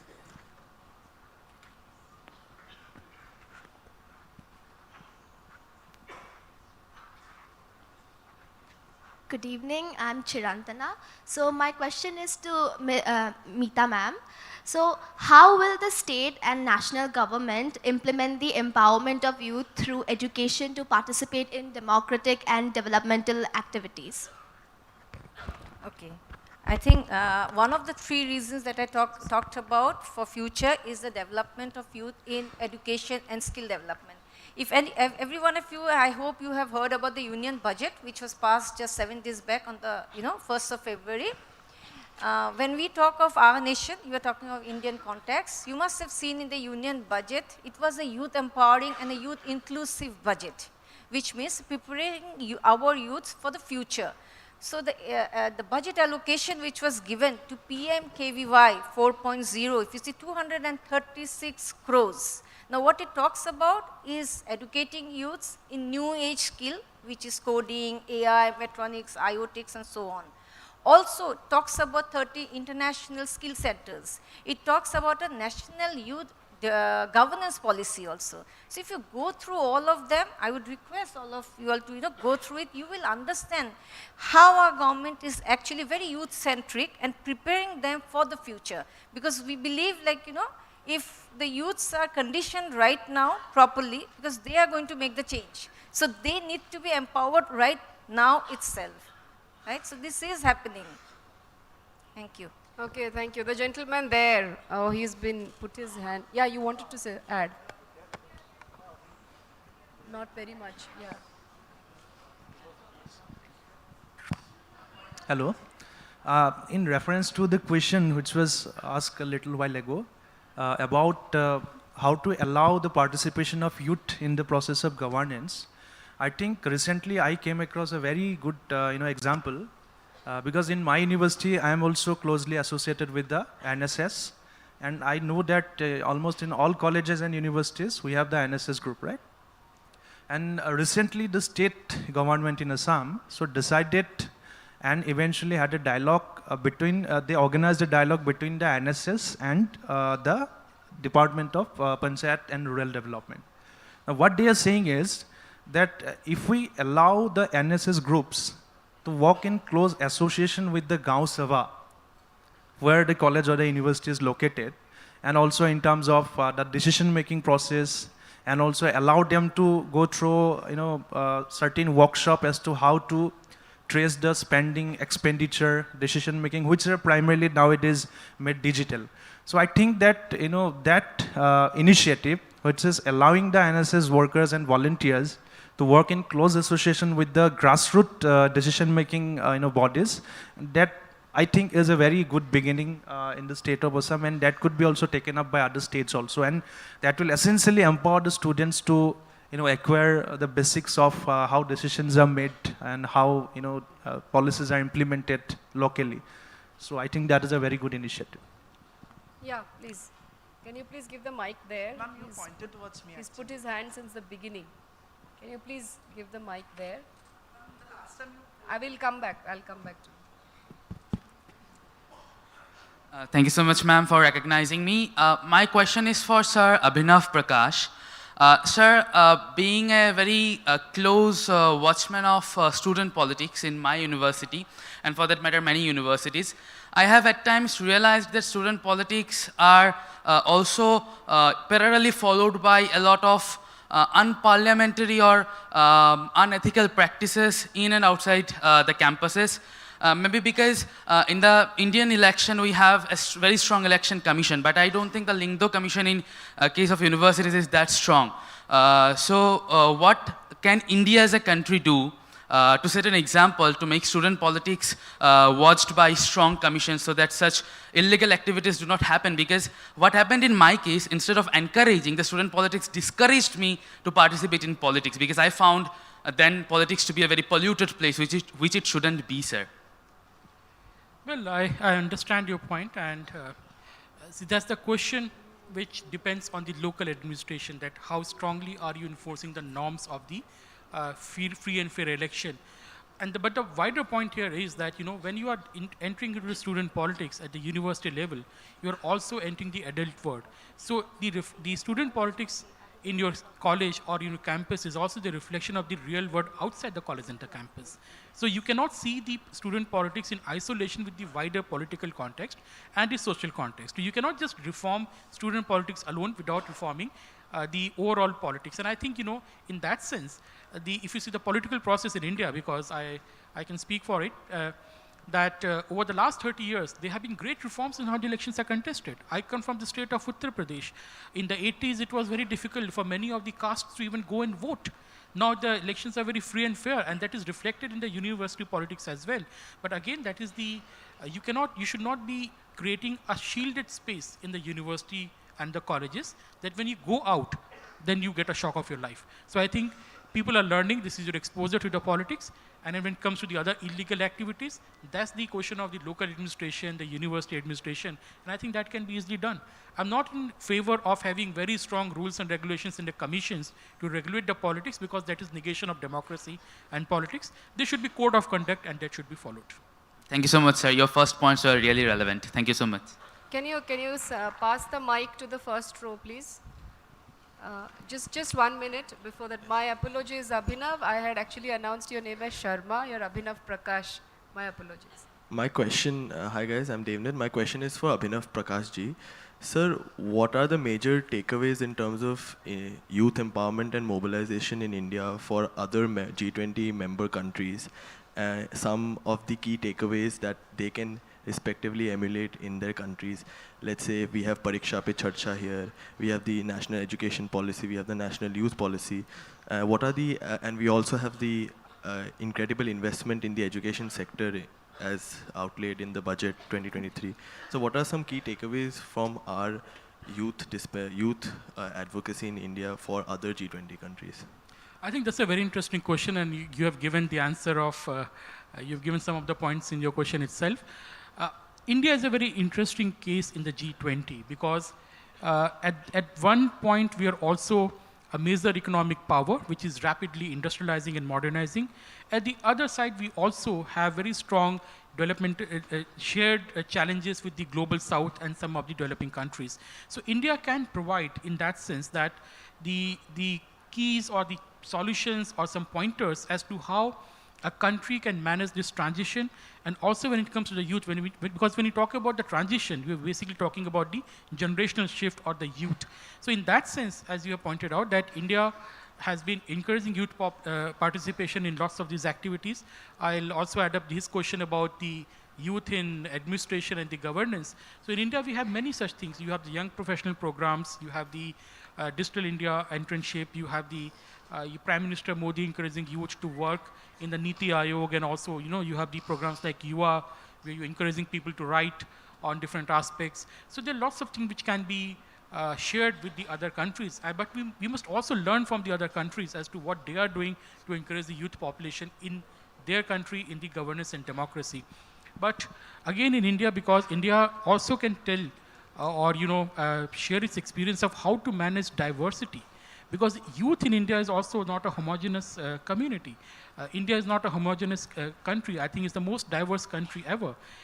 You cannot compare India, let's say, to just, let's say, Germany or France. You can compare India to Europe. It's a subcontinent in its own size. So what we can also share is that how, despite being so different from each other, when it comes to language, when it comes to culture, when it comes to regional differences, when it comes to different kinds of ethnicities, how the youth in India are again together and have a shared future, a shared purpose bound by a common identity, which is the Indian identity. So how to force that mega identity which can transcend the local differences. I think that is very, very important, the lesson which India can offer, because we see lots of countries, lots of parts of the world have lots of conflict based on ethnicities and identity, language, where in India we have thousands of languages, right? Thousands of dialects, and still people are living together. I think that is very important, which we can share with the world. Thank you. Thank you. Thank you.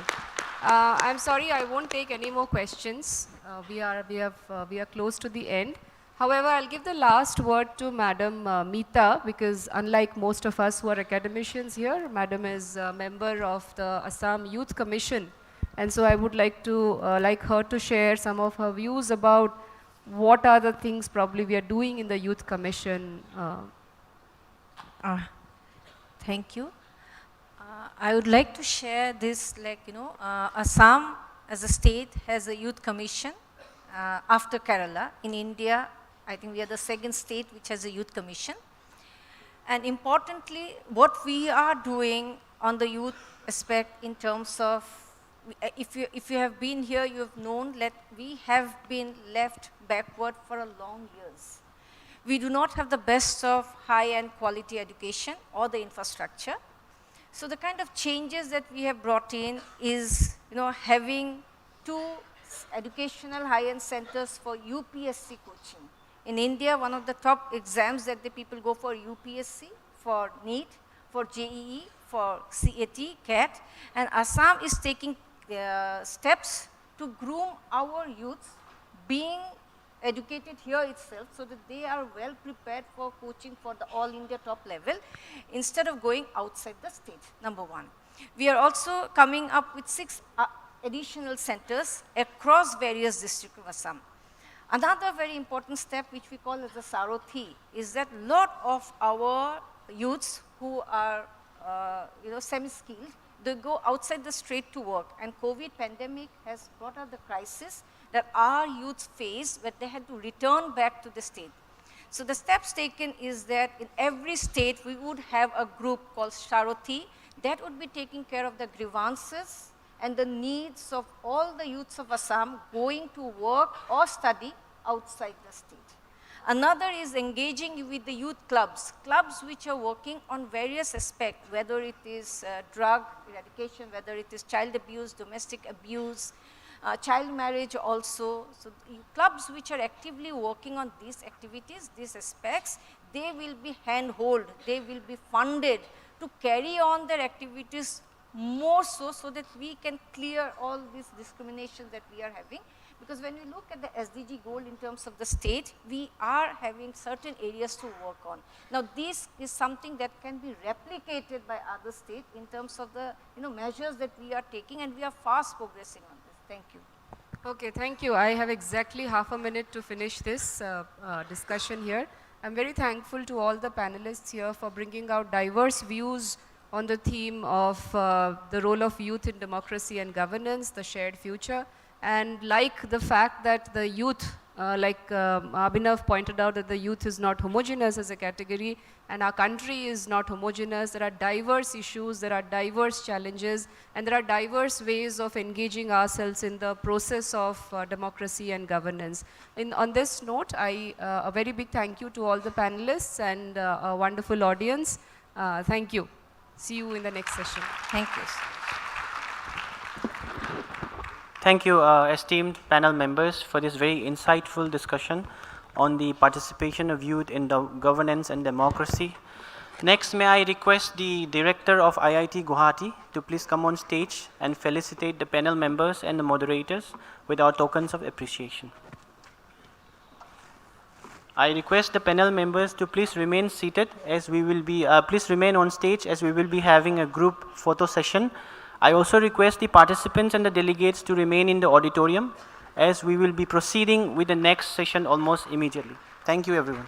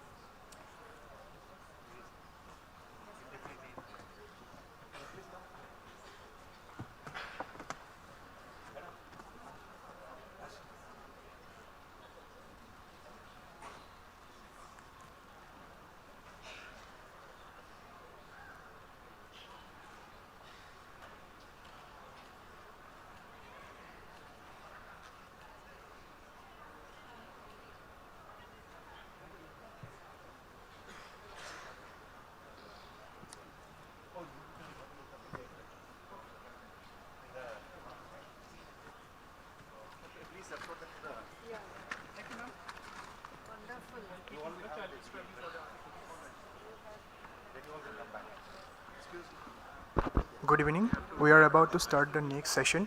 The theme for the next session will be Health, Well-being and Sports Agenda for Youth.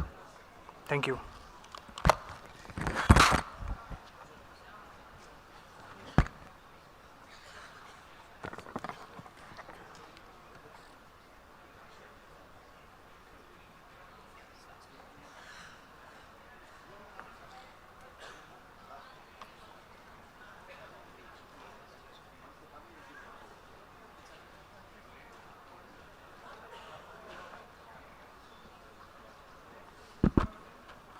A very warm good evening to everyone present here. I am Nitish from Cotton University, and it gives me immense pleasure to welcome you all to this panel discussion on Health, Well-being and Sports Agenda for Youth. We are delighted to have a diverse group of experts joining us to share their knowledge and experiences on this crucial theme.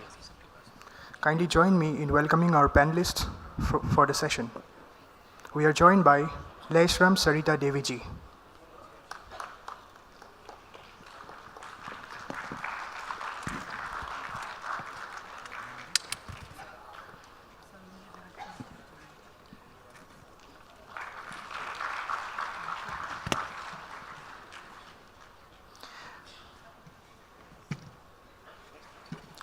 Next we have Dr. Ashima Hobijamji.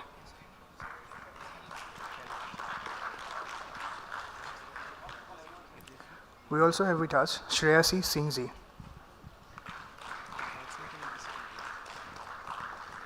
And lastly, we have with us Dr. Ujwal Maskeji.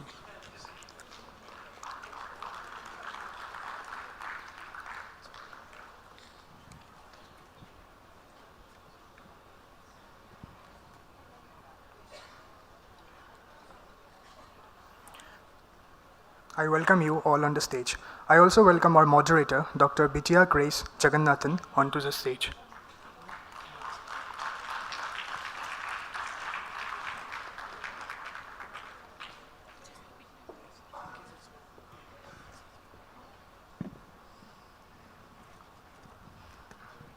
Now allow me to introduce the respected panelists seated on the stage. We have with us today Laisram Sarita Deviji, who is an Indian professional boxer from the state of Manipur. She is also a former world champion and multiple-time medalist in the lightweight category. She has represented India in several international competitions, including the Asian Games and the World Championships, where she has won numerous medals for her country.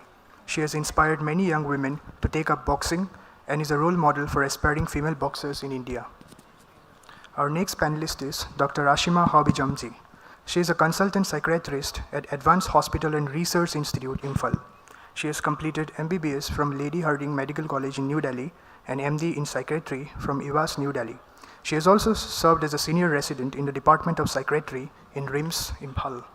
We also have amongst us Shreyasi Singhji, who is an Indian shooter who was awarded the prestigious Arjuna Award in 2018 for her outstanding achievements in the sport of double trap shooting.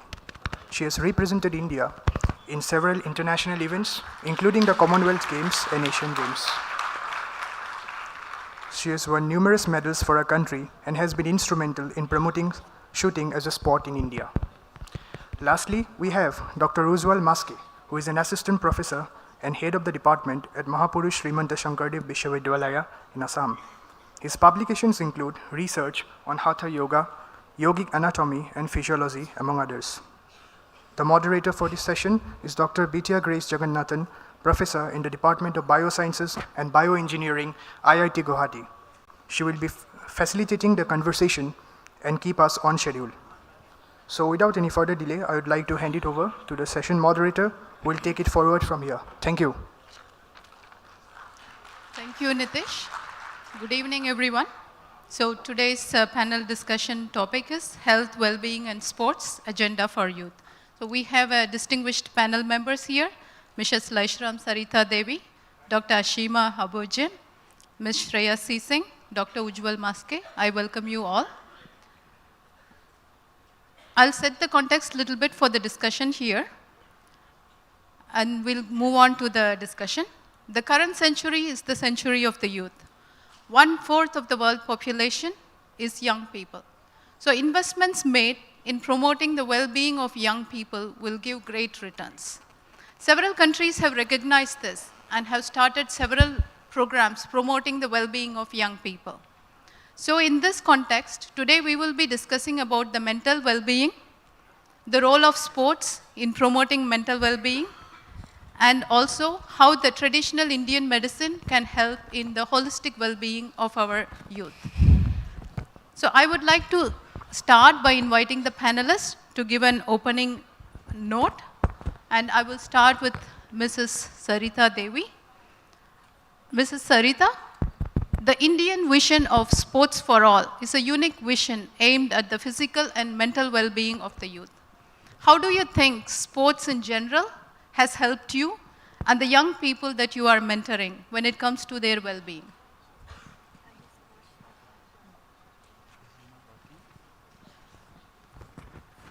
Good evening all and namaste.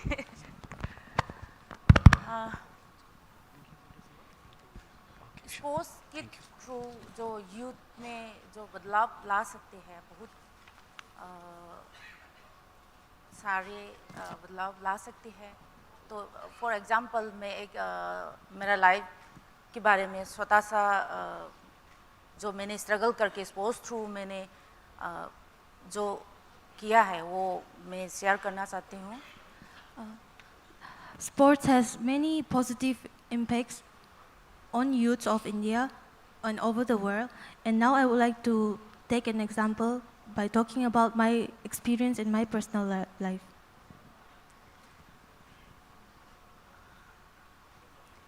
मेरा नाम Laishram Sarita Devi, former world champion and Asia का different weight category में 5 बार champion रह चुकी हूँ. My name is Sarita Devi. I am former world champion and I've won 7 world medals, and in which 5 are gold medals, 1 is bronze and 1 is silver.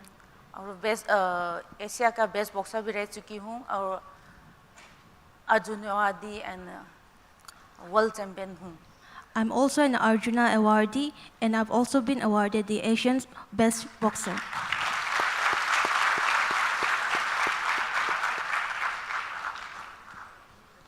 मैं आज motivate और youth में क्या बदलाव ला सकता है स्पोर्ट्स के थ्रू, वो मेरे थ्रू मेरा स्टोरी के थ्रू मैं बताना चाहती हूँ. Through my personal life story, I would like to speak how sports can be a motivating factor in youth's life.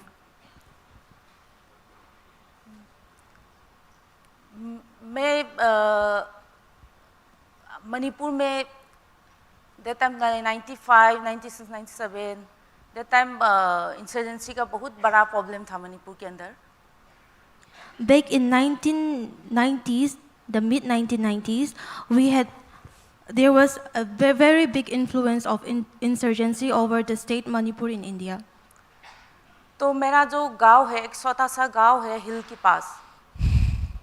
I lived in a small village near the foot of the hills. तो रोज में मेरा घर पे 50 लोग आके खाना खाता है. रोज में इंसर्जेंसी को देखते हैं तो बंदूक को पकड़ के खेलना रोज में देखते तो मुझे भी वो लोग जैसा बनना है, मैंने महसूस किया. In my house, there would be 40 to 50 militants that comes over, and it was a normal view to me as I keep seeing them and their weapons, and it became quite a familiar view to me. तो मैं धीरे धीरे उस जैसा बनने के लिए मैं धीरे धीरे हेल्प करने लगे. अलग अलग जगह पे बंदूक ट्रांसफ़र करना मैं हेल्प करने लगे. I started being influenced by them, and I also were used in transferring their weapons for them. That time उस दौरान मेरा उम्र है 12, 13 उस टाइम था उम्र मेरा. I was 12 to 13 years old back then. तो रोज एक दिन मुझे भी ऐसे बनना है, रोज बंदूक के साथ खेलते थे मैं. I would always dream of becoming like them, and back then I loved to play with the weapons that they brought. तो मुझे उस दौरान बहुत पसंद था, मैं बहुत एक्टिव था, स्पोर्ट्स बहुत पसंद था, लेकिन मुझे कोई गाइड करने वाला नहीं था. स्पोर्ट्स खेलने से क्या मिलता है और स्पोर्ट्स खेलने से अपना देश का नाम रोशन कर सकता है, मुझे पता नहीं था. Back then, though I was very active and I had a very big interest in sports, I had neither exposure nor idea or the importance of the sports, and I also had little to no support. तो मैं धीरे धीरे insurgency की तरफ बढ़ने लगे. एक दिन मेरा ब्रदर ने मुझे मारा. And when I got dragged into the insurgency, I was beaten badly by my brother. तो उसके बाद मैंने 1 वीक खाना नहीं खाया, तब जाके मैंने स्पोर्ट्स ज्वाइन किया.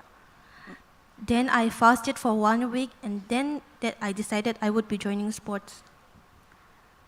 तो मैं धीरे धीरे स्पोर्ट्स खेलने के बाद मैं फर्स्ट टाइम मेरा लाइफ में 2001 में मुझे इंडिया रिप्रेजेंट करने के लिए मौका मिला एशियन चैंपियनशिप खेलने के लिए. And that's how I started with sports, and in 2001 I went to Bangkok representing India.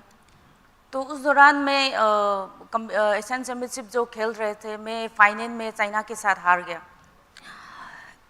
Back then, that was Asian Championship. I lose to China in my finals. तो उस दौरान मेडल सेरेमनी का time आया. Podium में सब लोग जो जितने भी मेडलिस्ट है पोडियम में बुलाया और पोडियम में खड़ा होके मेडल रिसीव कर रहे थे. And then I see the winners going over to the podium receiving their medals. And उस टाइम में मैं मुझे पता नहीं था जब एक कंपटीशन स्पोर्ट्स खेलने से और एशियन गेम से जब गोल्ड मेडल मिलता है तो नेशनल एंथेम गाते हैं, मुझे मालूम नहीं था, किसी ने बताया भी नहीं था. तो फर्स्ट टाइम मैंने देखा चाइनीज़ का नेशनल एंथेम गाते हुए, और जितने भी गैलरी में जितने भी लोग खड़ा है सब ने खड़ा होकर रेस्पेक्ट दिया. उस दौरान मुझे महसूस हुआ मुझे भी एक दिन अपना देश का नाम रोशन करना है, नेशनल फ्लैग हाई करना है.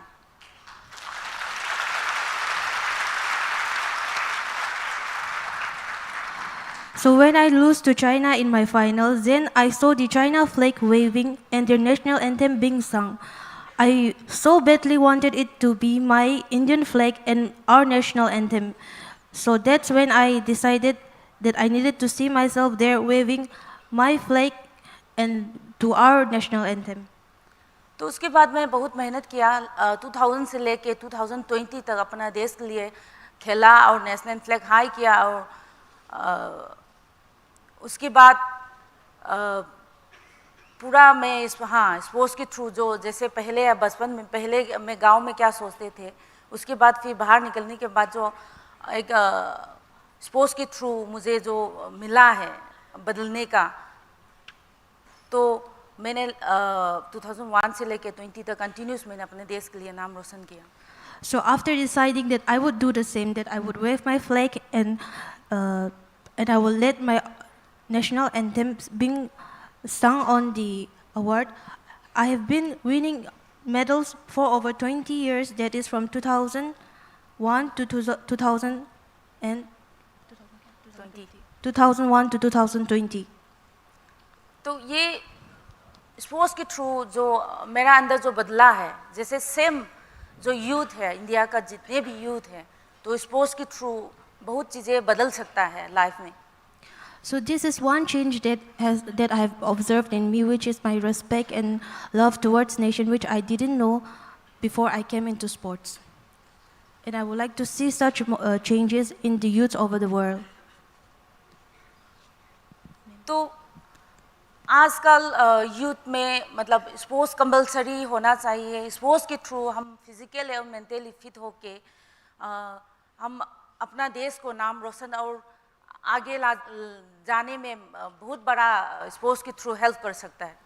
And I believe sports should be compulsory, at least within the youths, as it has positive mental impacts and positive physical impacts. तो उसके बाद में 2021 में मैं जब कोविड आया तो मैं नेशनल कैंप से छोड़ के वापस आ गए थे घर पे. Then in 2001, when the heat of Corona was going on, I retired and I came back to my hometown. तो उसके बाद मैंने सेम मैं घर पे वापस आने के बाद मैंने देखा जो यूथ है बच्चे हैं, तो पहले हमारा टाइम में इंसर्जेंसी का प्रॉब्लम था, और अभी जो टाइम है ड्रग, नॉर्थ ईस्ट के अंदर ड्रग बहुत बच्चे लोग जो है ड्रग लेते हुए देखा, तो मुझे बहुत दुख लगा. Being back now in my hometown, I see that the children now are also facing big drug issues as I was facing, though the problem is different, I was facing those kind of problems too. So I decided to help.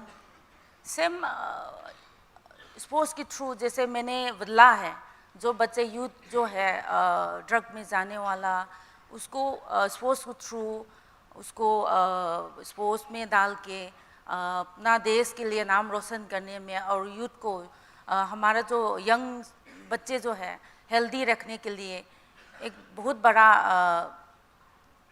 रास्ता मिलेंगे.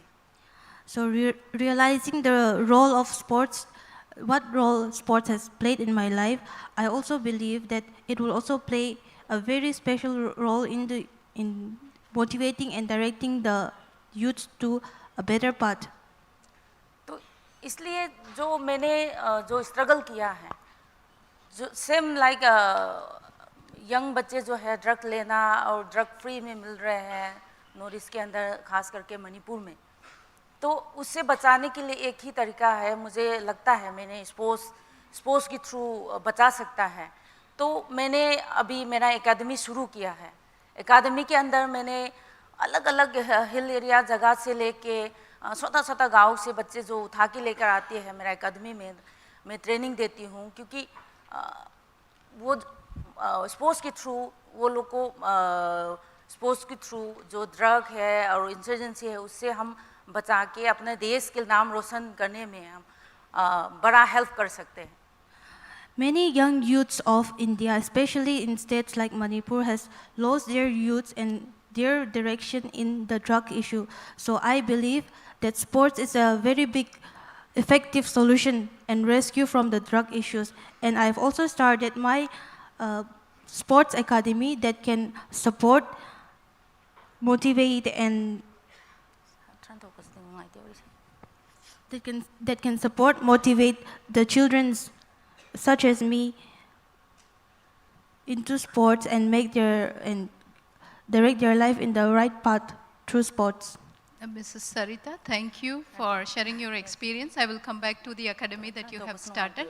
Thank you.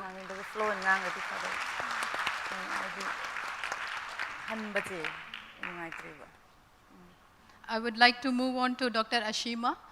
You know that the pandemic, the COVID-19 pandemic has affected everyone, especially the youth and their mental well-being.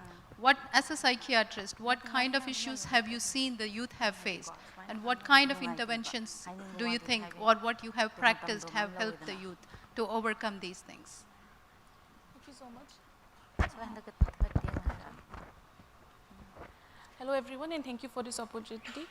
Firstly, I would like to just go on the facts and figures of mental health over the world and the country. The National Mental Health Survey held in India reported that around 7.3% of the youth between the age of 13 to 17 years are suffering from a mental health issue of some kind. Of this, a study done in NIMHANS stated that only 2% of the youth report mental health issues. You can see that social media has been sometimes unhealthily used for self-validation. It has been unhealthily used for attention-seeking behavior, which might have been resolved in some other ways. It has been used for maybe escapism also. It has been used for bullying. It has been used for even to perpetuate violence against minority groups, against sexual minorities. So these are the, and then coming to the social media addiction, mobile phone addiction. So these are the pros and cons of social media, and we need to find a middle ground here. So as ma'am asked, what we can do about it? We have to firstly see mental health, brain, mind as being holistic with the body. It is not separate. We cannot say mental health and neglect our bodily health. So in some few years or some months back, we had this battle between the Ayurvedic medication, the homeopathy and allopathy medication, you know, this and that. We can incorporate all of this together, you know. We can take the benefits of all of this. We have to know our place, the Ayurvedic medicine, the nature. Everyone has to know their place and has to come together. Because the body, the mind cannot simply survive on medication. They cannot simply survive on chemicals, obviously. We have to look at the body, the mind as a holistic principle, and we have to bring mental health at a community level. You know, mental health has not gone you know, grassroots yet. Even though we keep talking about mental health, we keep talking about stigma, it has not gone grassroots, it has not gone to the communities. So I would like to have this discussion. These are the few topics that I'm opening up for discussion today. And that's yeah. Thank you, Dr. Ashima. I would like to ask Ms. Shreyasi. You are a good example of someone who's a sports person and as well as a policy maker. What kind of policies do you think have to be there to bring out the well-being of our youth? You can explain on what is already there and what can be made. Thank you, Doctor. First of all, a very good evening to all of you, and for all the nationals that have come to India for the first time, a very warm welcome to all of you. I am Shreyasi Singh. I have represented, and I still do represent India in shotgun shooting, which is trap shooting at international level. I have been awarded the President's Award in 2018 for the number of medals and honors that I have won for our country. Now, friends, before I answer the question or discuss the topic that has been brought to me, I would like to share with all of you the importance of sports in any individual's life. We all know that largely the holistic development of a nation depends upon its youth or the power of youth. And as we like to call it in Hindi, it's called the Yuva Josh. So how do we direct this Yuva Josh or the power of youth onto the right path in a more positive, in a more natural way? It is known to us, and we have doctors on this panel who will support this theory, that while we exercise, when we play an aerobic sport, when we exert that sort of energy, happy hormones such as endorphins are released. That itself helps us have a healthy mindset, and a healthy mindset is a healthy being, a healthy human being in general. So starting with that, I think sports is very important to be inculcated in everybody's life. And it does not necessarily need to be a sport that you are playing at a national level or international level to win medals for the country. It should be purely done to support yourself, support your lifestyle, and promote and help the nation grow. Because if you grow as a person, then somewhere in return you're helping the nation also grow, whether it is economically or socially. So that's why sports is very important in every person's lifestyle. And also another thing that I'd like to share with all of you is that I think in life we all have ups and downs. We all know that life is not going to be, it's not going to be an uphill where at the end of our cycle, we'll all find ourselves to be successful. We all know that life is a roller coaster. We all have our shares of ups and downs. Now, what sports primarily teaches you is how to lose. And that is called sportsmanship. If you can learn how to fail, how to lose, how to fall down, but then again, wake up the next day, be motivated, be determined, work harder, and to finally achieve that success. That is what sports today teaches us. And that is important for not just people like me or other sports people who have to win a medal for India. It is important for everybody who has to go through life. Because we all know that life is a roller coaster, ups and downs will come, but one has to be determined, one has to work hard, and we all have to do that with a positive mindset in order for us and our country to grow and move forward.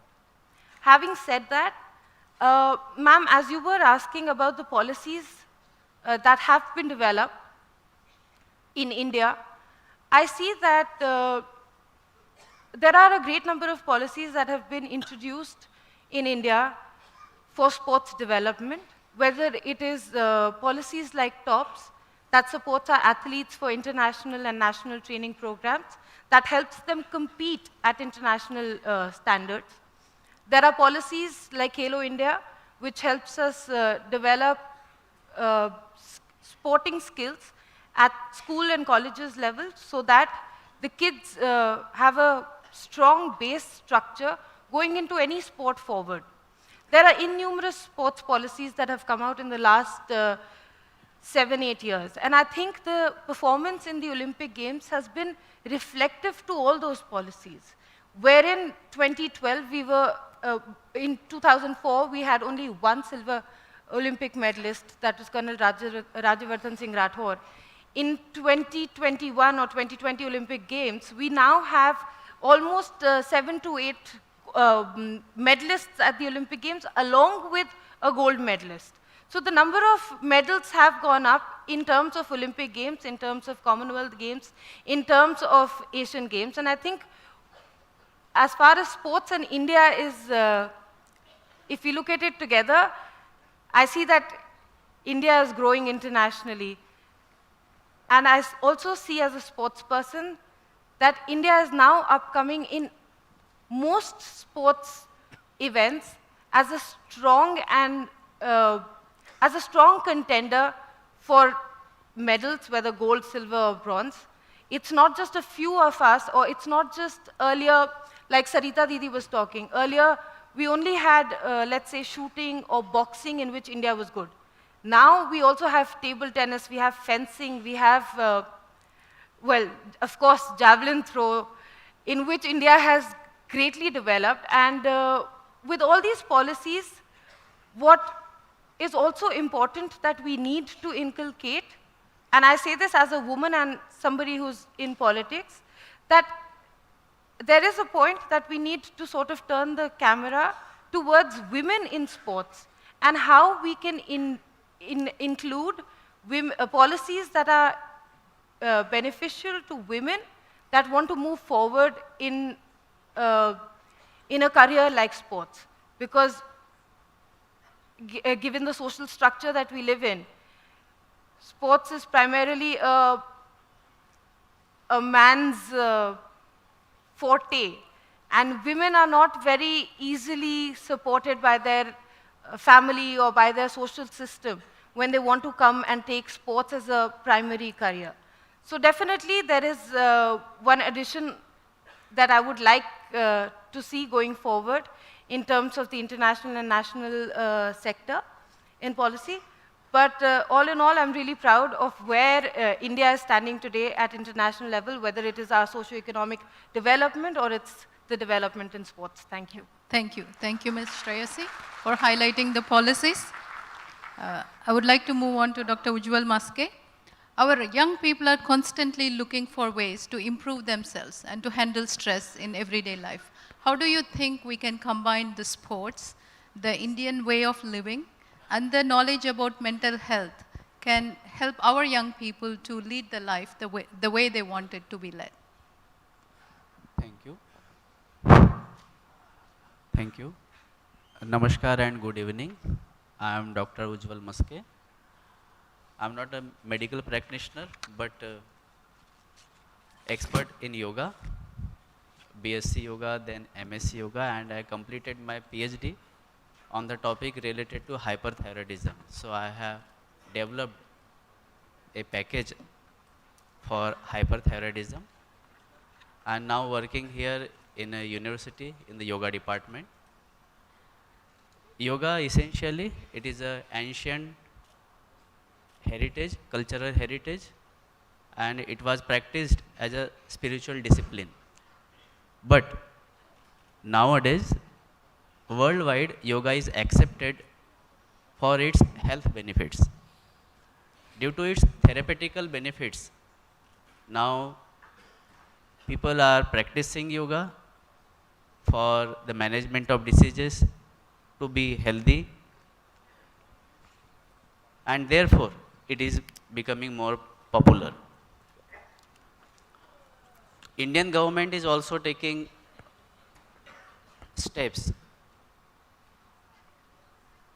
towards this in various areas, especially in the education, in the health, and in the sports.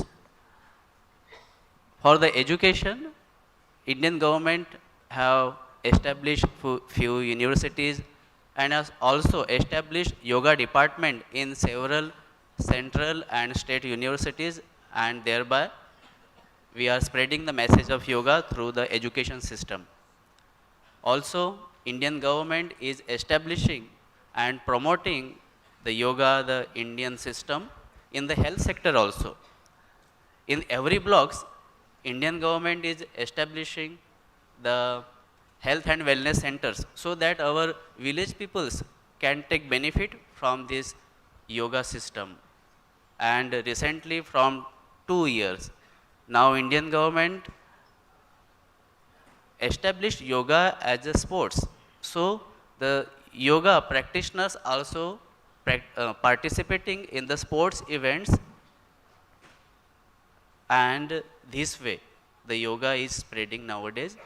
Now, in concern of mental health, how yoga can be beneficial for mental health to relieve the stress. So the practices like the balancing asanas, I hope the participants, delegates know about the balancing asanas like Vrikshasana, Garudasana, that tree pose, etc. Pranayamas like alternate nostril breathing, Nadi Shodhan Pranayama, Bhramri Pranayama, these pranayamas, and meditation, whatever meditation you practice. These practices are very much important to calm down the mind, also to concentrate. So when the practices are helpful in normalizing the hormones, the body, then we can concentrate on the things, whatever we can, whatever we wish to concentrate on. So in this way, the yoga practices are very much beneficial to maintain the mental health of the youth. Thank you. Thank you, Dr. Ujjwal. I just want to have one follow-up question for Ms. Shreyashi and Dr. Ashima. The drug abuse among our youth is increasing. So I would like to touch upon the policy-making decisions that is required. I would like Ms. Shreyashi to answer. And then what kind of measures can we take in the mental health point? Dr. Ashima. So if you can make it a little bit short, then we'll have time for the questions. Now, if we are to tackle drug abuse among the youth, we have to, let me say from my clinical practice or what we are taught, when we take a drug history from a person, which are usually youth, we have to go from the family history. Firstly, drug abuse has a genetic component, which has already been in many studies. Secondly, the environment that the child has grown up from, dysfunctional families, mental health issue in the parents themselves, economic issues, these chaotic social scenarios, for example, in a state like Manipur, which has a very high level of drug abuse, there are so many factors, like there are geopolitical factors like location of the state, then there are situations like unemployment, militancy, as Sarita Didi already told. So these are the conditions we have to focus on. Secondly, the availability of the drug itself, that has to be seen, taken into consideration. Thirdly, one of the main factors that most of us tend to ignore is that when there is drug abuse, 50% of the time there is mental health disorder in the person abusing the drug. So this mental health disorder can be depression, it can be anxiety, it can be anything.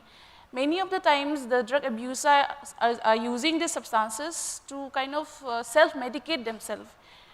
Why? Because there is stigma against seeking help for mental illness, which is much lesser than the stigma against drug abuse. So instead of going to a psychiatrist or a mind doctor or like the crazy doctor, as they say, they prefer to use drugs because it is more easily available and you're less judged for it, let's say.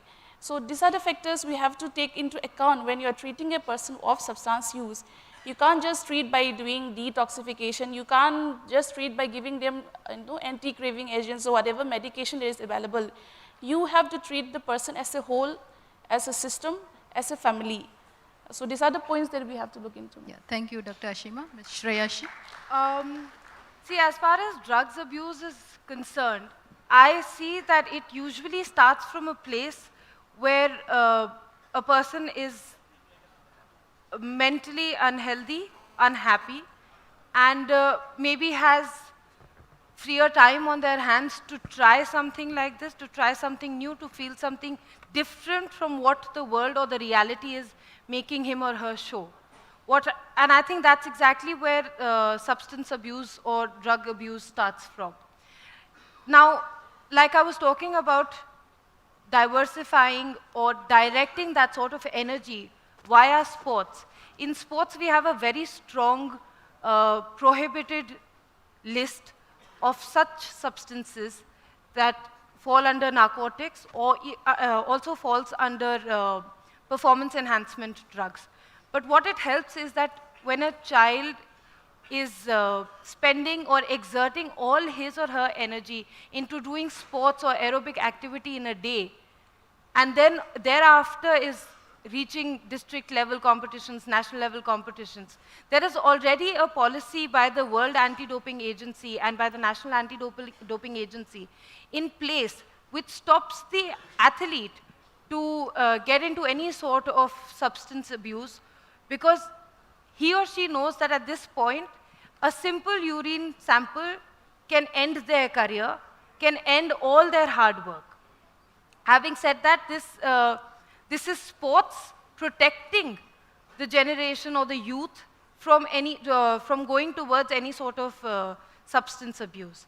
Having said that, on ground level, of course, we need to have stricter laws in place.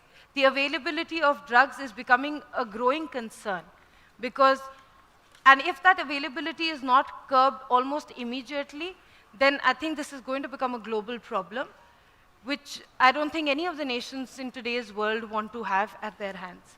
So there definitely needs to be a stricter policy of how these drugs are available on ground so easily. Thank you. The floor is now open for question and answer from the participants. The front row, please. Can someone give the microphone?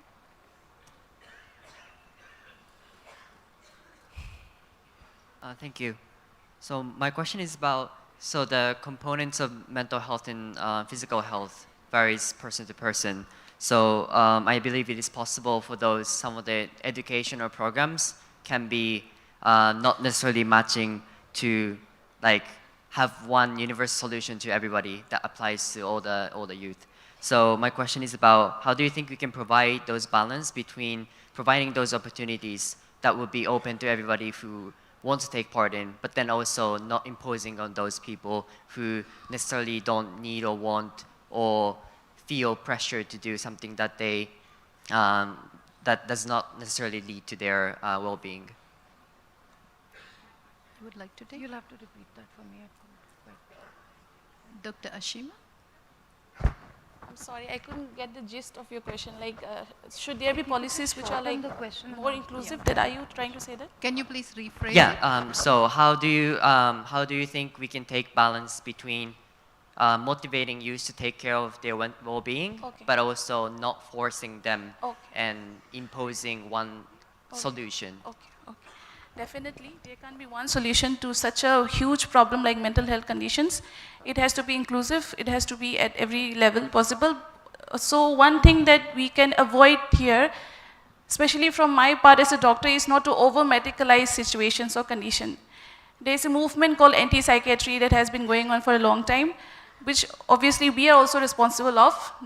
For example, the main diagnostic book or the diagnostic criteria that we follow, the DSM, has been criticized for adding almost everything there out there, like from caffeine addiction to this or that. I would not like to go into that.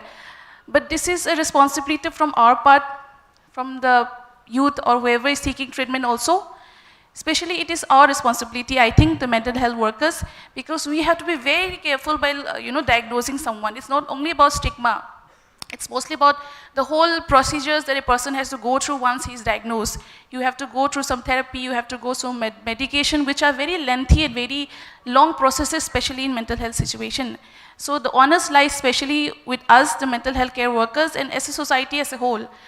Not to over-medicalize situations and also not to neglect those people who are really seeking help. I think I have answered. Thank you. That lady in the middle, can you please?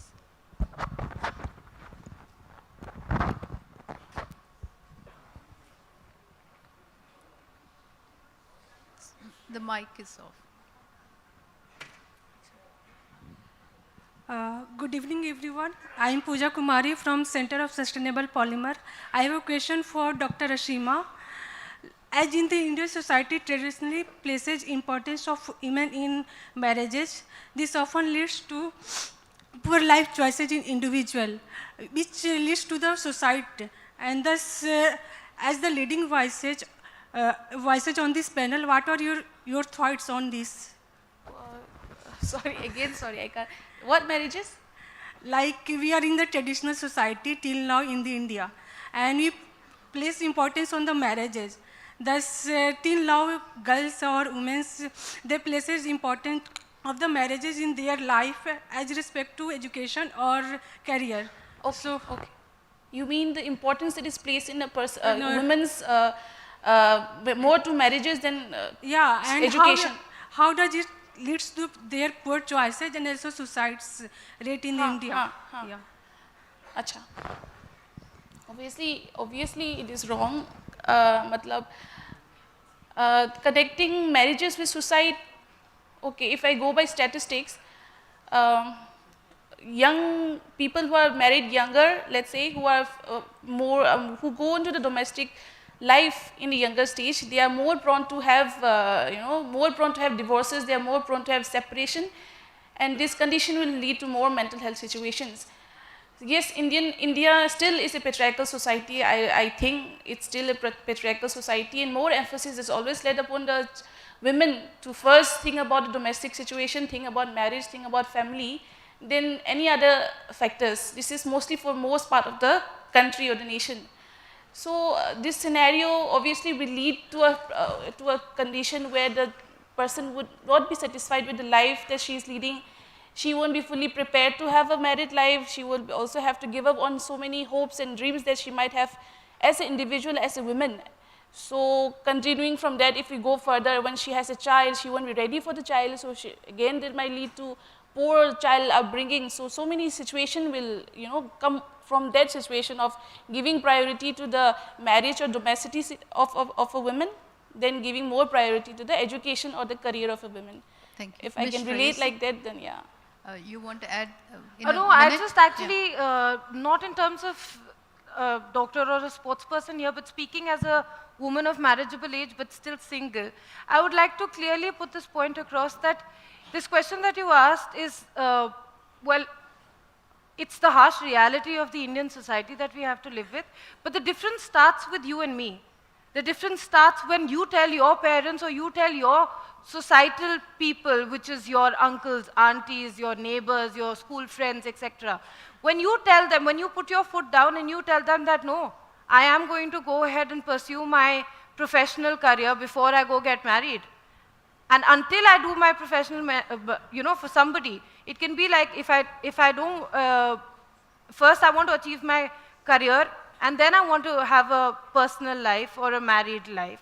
And that change needs to be brought about in the society by people like you and me, by people like Dr. Ashima who's sitting here, and then I'm sure many girls who have put their foot down in front of their parents and said, no, I'm not going to go that way, and I am going to first make a professional career before I get married. So I think everybody, and I expect the men and the boys sitting in the auditorium today to actually support the women, whether it's their friends, whether it's their cousins, sisters, to please change the narrative, change the society. ये हम भारत में रहते हैं, भारत एक पितृवाद ग्रसित देश बनते जा रहा है. भारत एक पितृवाद ग्रसित देश था नहीं. It was never a patriarchal society. We have more goddesses than we have God. We pray to our women. हम भारत माँ की पूजा करते हैं. गाय हमारी माता है.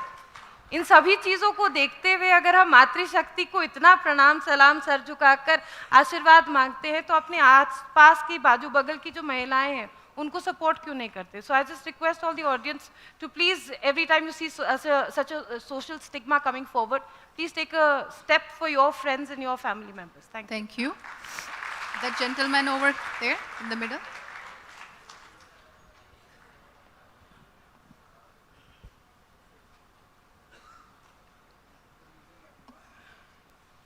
My name is Sanjeev Singha from the Economics Department of Guwahati University. My question is to Shreyashi ma'am.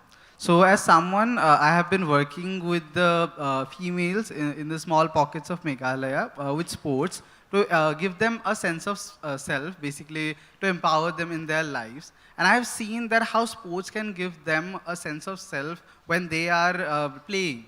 So my question to you is that how can we bring in policies which encourages all the females in India to play sports, not just to become like sports person, but also to have that sense of self so that they can lead their life in a better way and participate more in the state of affairs, and basically build a model with policies in India so that we can basically help the globe to have policies strengthened with sports to basically help the women to participate in the state of affairs. It can be economic or socio-economic. Right. Can I get your name, please? Sanjeev Singha. Sanjeev. Yes. Okay. So Sanjeev, the question that you asked is related to how we can have policies at the ground level that helps women's sports or women to pick up sports as a healthy lifestyle, to what I gather, right? And now the answer to that question is in the work that you are doing. It has to be these small changes that we bring about in the society, whether as a part of the government or as a non-profit organization or just an individual like Sarita Didi is doing with her organization. The more we make aware the people that we have to include sports, just not for becoming a sports person, but or taking it as a career, but also to have a healthier lifestyle. And if we have that, if we are able to give that sort of information out, make the girls aware at a young age that this is the healthier lifestyle, this is the way to go forward, then, and when you see what happens is, mostly, it's always the guys or the boys that pick up a cricket bat and go to their friends and say, खेलने चलेगा, ball लेकर आ जाओ, मैं bat लेकर आता हूँ, तू fielding कर लियो, right? If you can develop that with the girls and say, एक बच्चे के हाथ में आप बैडमिंटन रैकेट दे दीजिए, for example, एक लड़की के हाथ में, you give a badminton racket, for example, and don't give her the second racket. Make sure you distribute the other racket to her neighbor or to her school friend or something like that. Now, sport is such a thing that it requires two to tango. It will require two people to come together on a badminton court and play. It will take several number of athletes to play football together or come and form a cricket team and play versus another cricket team, whether it's in their colony or their house or their home district or their nation. Right? Similarly, policies are being built to have the infrastructure, because first and foremost, what is required in sports is the infrastructure. If you don't have a stadium, if you don't have a maidan, where will these kids go and play? It's not fair for them to stand on the road and play badminton every day. So similarly, these infrastructures need to be developed. While these infrastructures are being developed, this does not only mean to be a building infrastructure. It has to have the right assets to help the infrastructure grow, so that the kids have all the assets that is required for a healthy way of playing sports. Whether it is somebody who guides them on their nutrition, whether it is somebody who tells them how to physically train for a sport so they don't have injuries, so that they don't run in the wrong shoes and have an broken ankle, because of which they can't go to school the next day, something like that. They need to have first aid facilities with a small clinic, so that if somebody is hurt, it does not become life-threatening at any point. So all these things need to be, or like a physical education teacher, just a basic physical education teacher who can watch over these kids and promote this sort of, this sort of lifestyle in the right way. That is what's required at the administrative level. Thank you. That lady over there. Good evening, everyone. Myself, Suprasha Roy from Pandu College. My question is that whenever a person starts playing sports such as basketball, cricket, if he or she is on the plus size, a little bit on the plus size body type, then they will face a lot of verbal bullying and everything. So how to overcome that? Dr. Ashima, would you like to take? How to overcome the bullying when you're faced with being, plus size in the bigger sports. Than normal size. Yes. Okay. Especially in sports situation, are you telling me? Yes, playing sports. How to overcome with bullying? Well, that's a very big topic, but then you have to build up your self-esteem firstly. Secondly, one very important thing that we keep neglecting here is to report to someone who is in authority to do something about it. It can be your parents. Firstly, talk about it. Don't keep it within yourself. Know very, very clearly there's nothing to be ashamed of. Doing anything if you are plus size, nothing there. You can do anything under the roof that is there possible. It's up to you. No one other than you should decide what you can do and you are not able, you know, what you are capable of in any field, including sports. So if you're faced with bullying of any kind, firstly, talk about it firstly. Talk to your friends, talk to someone you fully trust. You know someone who has your best interest in their heart. Secondly, don't shy away from talking to authorities. Again, many a times I have been told that some of the school authorities, some of the colleges authorities, they don't take these issues very seriously. They will say you're too sensitive. You are being, you know, oversensitive to I say, you know, you're overreacting. Don't listen to that. What you feel is valid, you know, it's valid. Even if everyone says you're overreacting, it is valid and you have to keep pushing it. Because unless you push it, most of the people are going to neglect this thing. Because this is a very common thing, bullying for your size. But if you are to get over this, you have to be an example for yourself. You have to set example for others also. So talk about it, report to authorities and keep pushing it till what you want to be done has been done. So this is some of the things that you can do for bullying, for, you know, for body size. Secondly, we have... Can we, I request the panelists also to be short in the answer so that we can take more questions. This is the immediate thing we can do, but if you look at the bigger picture, this is where the role of social media comes into play also. How the body sizes are being encouraged, the zero sizes that are being encouraged. So we have to look at the body positive movement, be an agent for it, you know, be a messenger of the body positivity movement yourself and encourage others also. Thank you. I think this is one way that we can, you know, fight bullying. For the lady here. Namaskar everyone. My name is Asti Malita. I am from Indonesia. My question is relating to Miss Sarita Devi. This is my question. You was mentioned that you belong in poor city in Manipur, in hills. Like instead of do your passion in boxing, which moment that you realize that boxing is your passion to become in the future, and then instead of do that, like is that also making you stay away from drugs that you was mentioned about? So I was like wanna hear like in your previous story, like how is it like, and how you keep survive, then choosing of give up, like. It's so wonderful story. I was looking for Wikipedia before, so this is my question for you. Thank you so much. Thank you. I request the panelists to keep the answers short so that we can take more questions. 2 more questions. Yeah, please, Mrs. Sarita Devi. Meanwhile, can we take 1 more question? This lady, yes. While the translation is going on, we'll take 1 more question, and then that would be answered afterwards. Yes. Good evening, everyone. My question is about the gender split in the sport. Isn't this segregation of sexes in competitive sport is presumed to be the natural result of biological difference when we always talk about equality? Can I take 1 more question? We can combine if somebody has related question. This lady here.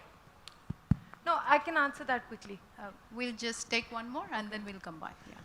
Okay, I'm Shivani and I'm a psychologist, and being in this profession I have seen lack of opportunity for the mental health professionals.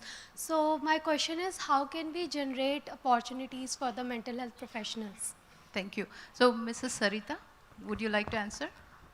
At what point you decided to, yes. जब मैं sports तो बचपन से बहुत पसंद है, मैं जब सोता था ना तो उस टाइम से स्पोर्ट्स पसंद है, लेकिन बॉक्सिंग जब मेरा अंदर जो बॉक्सिंग मैंने करियर चुना है 2001 is my turning point. Boxing में पूरा फोकस करने का मेरा जो है मैंने डिसाइड किया, क्योंकि हाँ स्पोर्ट्स में करियर बना सकता है, स्पोर्ट्स में अपने देश का नाम रोशन कर सकता है, वो उस टाइम में मैंने महसूस किया है. I have always had love for sports since my childhood, and I've always been active and interested towards sports. But then the choice of boxing as a passion, I decided in 2001, this year has been my turning point. And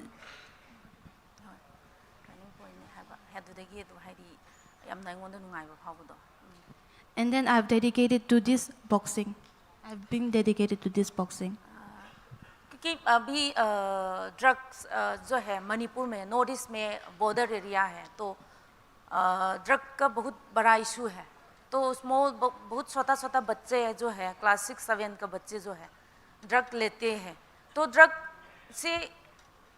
से दूर रखने के एक ही तरीका है मुझे लगता है स्पोर्ट्स के थ्रू क्योंकि स्पोर्ट्स खेलने से मेंटली और फिजिकली स्ट्रॉन्ग होता है उसके साथ ही साथ वो लोग को सिखाता है डिसिप्लिन ये गलत चीज़ है ये है वो है नहीं है ये चीज़ें सिखाने से ना तो वो मेंटली वीक होने से ना कोई दोस्त हाँ आज ड्रग लेने चलो बोलेगा तो इजीली मान जाएगा क्योंकि एक स्पोर्ट्स का एक माहौल होता है एक ग्रुप होता है उसमें कोई मतलब गलत सोचते नहीं हैं और हम कभी सोचते नहीं हैं हम ड्रग ले ये ड्रग खाने का तो वो हमारा मेरा ये सोचना यही है मेरा लाइफ में इंसर्जेंसी के टाइम में मैंने सर्वाइव करके स्पोर्ट्स के थ्रू मेरा लाइफ बदला है और सेम मुझे स्पोर्ट्स जो है ड्रग के थ्रू हम ड्रग मत ले लो मत नहीं बोलने से तो नहीं होगा उसको स्पोर्ट्स के थ्रू स्पोर्ट्स में ला के रेगुलर ट्रेनिंग एक्सरसाइज देना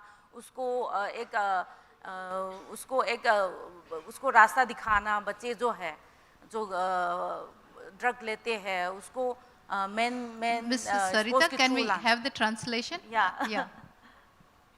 Okay, being from Northeast, which is a border area of India. Please give a gist of the thing. Please give a gist. Okay. So I believe that sports keeps away children from all these things because it is not just a discipline but also a requirement that every sportsman or the children interested in sport should be away from drugs. And sports also keeps children or youths away from wrongdoings and also wrong thinking, which keeps them mentally and physically fit. Thank you. I would like Ms. Shreyasi to answer the gender split and then Dr. Ashima on the health for psychiatrists. I mean, I truly believe that the question that was asked about the gender-specific sports. See, we have to understand the fact that at the international level, we have two categories that we are playing all sports in. It's the men's category and the women's category. Sports never opens a field wherein a man is competing with a woman or vice versa. So who is a stronger biological being is not a question that we are here to answer. This is simply women versus women and men versus men.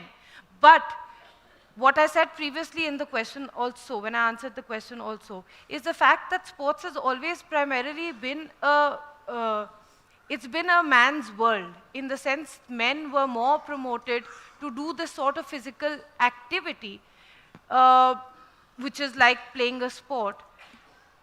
And that was because of the social structure that was available to us. I don't think that that is a question for today's time and era, where I myself have seen the sporting industry shift and grow as much as the women's event has, as well as the men's event. And also, as far as biological strength is considered, I truly, frankly do believe that women are stronger than men, because we all know that we deal with menstrual cycle once a month, and we still go through day to day, doing our chores, not cribbing about it.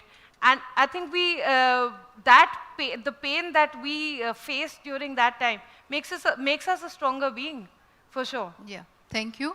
Dr. Ashima, shortly, a short answer. Okay, you were asking about you're asking about opportunities for mental health workers in the medical field? Okay.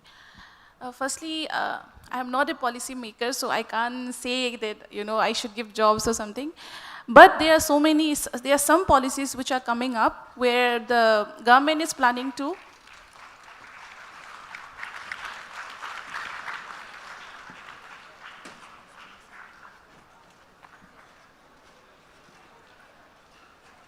Yes, please. Where the government is planning to take mental health to the grassroots, to the community. We have the National Mental Health Policy, which are opening up in the near future, employments for the mental health workers, especially psychologists, clinical psychologists. We have to, focus on the preventive measures that we need to take, and this is where your role will come in the community psychiatry. Secondly, because that is a future direction that I'm talking about, presently we lack very good, very experienced clinical psychologists or mental health workers everywhere. So you can always have your own private setup. You can link up with other mental health workers and create a circle of sorts, create a system for yourself. And for the people who are good, people who are practicing good, who are thoroughly trained in many things like CBT, BT and all those things, I assure you, your demand will never decrease. Because even as a psychiatrist, I don't find good enough clinical psychologists to refer my patients to. So you can think, what you can do on your own. Thank you. Thank you. I thank all the panelists for the interesting discussion. I'll just quickly summarize.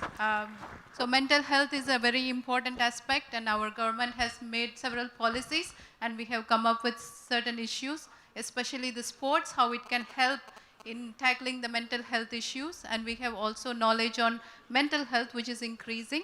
And substance abuse can also be dealt with mental health, with the help of mental health awareness as well as sports. And combining it with Indian traditional way of living, I think we can look forward to a holistic well-being for the youth of our country.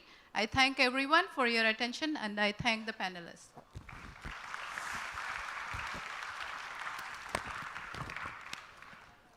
I would like to thank all the panelists for their valuable insights into the theme. I would also like to thank the moderator for carrying out the session successfully. Now, I request the officiating director of IIT Guwahati to felicitate our distinguished panelists with a token of gratitude. Thank you.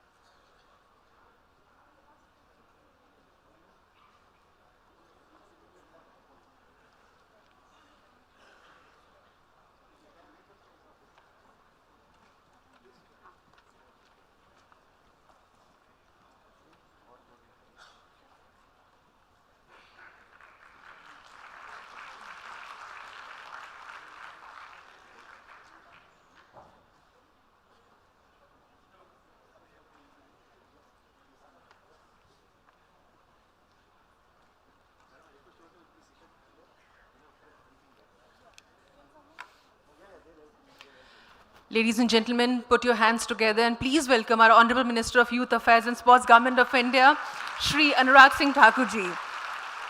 We welcome you, sir, in this program.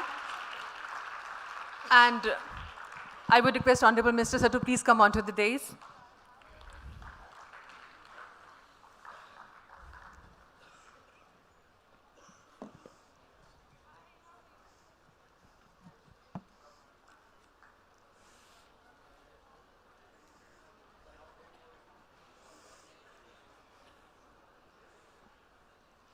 So our Honorable Minister, sir, is meeting with the delegates and the representatives of the G20 countries.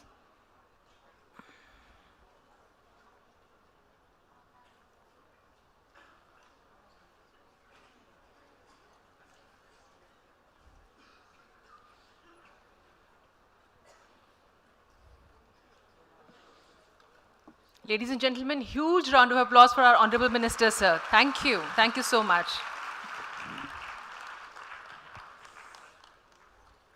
Honorable Minister, sir, in our technical session, we had panel discussion on 5 different themes, and we would like to thank all our discussants and moderators for sharing their experiences with us, enlightening us with their insightful remarks. Thank you so very much to all of you. And now, ladies and gentlemen, in Y20 Inception meeting, we'll have youth dialogue with Youth Minister, that is our Honorable Minister, sir. Yuva Samvad, Yuva Mantri ke saath.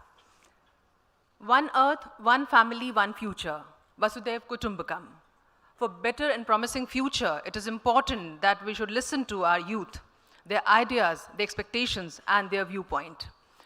But before we start with our dialogue, may I humbly request our Honorable Minister of Youth Affairs and Sports, Government of India, Shri Anurag Singh Thakurji, to kindly grace us with few words. Sir, please.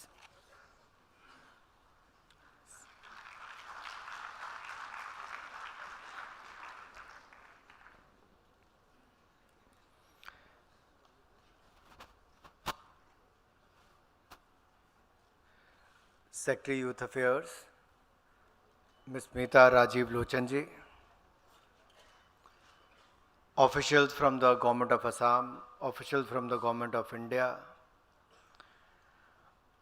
youth representatives and friends from the media, Namaskar, Apnor ke khabor. How are you feeling? Well, first of all, let me welcome you all to the Y20 family, especially our foreign delegates who have come, spared their valuable time, and to be amongst us today. I hope you had a chance to immerse yourself and explore the sights, smells of the surroundings, and significance of holding the Y20 meeting in Guwahati, Assam. I know you are here since early today morning from 9 a.m. till now. Hats off to you. Thank you for being here till this time, and I'm sure it's a busy day for you and some interesting sessions which happened today. But when we talk about northeast of India, state of Assam, with over 5,300 kilometers of international borders with several neighboring countries, the northeastern region of India has significant strategic value. What Northeast offers in terms of tourism, horticulture, handloom, sports, culture, and cuisine is unique. This region is a part of Himalayan and Indo-Burman biodiversity hotspots, the 2 of 25 such hotspots in the world. This region is rightfully the gateway to Southeast Asia and beyond. I am delighted that the Y20 summit is being kicked off from this region. I strongly believe that the Y20 India Summit in 2023 would exemplify youth-centric efforts and showcase policy measures ideated by the youth across the globe. This summit provides an excellent opportunity for the youth and the world alike to shape the discourse in many ways, the direction of humanity. I have said this before and I will reiterate it today, that the Y20 is a brilliant way to amplify the voices of young people. The world is listening to you very carefully. You have a seat at the table and you are being heard. This summit is significant because it is being held amongst the world's largest youth population and the world's largest democracy, the mother of democracy. There can be no better place as unique as this. India is 1/6 of the humanity, and whether it is from defense to digital, skills to startups, housing to healthcare, talent to technology, toys to tourism, environment sustainability to innovation, there is incredible information and digitalization happening across sectors, from the world to experience and explore through your views and your ideas. The Indian economy has increased in size from being the 10th largest to the 5th largest economy in the world. We are diverse, democratic, and demand-driven. Our demographic dividend is uniquely poised to usher in an era of rapid social, economical, and environmental and technological innovation and advancement. It is fueled by the emotion, energy, and actions of young minds like you. Some of you would recall at the National Youth Festival this year, which was held last month, Honorable Prime Minister remarked that today there are global voices saying this century is India's century. It is your century, the century of India's youth. Whether it is the millennial generation or the Gen Z, today's youth are born into the digital, globalized, and constantly evolving world filled with uncertainty, immense space, potential, and limitless possibilities. It's wonderful to see the youth won't settle for the average and have triumphed through turbulent times.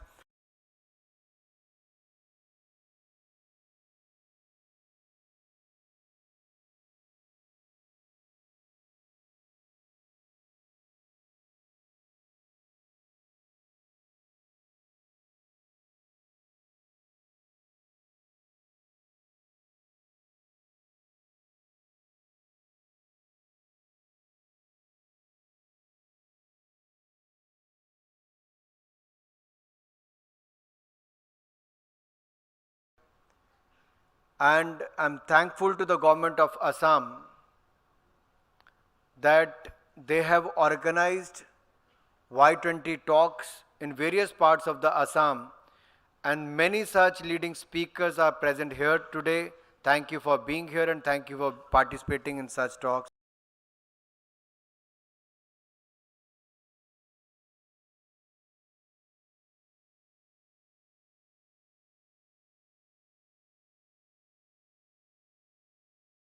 Climate change and disaster risk reduction.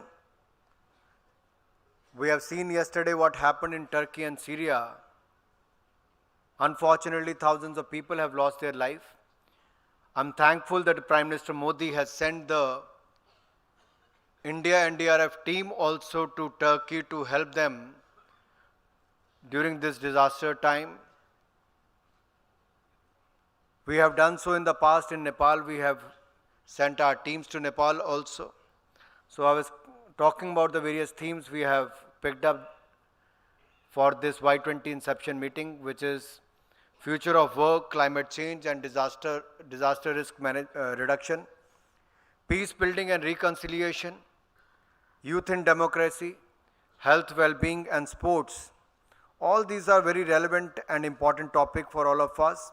And I firmly believe that young people are the largest stakeholders and they have to play a very important role in the present, and they are the builders of tomorrow.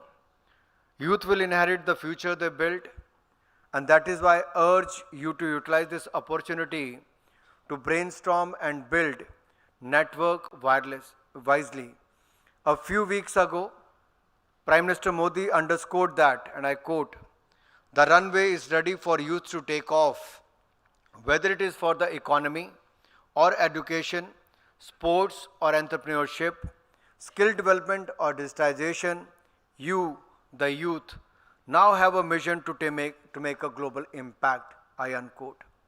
PM Modi also said that he strongly believes that by the end of this decade, emerging technologies such as artificial intelligence, machine learning, Internet of Things, coding and others will have evolved significantly, and data science and cybersecurity will have occupied much deeper part of our lives.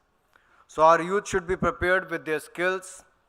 With all these opportunities, more for our youth, I would like you to take back this roadmap in your careers and lives. And for the international youth gathered here, I translate the mantra. Amrit Kal is Adhigam Kal. Leap forward and learn from people, places and your failures. Amrit Kal is the Avsar Kal. Take advantage of the plethora of opportunities and seize the day. Last but not the least, Amrit Kal is the Kartavya Kal. The mantra of duty towards the nation is first and foremost. If each of us follows the Kartavya Path, the world will definitely attain new heights of development. Youth is the engine which drives the nation towards success. Innovation, entrepreneurship, and problem solving will be the cornerstone for the youth-led development anywhere in the world. And in India, we are not only talking about the women development, but women-led development. There are ever new evolving opportunities in agriculture, defense, sports, media, and entertainment. Social entrepreneurship and youth are the drivers of this revolution. So my young friends, this is the historic time when optimism and opportunities are coming together. So we ought to stand united in order to unleash the true potential what awaits us in the future. I will end with a few thoughts and questions for you. Young people must decide, will you lead or will be led? Will you be an employee or aspire to be an entrepreneur? Will you be the generation that puts a man on Mars or continue to marvel at the moon landing? Will you be the generation that heals the world of its health problems or live in the hope for cures? Will you be encouraging or will you encourage a sustainable lifestyle for the planet or be the generation that sit quietly watching the extinction of life around us? Will you be the makers of a better future of world and masters of your destiny? Because your time is now and the clock is ticking. Thank you for listening to me patiently. Thank you once again. Jai Hind, Jai Bharat.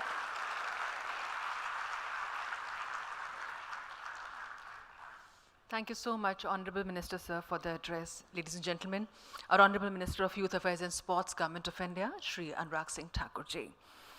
And now we open the forum for interaction, but a humble request, those who want to speak, those who want to share their views and opinions, please first introduce yourself and then share whatever you want to. So, sir, with your permission, shall we start? Yeah. Can we have the mic, please?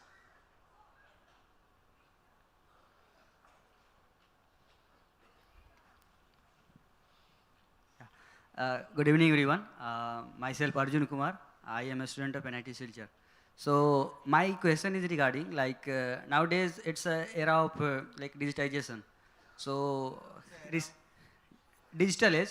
So recently we had one social media intermediary guidelines or rules we can say. But most of the platforms were failed to comply and to appoint grievance redressal officers. So what are the further steps taken by government to we can say immunize our youth from the misinformations coming from various parts of world?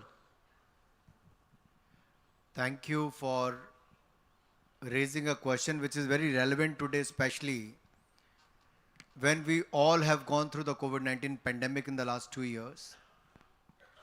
When I was addressing one of the conference at United Nations, which was held digitally, most of the countries talked about infodemic rather than pandemic. Because of information, more lives were lost. So these platforms are made available for a right communication, positive communication, which could be used. But unfortunately, certain peoples misuse that.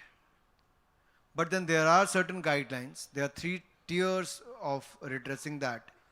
One is at the, for example, OTT platforms or the others. There are such, when you can reach out to the producer, you can write and they can address that.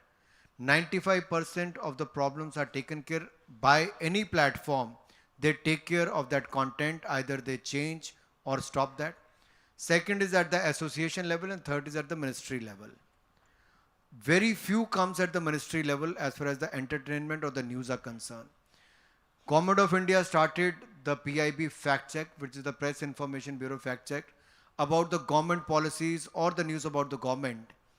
And we have been doing that successfully for the last 3 years. Now the Ministry of Electronics and Information Technology is under the process of consulting various stakeholders, taking their feedback, what else could be done in that direction to address this challenge. On one hand, this platform is utilized by many such reporters, media persons or individuals to create more awareness or to spread the right news. There are positive pros and cons of this social media platforms, but I'm sure there will be more maturity and it will be used in the right direction in the years to come. Thank you, sir. We have the lady in this row, please. Yeah. Hello, sir. My name is Anubha Shukla, and I launched my startup 2 years back. I will quote you here. You said not women development, women-led development. I would request you to explain what steps are we taking in that direction. See, if you look at this year's presidential address, India has a president who is a woman and comes from a tribal area. This shows the power of this democratic country.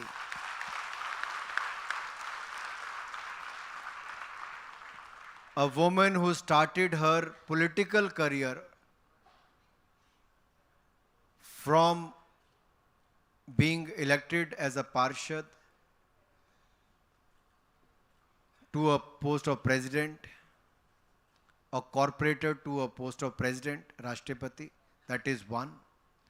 Second, on 31st of January, the presidential address happened in the parliament. On the 1st of February, the finance minister is also a woman who has given the budget this year, and a historic budget, I must say. So not only this, if you look at any field, you will find women are doing extremely well. I was looking at the previous session when I could see 4 women sitting here and a woman moderator. I could see Sarita Devi and Shreyasi Singh also sitting, the 2 sportswomen here who had made the country proud. Not only that, if you look at the Tokyo Olympics, who won the first medal for India? Mirabai Chanu, a girl from the northeast. Look at the Commonwealth Games. Who won the first gold medal last year for India? Mirabai Chanu, again a woman. Who won the 2 consecutive medals for India in 2016 Olympics and 2020 Tokyo Olympics? PV Sindhu, again a girl, a woman-led development. If you look at 80 lakh, which is 8 million self-help groups in India, where 90 million women are member of that, they are leading from the front. How many of you heard about the Lijjat Papad? Lijjat Papad के बारे में सुना है किसी ने? You know, way back about in 1959, who started that? 7 women from the outskirts of Mumbai, they came together with the 80 rupees loan. And they started as a self-help group, started making papads. Where do they stand today? They have more than 49,000 members as their self-help group. They make 4.6 million papads every day, and they have a turnover of 1800 crore rupees today. So, from thousands of women in our elected democratic setup, from Panchayat Pradhan to MLA to Zilla Parishad member to a member of parliament and to the FM to the president of post of president. Look at the deputy commissioner today. You have a woman who is a deputy commissioner. Secretary of Youth Affairs, again a woman. So everywhere you will see the women are leading from the front, and if you go to any school or college, which I have noticed in my constituency, if I go for any annual prize distribution function, out of 10, 7 are girls. That clearly shows women are leading from the front, girls are leading from the front. So there are opportunities available today from banking sector, fintech to the other sectors, from space to the 26th January Republic Day parade. You could see the women riding the motorcycles, you could see the women leading from the front in the Republic Day parade. That is the India today where women are leading from the front. और ये महिला विकास नहीं, ये महिला नेतृत्व विकास इसी की पहचान है. From a pilot to a fighter jet pilot, women are leading from the front. We have this gentleman in the second row. Yeah, please.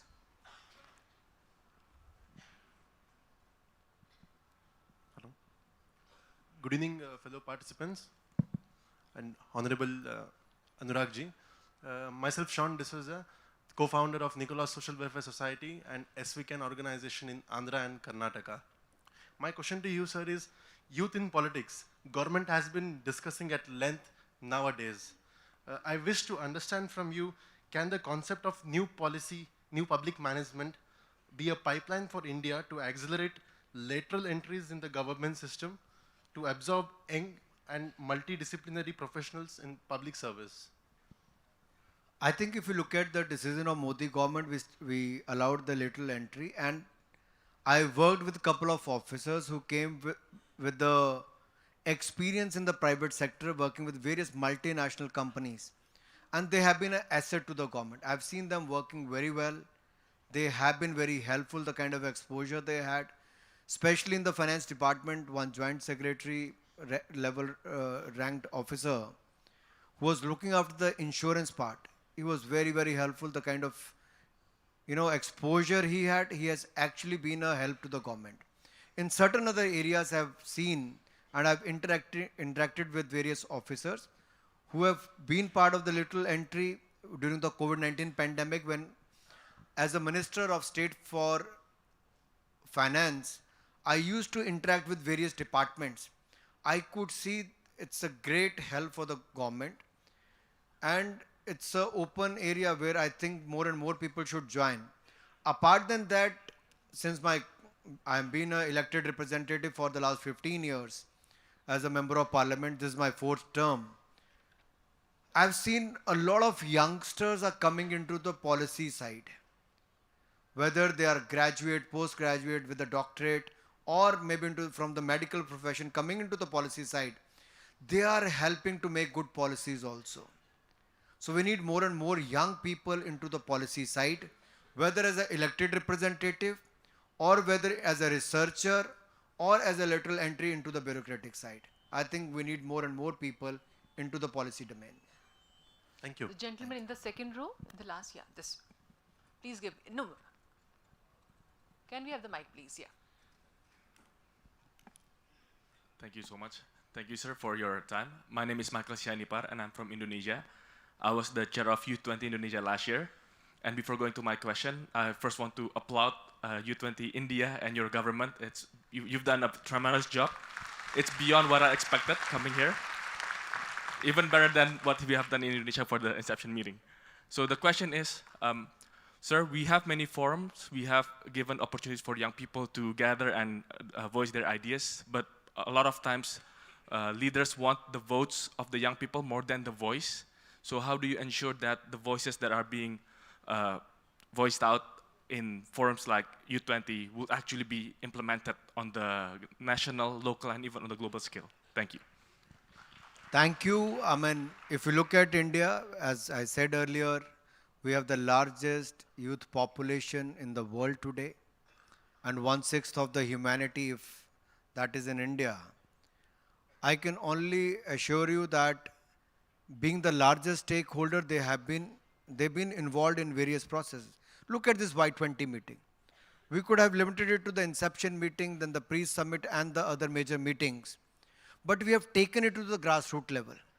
In the state of Assam itself, there are more than 50 meetings already held in various colleges and universities, and you could see the youngsters from those universities who spoke well, and they are participating here today. In this year, you will see more than 1,000 Indian universities, colleges being participating in this event, and their voices being heard, and whatever suggestions they will make will be part of the paper we're going to make by the end of this Y20 meeting. So not only during the Y20 meeting, we are also celebrating the 75th year of independence. We are doing the Yuva Samvad, which is the youth dialogue across the country. We have done more than 300 programs, but we'll be doing more than 1,000 programs apart than the Y20 talks of the Yuva Samvad in the country. Looking at the various different topics apart than these 5 themes of future of works to the climate change and the well-being, or the youth participation in the democracy, this is for the Y20 talks. Apart than that, we'll be talking about the Panch Pran, which the Prime Minister talks about the 5 resolves for the Indian youth in the next 25 years of this Amrit Kal. We engage, it is not me as a youth minister, but our Prime Minister also have a lot of engagement with the youth. We see a lot of MPs doing the Sansad Khel Mahakumbh today, which they organize the various sports in their constituencies. Even the Prime Minister speak to the youth during those programs, interact with them. So we have a Prime Minister who already interacts with the youth. Similarly, our various ministers are traveling to various parts of the country. One day, one university, these kind of programs are being held. And you will see a lot of programs. Will reach out to the director IIT to have more programs here. And I'm thank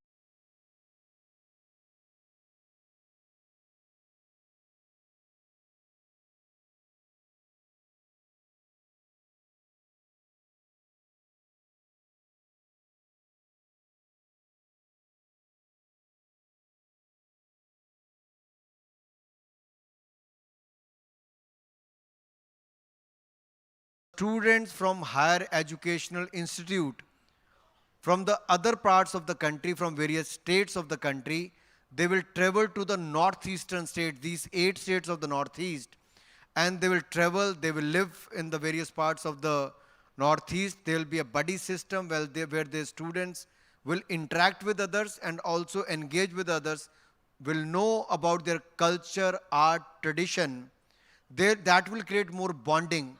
The first program is going to start in the February of this month, where 1,000 students will travel. 300 from 8 states of Northeast will travel to the other parts of the country, and 700 from other parts of the country will travel to the Northeast.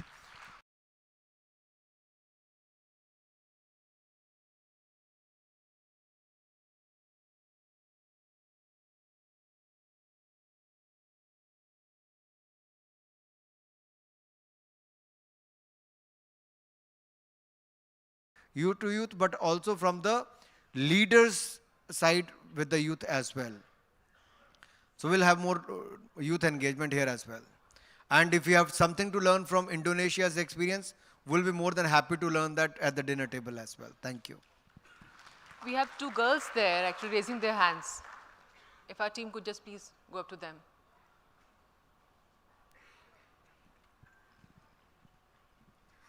Good evening, sir. My name is Pratima Preet. I'm from NIT Mizoram, and I would like to ask you a question. What must be the role of political parties in selecting clean and healthy young politicians? See, for any political party, the first thing is to pick a candidate who can win the seat for you.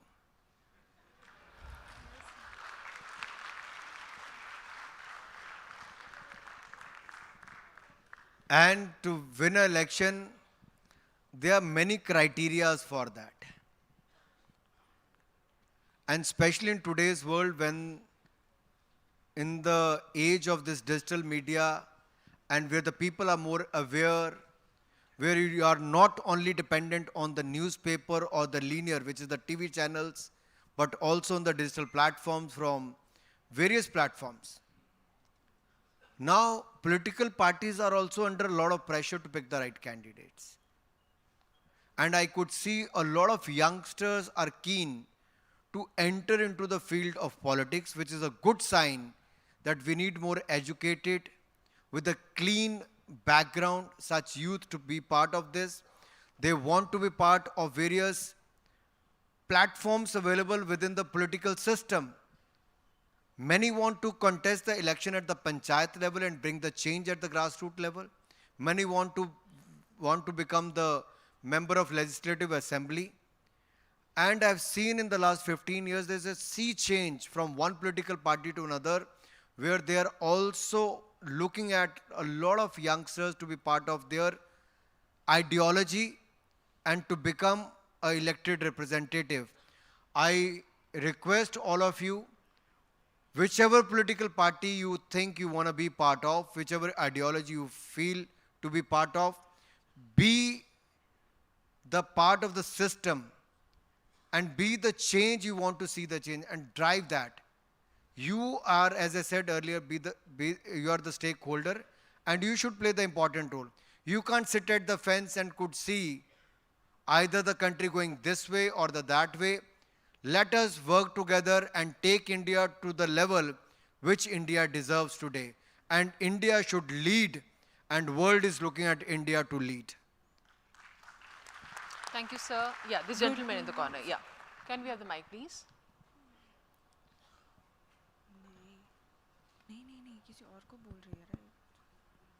Good evening, sir. I am Shayantan. I am a part of Think India NIT Silchar. I am from Jorhat, Assam. So my question to you is, sir, the main problem with entrepreneurship nowadays is the fear of that if they fail, they might miss out many years of their lives that can go to a waste. So can we discuss with the government or non-government to figure out some policy to have some career securities in place so that we can encourage entrepreneurship? I think when Prime Minister talked about कि युवाओं को रोजगार मांगने वाले देने वाला बनना चाहिए, he talked about that rather than seeking a job, you should be the job giver rather than the job seeker. So here is the example where in the last 7 years, the youth of this country has made India proud. We came out with the policy of startup ecosystem. Look at where India stands today. 7 years back, we were nowhere at the global map. In less than 7 years' time, India is the third largest startup ecosystem in the world today. 90,000 startups, 107 unicorns with a worth of $30 billion today. When the major companies were shutting down during the pandemic time, it was the Indian startup companies which were acquiring those companies or such companies in India and abroad. So I think I see a lot of possibilities where today's youth, I see they are getting into the space of fintech to the agriculture. Why I'm saying from fintech to the agriculture is, on one hand, we have a successful story of UPI Bheem, where more than 728 crore transactions happened last month, worth 12.62 lakh crore rupees. Record transactions happened when people from Silicon Valley like Sundar Pichai or Satya Nadella comes to India and they say they still carry a hard copy of COVID vaccination. And India, all of you have a digital copy on CoWIN app. That is how India has progressed. When major economies were writing checks to their citizens in India, Prime Minister Modi was clicking a button and transferring funds worth 31,000 crore rupees to 20 crore plus women with a click of button. That is the power of digital payments today in India. So on one hand, it is the digital platforms. On the other hand, it is the agriculture where we used to look at the fertilizer, jahan ek gunny bag with a 50 kilo gunny bag we used to carry. Now we have a nano urea with 1 liter bottle, you can have the fertilizer. On the other hand, it is the drone which is making the delivery system much better and also being used for the spray of fertilizers today. So from one field to another, there are ample opportunities. And especially when we talk about the future of works, from artificial intelligence to Internet of Things, machine learning to coding to the 3D printing, there is huge scope. All we need to see is where are the challenges and how can we be the problem solver. There lies the scope of becoming entrepreneur. And I'm sure youngsters like you from NIT, IIT and other such institutes will look at the engineers especially to become the problem solvers rather than the problem creators. We have the lady in the second Good row, evening, yeah, sir. please. Just a I minute, am please. Sanjeevani Just a Joshi minute, from... please. Ma'am, please, just a minute. Yeah. We have the lady in the second row, yeah. Namaste, sir. Namaste. Thank you so much for this opportunity. My name is Nane. I'm from Russia, and I'm representing our group of Ayurvedic students. We study in Ayurveda in India, doing BMS, Bachelor in Ayurvedic Medicine and Surgery. And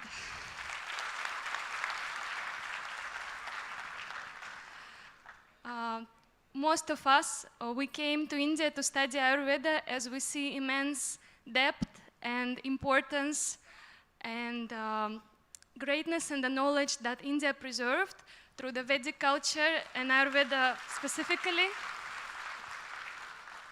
So I have 2 questions.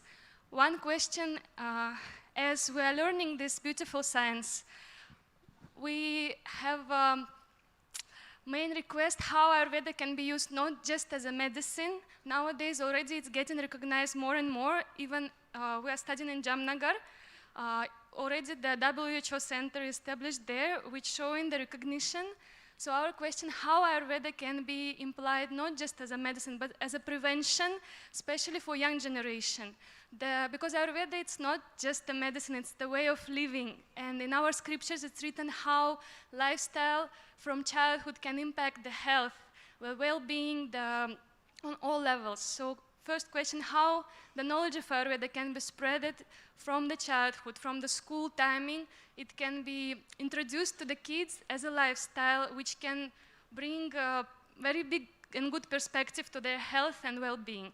And second question about care of doctors and medical and Ayurvedic students as well, because we are facing very tough type of education. I think it's about all students. So in a way, we're learning the science how to take care of our health, but the condition of the studying is so harsh that actually very rarely doctors take care of their health themselves. So how we can just support new generation to imply this deep and very ancient, very beautiful knowledge to help everyone live better? This is my question. Thank you. Let me first thank you for selecting India for your education.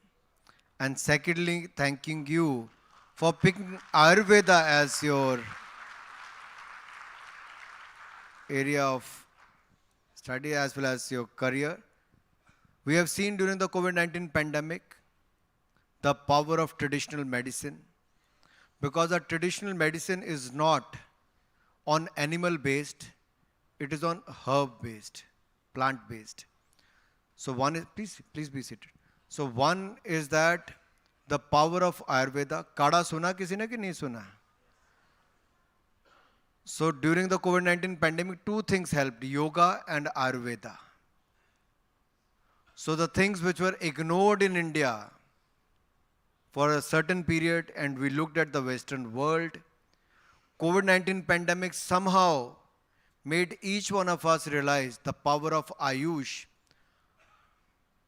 Ayurveda, Yoga, Unani, Siddha, and homeopathy. That is the power we have. I think we need more research papers and more recognition at the international level. There is a huge market locally and globally. And I've seen many member of parliaments to a common man sharing their experiences with us, which the other medicines could not do. Our traditional medicines have actually helped them to recover. One experience I would like to share with you. I come from a hill state of Himachal Pradesh. Hamirpur is my constituency. In 2018 April, I started a program of mobile medical units because I could see, people in difficult times, they have to travel 3-4 kilometers by foot to catch a bus and then to go to a hospital for a checkup and to get treated. I started a program called Sansad Mobile Swasthya Seva, which is the mobile medical units. I started with 3 mobile medical units initially. These go with a doctor, lab technician, nurse and test them, give them free medicine, free checkup, free OPD. There was a great response. Now from 3 we have made 30 mobile medical units now, done more than 8 lakh patients testing free of cost and free medicine in the last 4 years. Now on one part is the cure, which we are already doing. And what you talked about the prevention. When I went through their data, I put some experts on that job to look at the data. They've gone through 2 lakh people and they found that majority of the problems are lifestyle related. So if we have to prevent this, then rather than sending doctors there, we need to create more awareness about their lifestyle. What needs to be changed, what needs to be adopted, what should be their right eating habits, how much they should exercise, what is the right posture, and other things which are related to it. I'm not an expert as far as the healthcare is concerned, but you raised a very relevant point. I'll talk to the relevant people within the system, our health minister and to the Prime Minister, how we can adopt it more and more. But one thing which I've seen in India, that things are changing very fast. And somehow the online platforms are a big advantage today. Even if the question which you raised today and some suggestions which you have given, when everyone is going to share that on the online platform, more and more people will get educated and they're going to get more aware about the things available at home. Thank you for the question. Thank you. Yeah. I think there are a lot of hands, so I have to make my reply a little short, so I'll try and do that to take more questions. Good Or evening. what I'll do is I'll take 4-5 questions at one go, then I'll reply. Is that fine? As you suggest, sir. So can we have the question, please? Yes, sir. Thank you to give me a chance of question. I'm Hyunjin. I'm from South Korea, who is studying, researching on Indian philosophy in Delhi University. Yes. After I finished my MA in same Delhi University, I got quite surprised that Indian students are very smart. Indian students are really good at expressing and debate logically. They know how to express their opinion logically. Unlike Indian students, unfortunately, I think in my country, Korean education system doesn't teach how to debate and express one's opinion logically. So, in my opinion, when it comes to youth, political participation of youth, education can be an extension of politics. So I want to ask you, from which tradition of India this strength of debate and listening comes from? Yeah, thank you, sir. Which tradition of India? yes, from which tradition of India this education system, this strength in education, debate, oral debate and logical self-expression comes from? Yeah, this is my question, sir. So shall we take some more questions? Yeah, this fellow, yeah, please.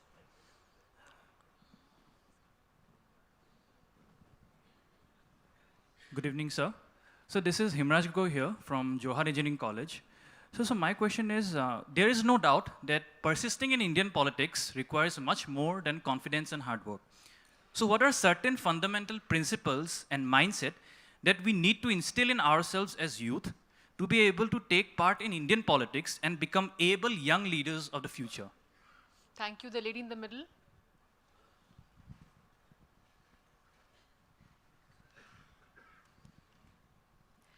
Namaskar. I am Bhumi Sharma. I am the national focal point for India at the Youth Constituency of World Meteorological Organization.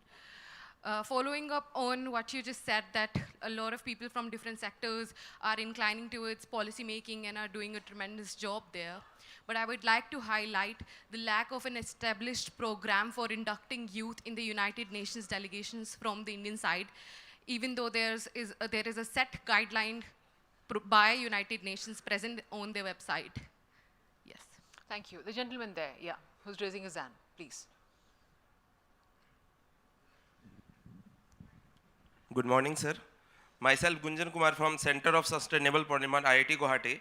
Sir, as a part of Central University during my graduation, now in IIT, as both has a student body election, the major difference, I think, is the political exposure that a student body get. So my question is, what steps the government has taking to encourage more students from institute like IIT, IIM and NIT to be a part of mainstream politics from the starting days after completing his course from the institute like IITs. Thank you, sir. Thank you. So we'll take one more question. Yeah, gentleman there. You can give the mic to the person there. Yeah, please. Good evening, Anurag ji. I am Arnab Roy from Indian Institute of Technology, Guwahati. And my question to you is, sir, that after pursuing a higher degree, so youth is the human resource of a country.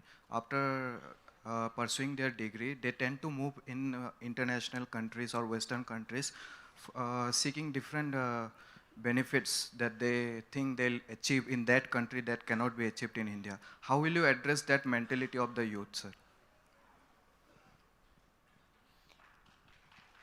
Yeah, please. Gentleman in the first row. Good evening to one and all present over here. Good evening. I'm sorry, who's speaking? Please don't speak unless you'd be asked. Yeah, please, you can ask the question. Hello. Is it working? Oh, yes. Hello, my name is Keita. I'm this year's Japanese delegate to Y20 2023. First, thank you for this great organization and warm welcome to this to India and Assam State. I'm having a really great time with all interactions. So my question is about how to systematically incorporate these communications and representations of the youth.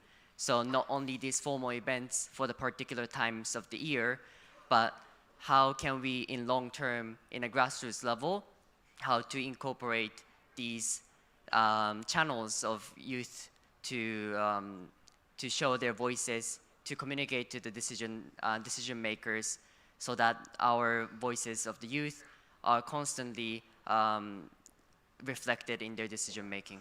Thank you very much. Thank you. Sir, please.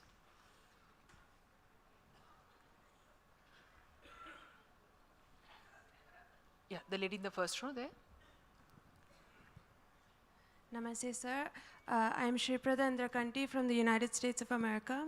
I'm studying in Ayurveda in SDM College of Ayurveda and Hospital Hassan under the Indian Council for Cultural Relations, External Affairs. So my question for you today is, so yesterday I just came from a conference in Kerala on Indian knowledge systems and traditions, and I observed that the Chinmaya Vidyapeeth, which was organizing that event, had incorporated the IKS system, and the first module being the national pride of the country. And how does this help for the youth of today? I mean, if they spend time on learning about their national identity and associating with their national pride and the country's history, how does that improve global interconnectedness? Thank you. The gentleman in the first row, please. Yeah. Namaste, sir. I'm Pascal. I'm a law student and a consultant. My question to you, sir, is more on the lines of student politics, sir. I see two extremes in India. One, the institutions where student politics sets a bad example to the entire globe, I would say. On the other hand, I come from an institution, I have pursued my undergrad, wherein student politics is not encouraged and in fact discriminated upon to the extent that student politics has become a taboo of sorts, sir. So does the government consider working with the education ministry to set up a platform of sorts to regulate student politics across the nation, sir? That would be my question. Thank you, sir. The gentleman in the third row, sir, shall we continue, with the questions? Yeah. Thank you, sir. Yeah. Namaste, sir. I'm Sanket. I'm currently building a cultural brand, That Indian Monk, which focuses on reviving cultural ethos of Bharat and IKS. Along with that, I'm working with Pinaka Technologies, which is a cybersecurity firm. So my question is a bit general, which occurred in today's panel discussion, which was about mental health and some policies about sport. So when we look at district level or a state level or a normal player who's involved in any kind of sports. So these people undergo through a lot of stress and such situations which are unaddressed, and even parents do not understand. So how government can intervene into this and create some interventions, at least at awareness level, so that some things can be done for these people as well. So this is one of the questions I wanted to address. Thank you. Thank you. The gentleman there, yeah, sitting next to you. Good evening to one and all present over here. Good evening, Anuragji. We always talk about betterment of humans, but we also understand that animals are also an important part of our global ecosystem. My question is, why there is no strict laws against animal cruelty? We usually see that stray dogs, cows are abused and ran over by vehicles. Why government does not run free spay and neuter program for stray dogs? Also, don't you think zoo should be closed, as we are depriving animals from their natural habitat just for our sake? What is your take on this? Thank you. The gentleman in the middle in the white dress, yeah, white shirt rather.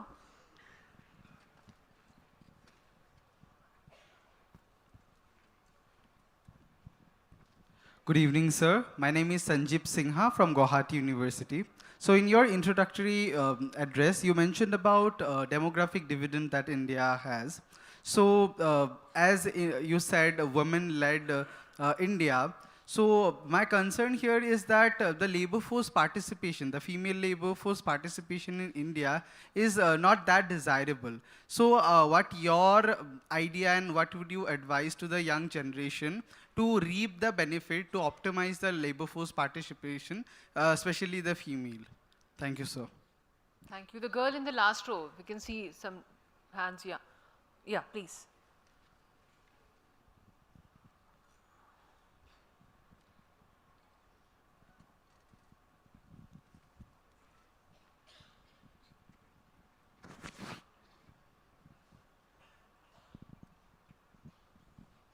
Good evening, sir. Myself, Shikha. I am from Assam Women's University, student of mass communication and journalism. So my question is, as we know, media is the fourth pillar of our democracy. So as a youth, how can we use it in positive direction? Thank you. Thank you. Yeah, the fellow in the middle. You can ask your question, yeah.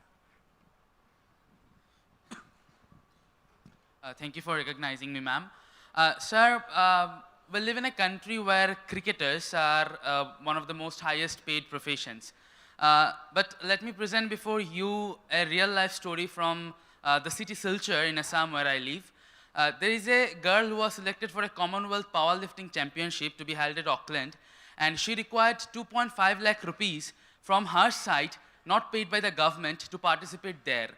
She stumbled from doors to doors to arrange that money. She even went to many political leaders, MPs, MLAs, and finally she had to find herself in debt to arrange that amount of money to represent herself at Auckland. And fortunately, and by her ability, she had won the silver medal there, representing India at Auckland. So what you as the Minister of Sports in India can do to even include such versatile sports of powerlifting, weightlifting, and others as well, in addition to cricket, and make them mainstream financially?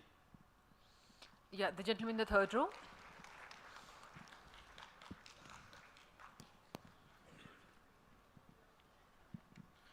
Hakalokan Namaskar.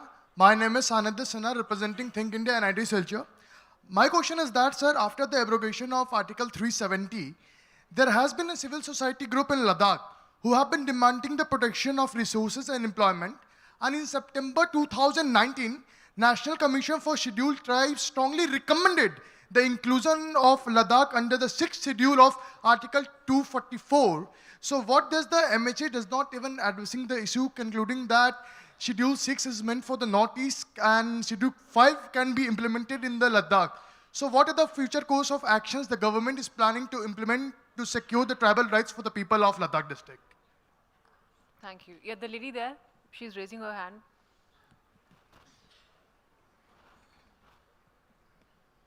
Good evening, sir. I am Tanvi Kurekar from ICT Mumbai. I wanted to ask that what the basic qualities should a leader, should a youth have in leadership qualities to make India a world leader? Thank you, sir. Okay. Please, ma'am. Thank you. Om Gyana Tibirandasya Gyananjana Shalakaya Chakshur Militan Gyana Tasmai Shri Gurave Namaha. Namaste overall.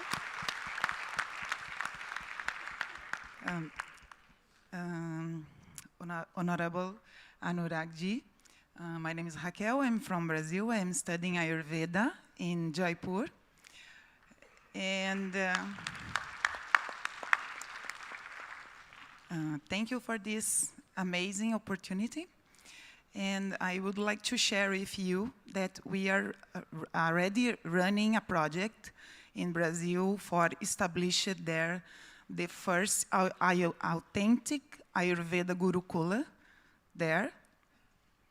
And my request to you is please bless us for we continue this project there, because this is also an opportunity for youth people work abroad, and also for Vaidyas, because the idea is that Vaidyas go to Brazil for teach us there, right? And please help us and establish this project there. This is my humble request. Thank you. Thank you. So can we take some more questions? Yeah. Okay, right. So as you suggested, please. Thank you for your questions and some suggestions which have come this way.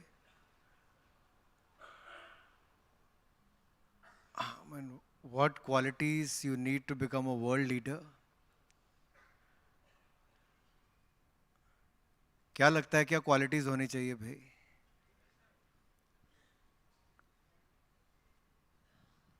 Any suggestions to become a world leader? What kind of qualities one should have?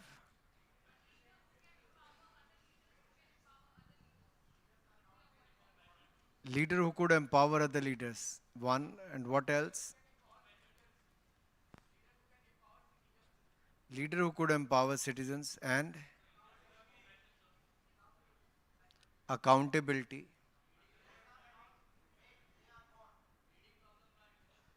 Leading from the front.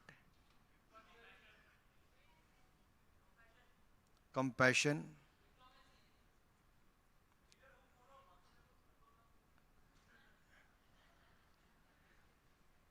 So one earth, one family, one future.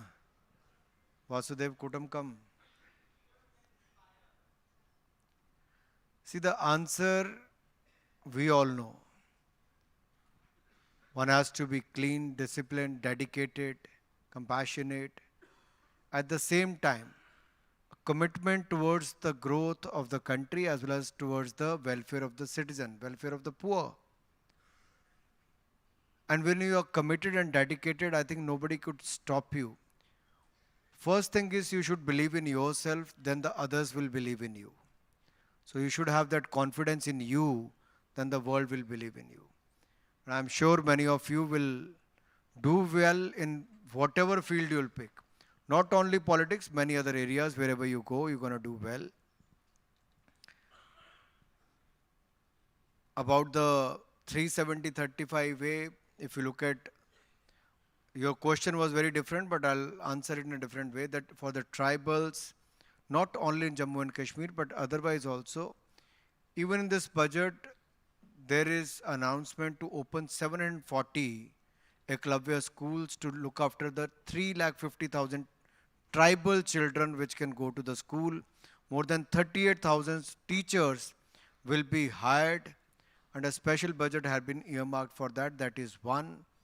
Second, in Jammu and Kashmir, when it was difficult to even hoist a national flag, after the abrogation of the Article 370 and 35A, you could see last year when we were celebrating the 75th year of independence, Har Ghar Tiranga Abhiyan, in every nook and corner of Kashmir, there was a Tiranga flag hoisted on each and every house.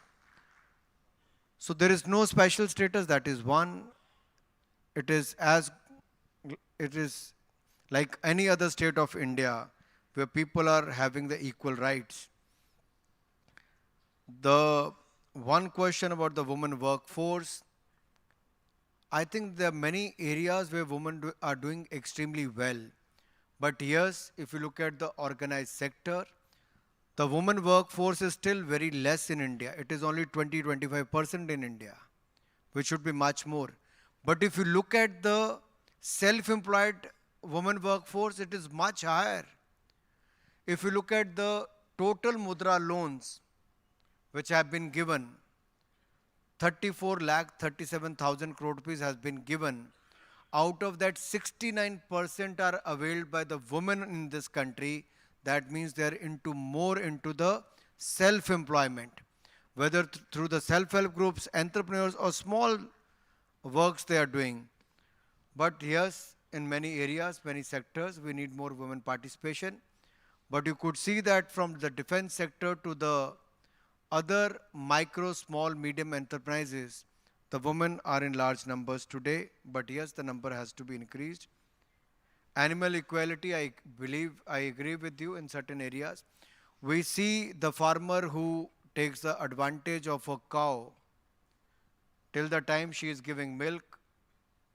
She is like mother, but the day she stops giving milk, she's been left on the road or in the jungle or elsewhere. So I think it is our responsibility, not only of the farmer, but also as a society. We have seen the mistreatment to the dogs, to the other animals as well. But there's a lot of awareness today. There are a lot of people who come forward to adopt dogs as their pets, who are the stray dogs, to take care of the cows, to the other animals who are left on the streets. There is a sea change from the past 10-20 years. We have seen a different society now. More awareness is being created, and people are also becoming more sensitive. There is another change. If you look at India, few years back, the kind of problem we used to face with the cleanliness, now more awareness is generated. A lot of youngsters, they believe in keeping the country clean, their area clean. They don't throw their chips packet, the toffee, chocolate, or the water bottles on the road. They try and dispose of that in the dustbin, or they keep it in their bag and dispose of at the right place. So there is a change happening with the passage of time, with creating more awareness. All we could do is we can be the change what we want to see the change in the country. So let us start from our home, from ourselves only, and we could see a lot of change. Mental stress, yes, not only for the athletes, but to the common man, students also. We see a lot of suicides today in the society. We could see a lot of stress among the youth. Yoga, Ayurveda to others, meditation is another area which help us to de-stress ourselves and rejuvenate ourselves. Let me say one thing here. परेशानियां तो हर किसी की जिंदगी में होती हैं. परेशानियों से भागना बहुत आसान होता है. हर जिंदगी में एक मुश्किल इम्तिहान होता है. भागने वालों को कुछ नहीं मिलता जिंदगी में, लड़ने वालों के कदमों में ही जहां होता है.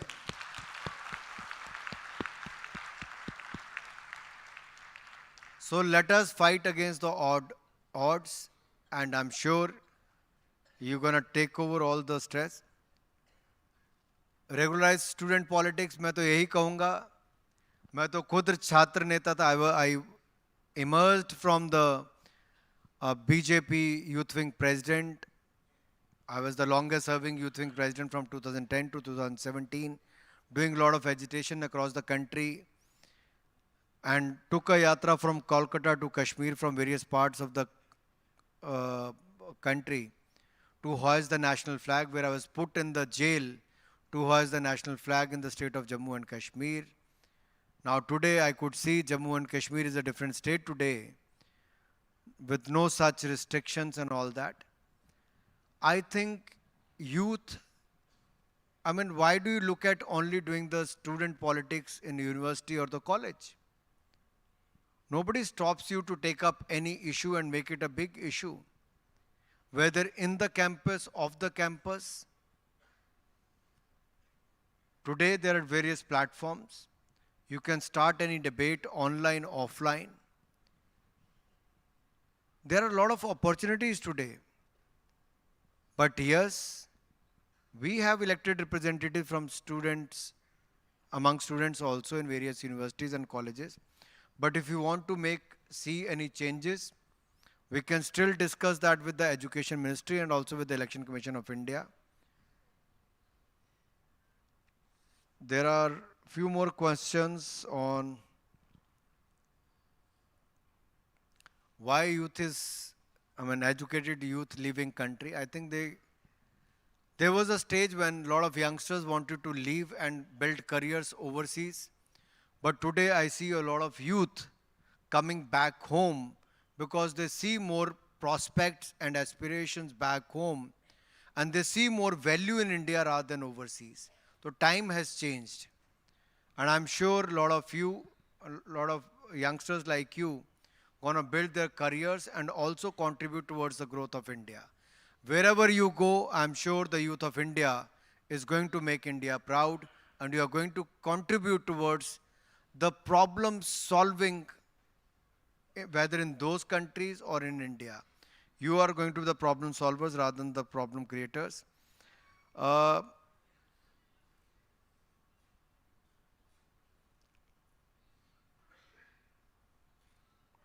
You have talked about the UN Young Global Leaders, how we're going to pick. We can discuss that internally within the department, how we can do that.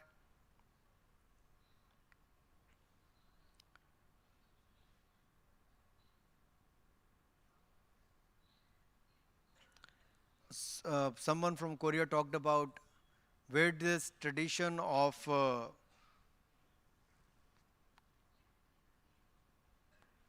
discussions or talks started. It is in our Shastras, if you could see.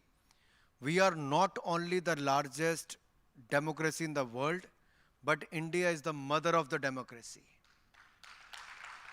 So it is a thousands of years old tradition. And that is how the society where we stand today. Not only that, somebody talked about India. What about Indian culture, art, tradition? All I want to say is for today's youth, when we talk about celebrating 75th year of independence, that doesn't mean India is 75 years old.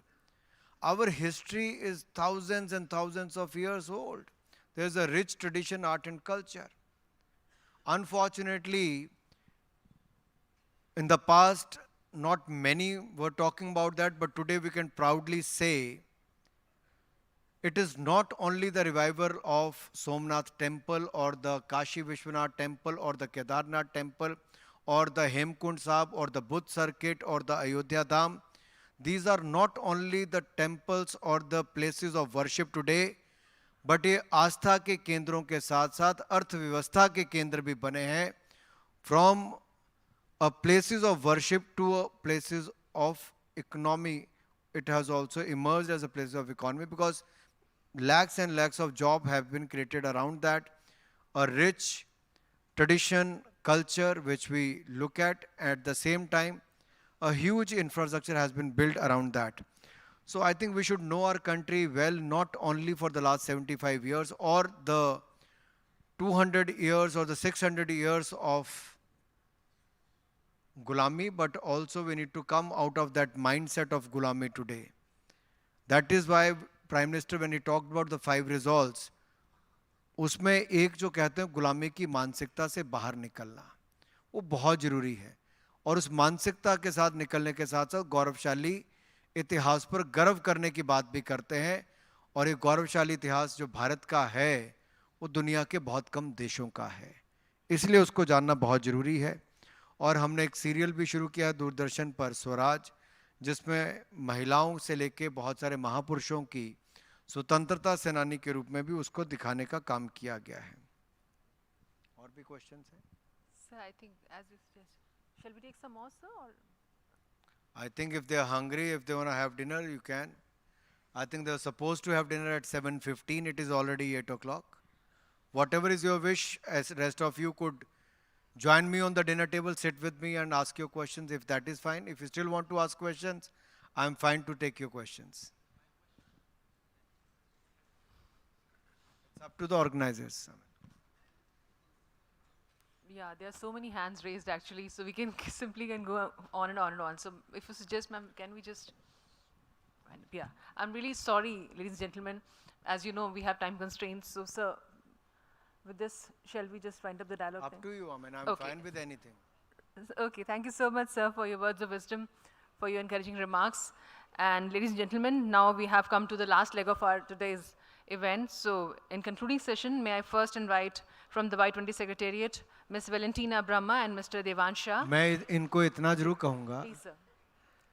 Because you all are studying in very prestigious educational institutes, you all be looking at building your careers, building fortune for your family, giving them a very comfortable lifestyle. But please remember when Prime Minister talked about Amrit Kal. And from this Amrit Kal to Swarnim Kal, this yatra of 25 years is very, very important. And please remember those 5 resolves, Panch Pran. और मैं इसको हिंदी में जरूर कहना चाहता हूँ क्योंकि आप सबके लिए है कि भारत को विकसित भारत बनाना है. We have to make India developed country. हमें गुलामी की सोच से बाहर निकलना है. हमें अपने गौरवशाली इतिहास पर गर्व करना है. कला संस्कृति इतिहास पर गर्व करना है. हमें एकता एकजुटता को बनाए रखना है. किसी भी जाति धर्म के होंगे, सबको एकजुट होकर रहना है. और हमें नागरिकों को कर्तव्य पालन करना है. We should not seek only rights, but we have to do our responsibility, do our duties as well. So मैं इतना ही कहूँगा, कितनों की तकदीर बदलनी है तुम्हें, कितनों की तस्वीर बदलनी है तुम्हें.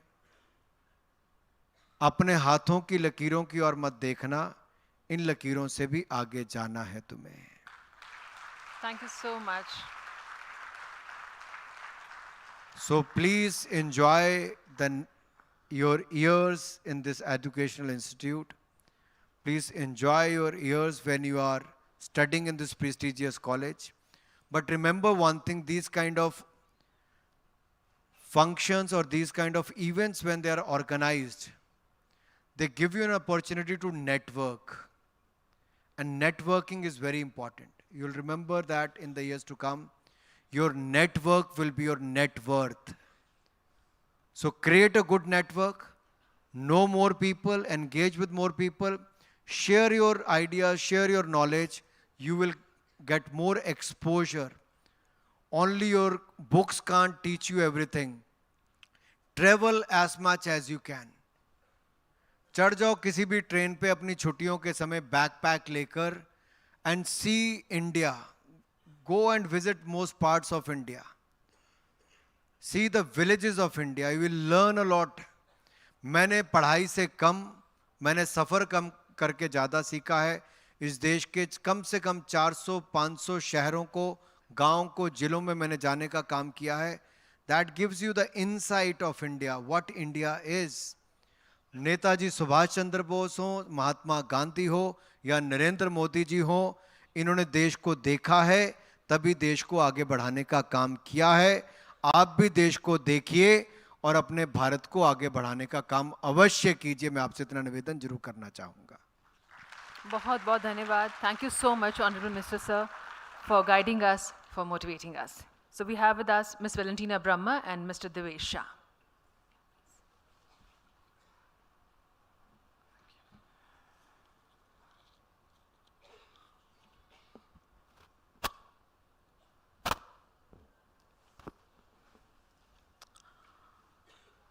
Take up one idea and make it your life. Think of it, dream of it, live on that idea, and that's how you become successful.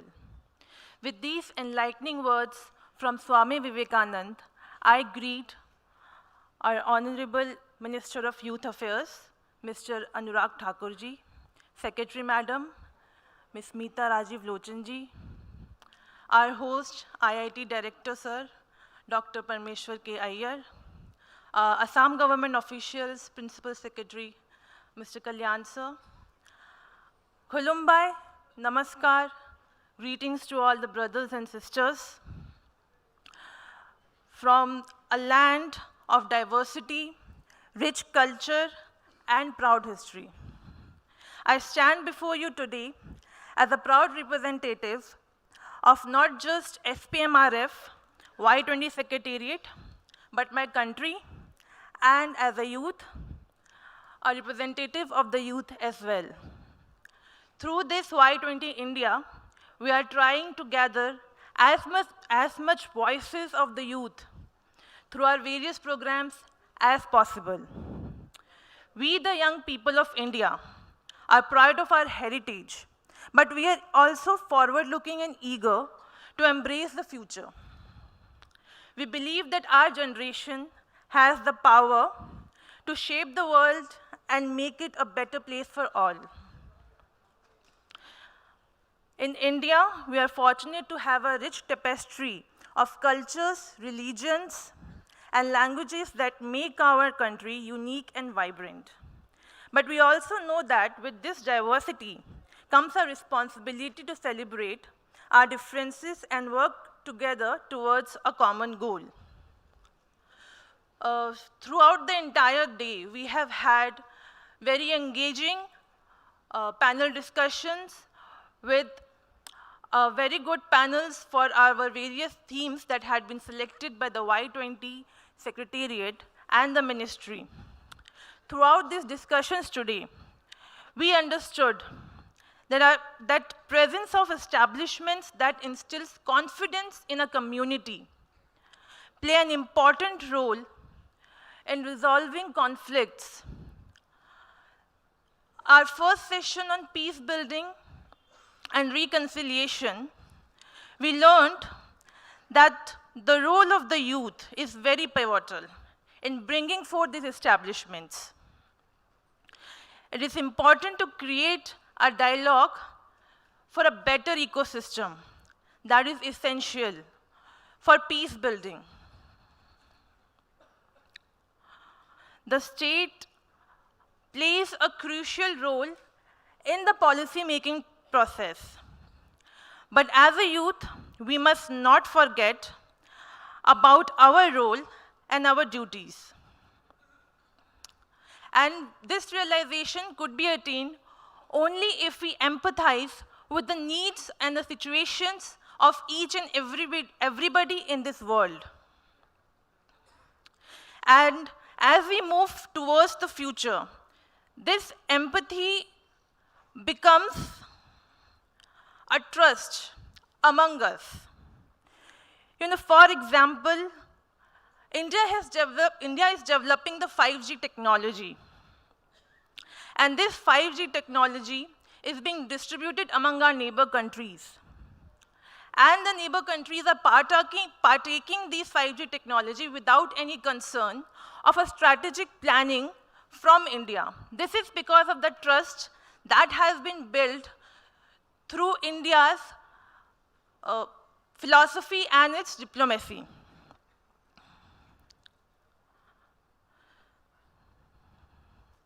And as this digital transformation is taking place, and as it is unfolding, we, through this Y20, are not only involving the youth, but also involving various stakeholders from universities, from the industries, from various fields, so that by the end of this Y20 summit, we are able to produce a deliberation, we are able to produce a communique that provides a solution for the problems that are existing in our world today. The youth is determined to build a better future, and one that is inclusive and equitable, where everyone has access to education, healthcare, and opportunities to fulfill their potential. We are committed to create a world that is sustainable for both ourselves and for the future generations. Therefore, dear friends, I invite you to join us on this journey. Let us work together to see the change we wish to see in the world. Together, we can make the world a better place for all. Thank you. Now, I would like to invite our track chair, Mr. Devansh Shah.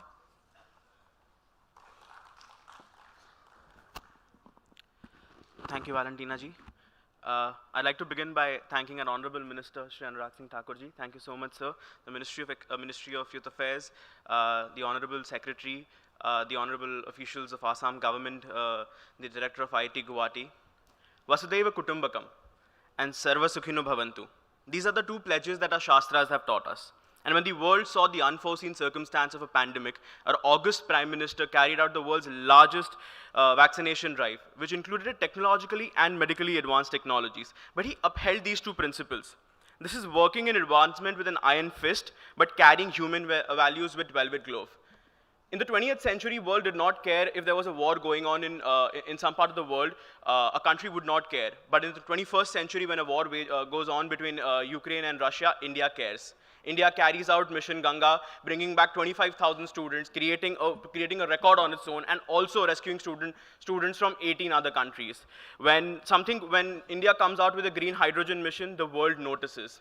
As we have taken on the presidency, as the G20 presidency has been taken on, we've seen that a lot of countries share a common goal.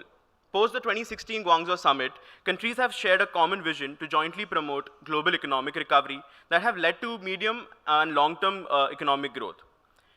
Now, coming to my track in particular, that is Industry 4.0, India has made rapid strides in it. We've not only done vaccine Maitri, but we have come out with Tech Maitri. Tech Maitri is something where India has focused on developing the India stack, where we have countries from the global south developing their own digital economic systems. We have a G20 nation who's developing a system similar to UPI on their own, which is huge globally. I know it's the last session and everybody is really tired. I can see people leaving, so I won't take you long. So today, as we head into India's presidency of G20, one of the top priorities in front of us all is to create a sustainable and secure future. This future will be built by the global youth. It will be led by the global youth. We look forward to the same with as much aspirations, as India is the most youthful nation where maximum percentage of our population is young and productive. Thank you so much, everyone. Thank you, Ms. Valentina Brahma and Mr. Devansh Shah. Now I would like to invite respected Shri Kalyan Chakrabarti Ji, Principal Secretary, Government of Assam, please.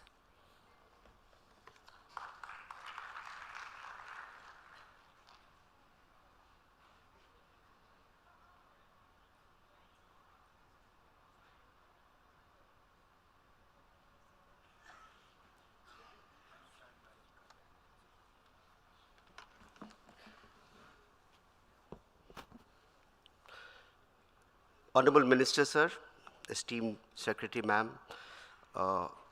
youth delegates, Y20 Secretariat, and the media personnel. First and foremost, sir, on behalf of the Government of Assam, all the students, the universities, the school students who we have given the opportunity to deliberate on these issues, we would like to thank you for doing the Inception meeting in the state of Assam. You have actually caused us to understand the hopes and aspirations of the youth in greater detail.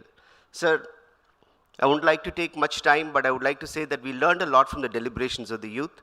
We learned about their hopes and aspirations as to how from agriculture to industry to AI could lead to huge disruptions, and how all these topics were so interlinked. And we hope that from the deliberations that have happened here and the contributions of the Assam students to the papers, we hope that we will be able to contribute to the papers finally to be submitted by you to the international community. We have made a lot of models here, sir. Our dynamic Chief Minister has youth as his top priority, both its employment in terms of technology, in terms of peace building, in terms of their health, in terms of climate change. Assam is now on the forefront, and we have presented our views, and we have also deliberated with the students and understood their views, and we thank you for giving us this opportunity, and I thank all of you on behalf of the government, on behalf of my Chief Minister, for being here and for making Assam the first place for starting the Inception here. Thank you all very much. Thank you, respected Shri Kalyan Chakrabarti ji, Principal Secretary, Government of Assam. And now may I request respected Shri Parmeshwar Iyer ji, Professor Parmeshwar Iyer, Director, IIT. Sir, please.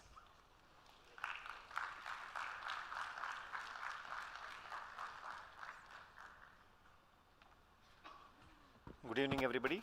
Honorable Union Minister, Shri Anurag Thakurji, officials from the Government of India and Government of Assam. In fact, it has been a very intense, engaging, and a very long day. I think many of you woke up at around 5:36, and right from the yoga session till now, you all have been out, and I really thank you for being, so active, participating so intensely, and still you are ready to, pose more questions to the minister. And sir, thank you very much for being so interactive, and you are still ready to take up more questions. I think it has been a very lively day. In fact, I would like to thank the Government of Assam. Though we call it an Inception meeting, what I have been observing since the last 1 week, it's almost like an international summit level. So, big round of applause to the Government of Assam and definitely the Government of India.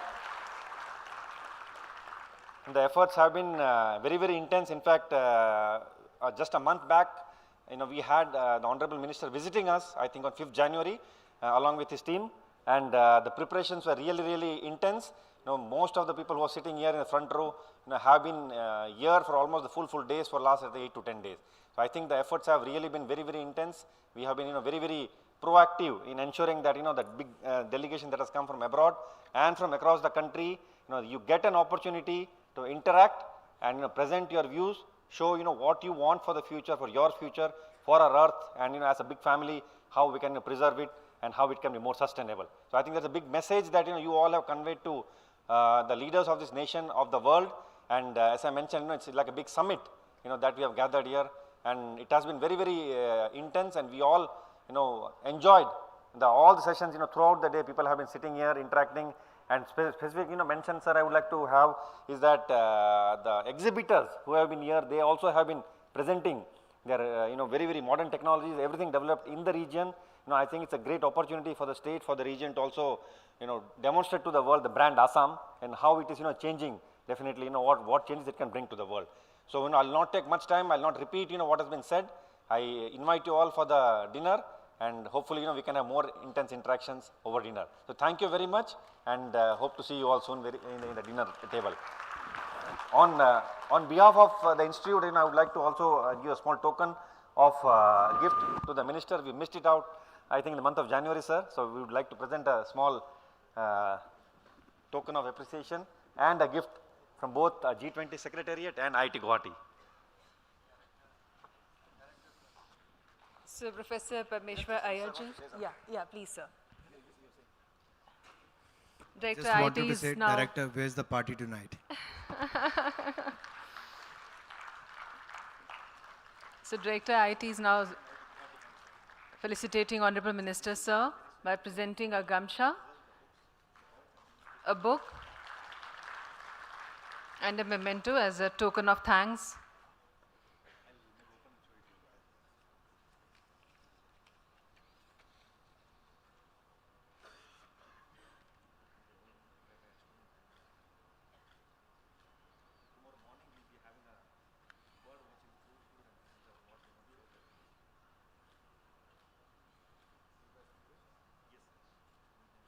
This is a book on birds.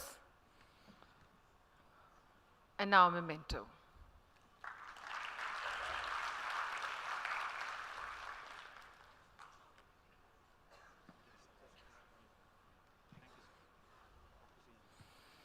Thank you, Professor Parmeshwar Ayarji, Director IIT. And ladies and gentlemen, with this we conclude our today's session. Thank you so much, Honorable Minister of Youth Affairs and Sports, Government of India, for joining us today and having dialogue with our participants. And we would also like to thank our distinguished guests, eminent personalities, representatives, delegates, officials from the ministry and state government, young leaders and all others who are connected with us through live streaming. Thank you so very much. Since morning you all are with us. Thank you once again, and please do join us for dinner. Thank you.